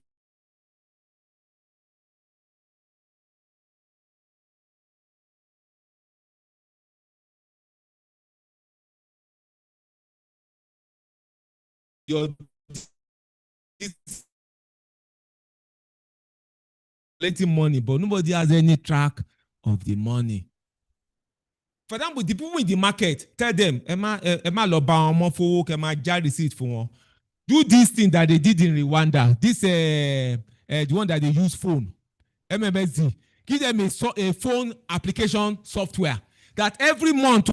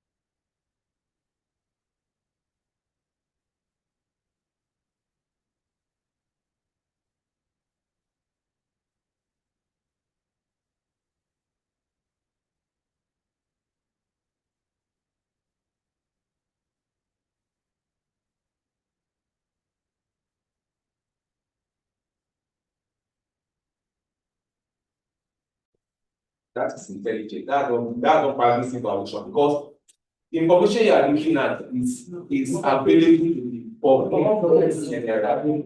You get what I'm trying to say? So in that way, you are correct. But you know, if one does that, it's time wasting. How many people want to what you need to do, the machine learning will do all that for you. That's why we are machine learning. Like if you have AI and machine learning now, for example, they will link up with they will link up with Nigerian, like Twitter. You know, once Twitter is remitting in Nigeria, their information, you understand, you can have access to it as a revenue agency. So if your ML and your AI goes through the social internet, you understand what I'm saying, without violating privacy, it can sift information and bring it back to your table in Naira and Kobo. But you know, we talk about data privacy rights. That's why the Nigerian Data Protection Agency is so careful. There are about 7 items, I can't go into it now, that they are saying that any government agency must respect when they want to use personal data for government purpose. Do you understand what I'm trying to say? Have I answered your question? Yes. So social media is open. Like as a tax inspector, you have you must, like I said, you must know everything. So if you have a particular issue, you can search through the net, search through any form of information source to get what you want. But to make it faster, if you have digital technologies, they can bring it. What you are going to use 2 hours, 4 hours, 6 hours for, within 10 minutes, it's gotten it. The second question. Just quickly give it to her. She asked 4 questions. Let her just be there. I just want to be reminded. He said AI in tax auditing. How can AI be ethically deployed in tax auditing without infringing on taxpayer privacy? Yes, it is simple. You know, the AI is trained on machine learning. It's trained on data. Now, there's something we call publicly available data. Like the data at the port, I think I've answered it. The data at the port, data at the various ministries. So by time the machine learning will go through all the data and come up with what they call predictive model. That's why you call it machine learning. Machine learning goes over historical data, consolidates it, and interprets it to give you a predictive analysis that the AI will now use to give you a cogent report. You know, if you ask a question of ChatGPT now, like unlike the old days, then when you are doing Google, you know, it will tell you 1, 2, 3. If you ask ChatGPT now for a particular information, what will happen? It will give it to you in essay form. If you want figures, it will give you the figures in table form. What is it using? Machine learning. Have I answered that question? Yes, sir. Next one. What guideline to prevent algorithmic bias in automated tax risks? That's why I said we need specialists. We need specialists in the Nigerian context. You see, I said something that must prevent the Japan syndrome. We need young Nigerians. We need the tribalized Nigerians. Foreigners cannot do this for us. And you need to have a nationwide synergy on it. So whatever data you are feeding into that ML and that AI is representative of the whole population and is free of bias. And you'll be testing it statistically. You can test bias. There are regression models, statistical models. You test the bias through the ML. By the time you test the bias through the ML and it gives you the right output, you can now feed it to the AI and then you eliminate the bias. In fact, bias cannot be completely eliminated, but if you have a good AI, at least 2% bias is still okay. What's the probability check for a project? It's 5%. 5%, I'll be probability check. So if you're able to get your machine learning and your AI to be 2% off in terms of probability for having a yes, that's fantastic. But it's a Nigerian thing. You need people that know our environment very well. You need specialists. You need tax professionals, accounting professionals. You need data professionals. You need language professionals. You need to bring people together that will feed the data. Have I answered the question? Yes, sir. What's the last one? Could gamification be used to educate and incentivize? Yes, it can.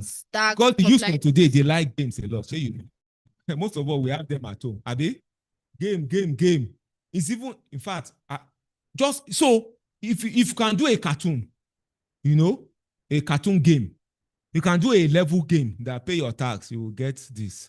If you do this and do this, you can do a game on it and take it to the people will play it. And instead of using 3 hours to talk like we are talking here, they quickly understand. So that's a very good idea. If you can do it, more grease to your elbows because you are young. For you to even say it, you must have thought about it. Come up with a software. Do a gamification approach. Approach the state. There are people from state here. Approach them and show them. They can do it and put it on TV. They can do it on phone. They can create a sports share. You go to, what's that thing they use on phone? Google Box, Google Shop. Store, place it there. They will go there and use it. And then you get results. Because that gamification will come down to everybody's level and they understand what you are saying. All this big English you are blowing, we don't need to blow it. Have I answered that? So it's a very good idea. I agree with you. Then the last one, AI and informal sector. Yes. AI is particularly key to formalizing the informal sector. For example, vehicle registration. We have a lot of vehicle owners that don't pay tax. Abi? But AI thrives on data. The Oyo State Transport, what's the bill that issue Federal Road Safety Commission? They have data. They have data on vehicle registrations. Merge that data with NIN, with BVI. A lot of people that don't pay tax, the thing will come up. Oh. Sure, you know. By the time you merge the two now, they say Mr. ABC registered 3 cars last year. You now merge it with the unique. You now look whether that person has unique thing in the Oyo State internal revenue. It doesn't have unique thing. Letter. Oh, just write him letter. That we have observed some of your transactions, Abi, and yet you have not paid tax. Kindly come forward. And like you said, it's a presumptive taxation. Please, based on what we have seen, let's pay this best of judgment. If you must have earned this to afford that, so pay this. And the man, if he wants to object, and this is somebody where before he has never paid anything, and it's the same people that are paying it more and more every day. So I agree with you. See, hi, digital technology has potential.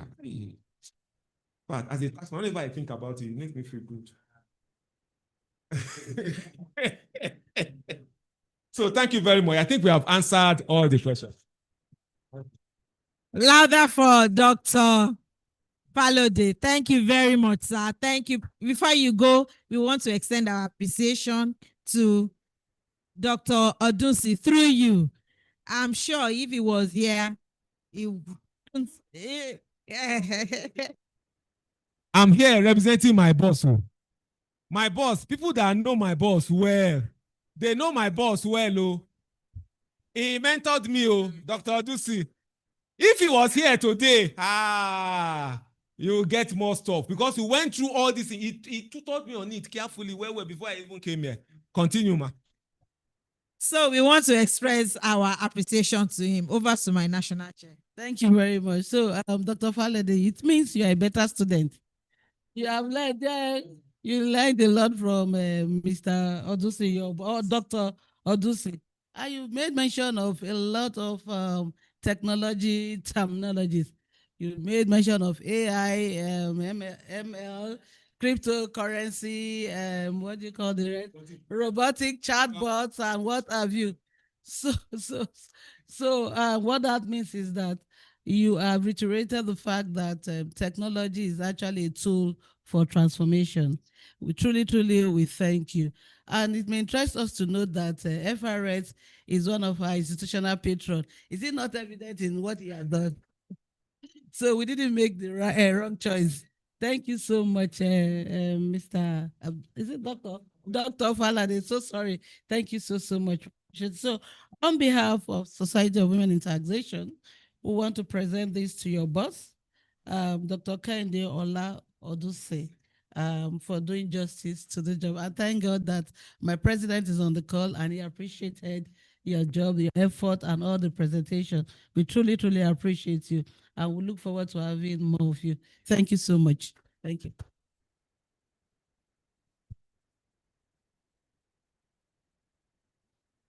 Thank you. Thank you. Another round of applause for Dr. Falode. Okay, because before we call it a day,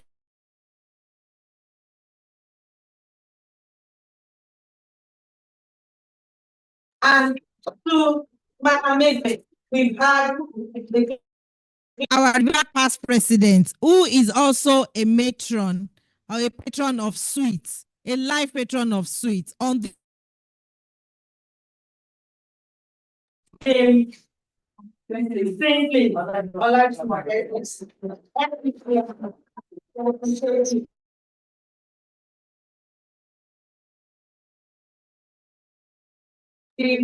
want to have listen to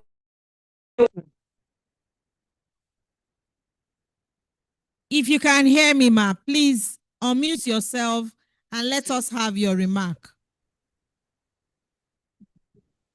Please, ma, if you can hear me, ma, kindly unmute yourself and let's just have a remark on this workshop. I have done that. But we are about rounding up, ma.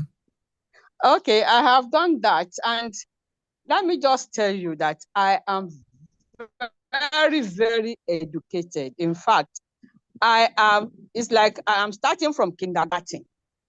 From the first paper till now, I just opened my ears my mind, my everything. And you know, it's like we've not even had them before. The way things have been explained on this platform. In fact, we must have a repeat of this. This cannot be all. Please, can we have a repeat? Because I know that some of us have missed a lot by not joining. A lot of us have missed by not joining. So please, those of us who have listened to these lectures, let us inform those who did not join that they have missed a lot. I'm back to school. It's like I'm back to school. I'm back to ABC. You all know, I am back to ABC. And I want to appreciate Society of Women in Taxation for educating us. We are just, in fact, this is what you should be doing, and you are doing it beautifully. I'm very, very grateful. I'm very, very grateful. I've been at this. In fact, I didn't even want to go for lunch. I asked them to bring me lunch to me where I sat. It's very interesting. Thank you very much. All our paper presenters. In fact, like the president said, please let us have your contacts. You are the kind of people we need for our technical sessions at different fora. Technical sessions, even at annual task conference. We don't want to continue to repeat people. Please, let us have a data where we can have people like this technical, very highly technical people. We have to harvest them for at any time we want papers. Thank you very much, everybody. I'm very, very grateful. I have learned a lot. In fact, this program, if it's going to be repeated, I will be there to listen again and again and again. Thank you very much, Society of Women in Taxation. Thank you very Carol. much, ma. Thanks for being with us this morning. Thank you very much, Mommy. Thank you so much. We truly appreciate your support. Thank you very much, ma. Thank you. Thank you. Also, we've had the pleasure and honor of having our national IPC, the immediate past chairperson of Swit, on this call since we started, in person of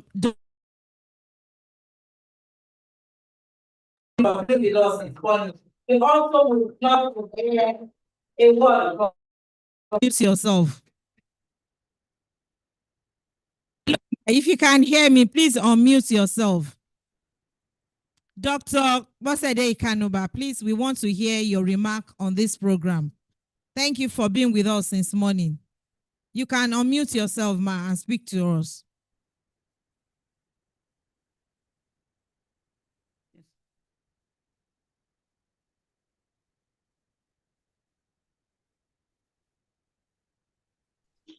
Ma, our revived IPC. Hello, good afternoon, my national chairperson. And all the distinguished guests. Good afternoon, everyone. I want to believe that the program so far has been a huge success. Even though I'm on another program, but I've been coming in on and off. So I want to congratulate my national chairperson. I say this is a good initiative for wanting to bring the webinar across the state chapters. Coming from.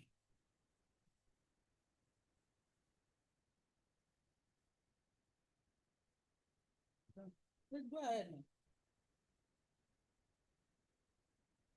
Hello, IPC, please go ahead. Hello. No, she's not. Hello, ma. No, she's not talking about that. Hello? Might just be networking. Hello? Hello? Might just be network.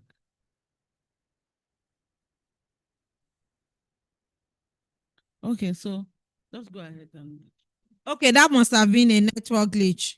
So we want to appreciate our IPC for joining this call since morning.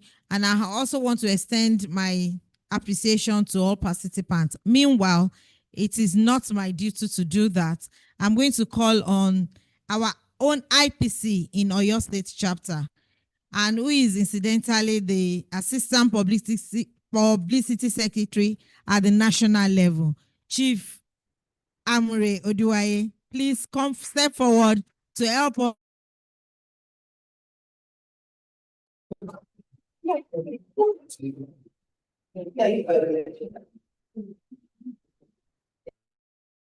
To stand up. We have been sitting down for a very long time, and we need to stretch our body. So, at least, so yeah. Left, right, left, right, left, right. Thank you very much. You can have your seat. Thank you. I appreciate you. Ladies and gentlemen, permit me to stand on the well-established protocols. I want to, first of all, give thanks to Almighty Allah, who has made this possible for us. Because we say we are going to do something 25th of June, and today, here we are. To the glory of Almighty Allah, it was a successful program. Do you agree with me? Yes. I want to congratulate my chairperson, my national chairperson, ma. Congratulations, ma, at least for a successful hosting of this program. Ladies and gentlemen, esteemed guests and fellow participants, I'd like to express my sincere gratitude to everyone involved in organizing this seminar. This starts from our sponsor, The Hedge, in collaboration with Swit National. They give this honor to us in Oyo State because they know we are the pacesetters.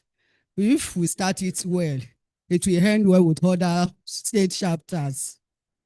We want to say thank you. Your efforts have provided us with valuable insights into the latest tax regulations and best practices. For the organizer, thank you for planning and executing this exciting event. To our speakers, they are all wonderful. I want to say we enjoy your presentation, and your expertise and presentation have been an exciting one. It is enlightening. In fact, we learned a lot from it. Thank you very much. We are looking forward to have you some other time. To all participants, my professional colleagues,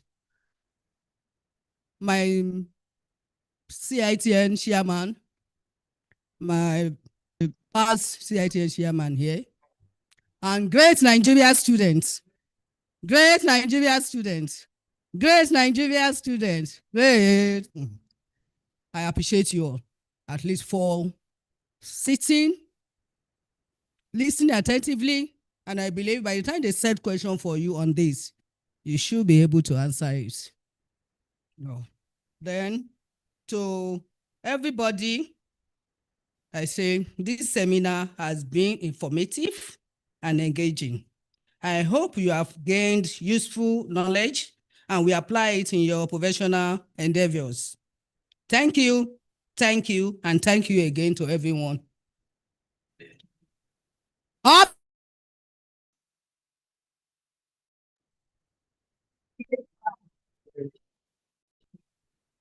Thank you.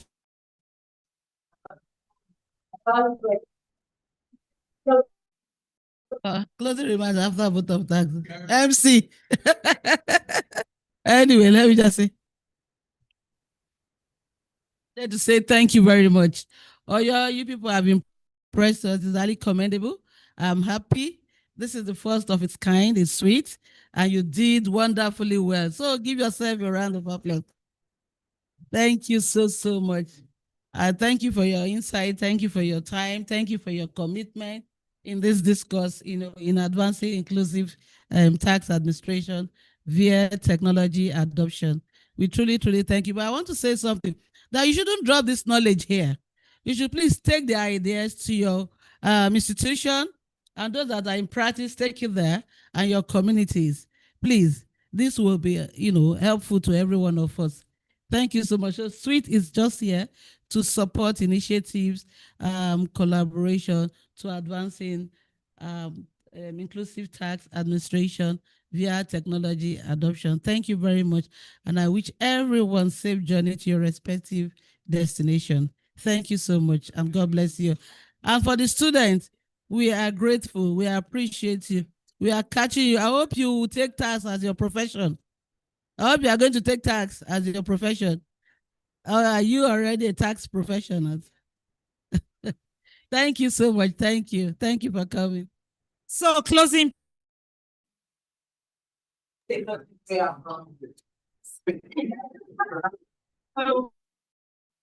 This program a successful one, and I pray each and every one of us will get home safely, and I hope we have more of this program. Bismillah.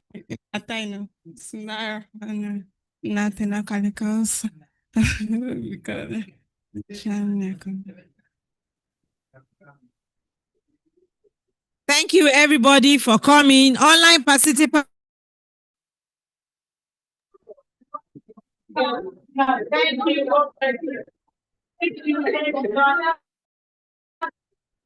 The media team, the Edge, the American Open University of Technology, we are grateful. Thank you very much.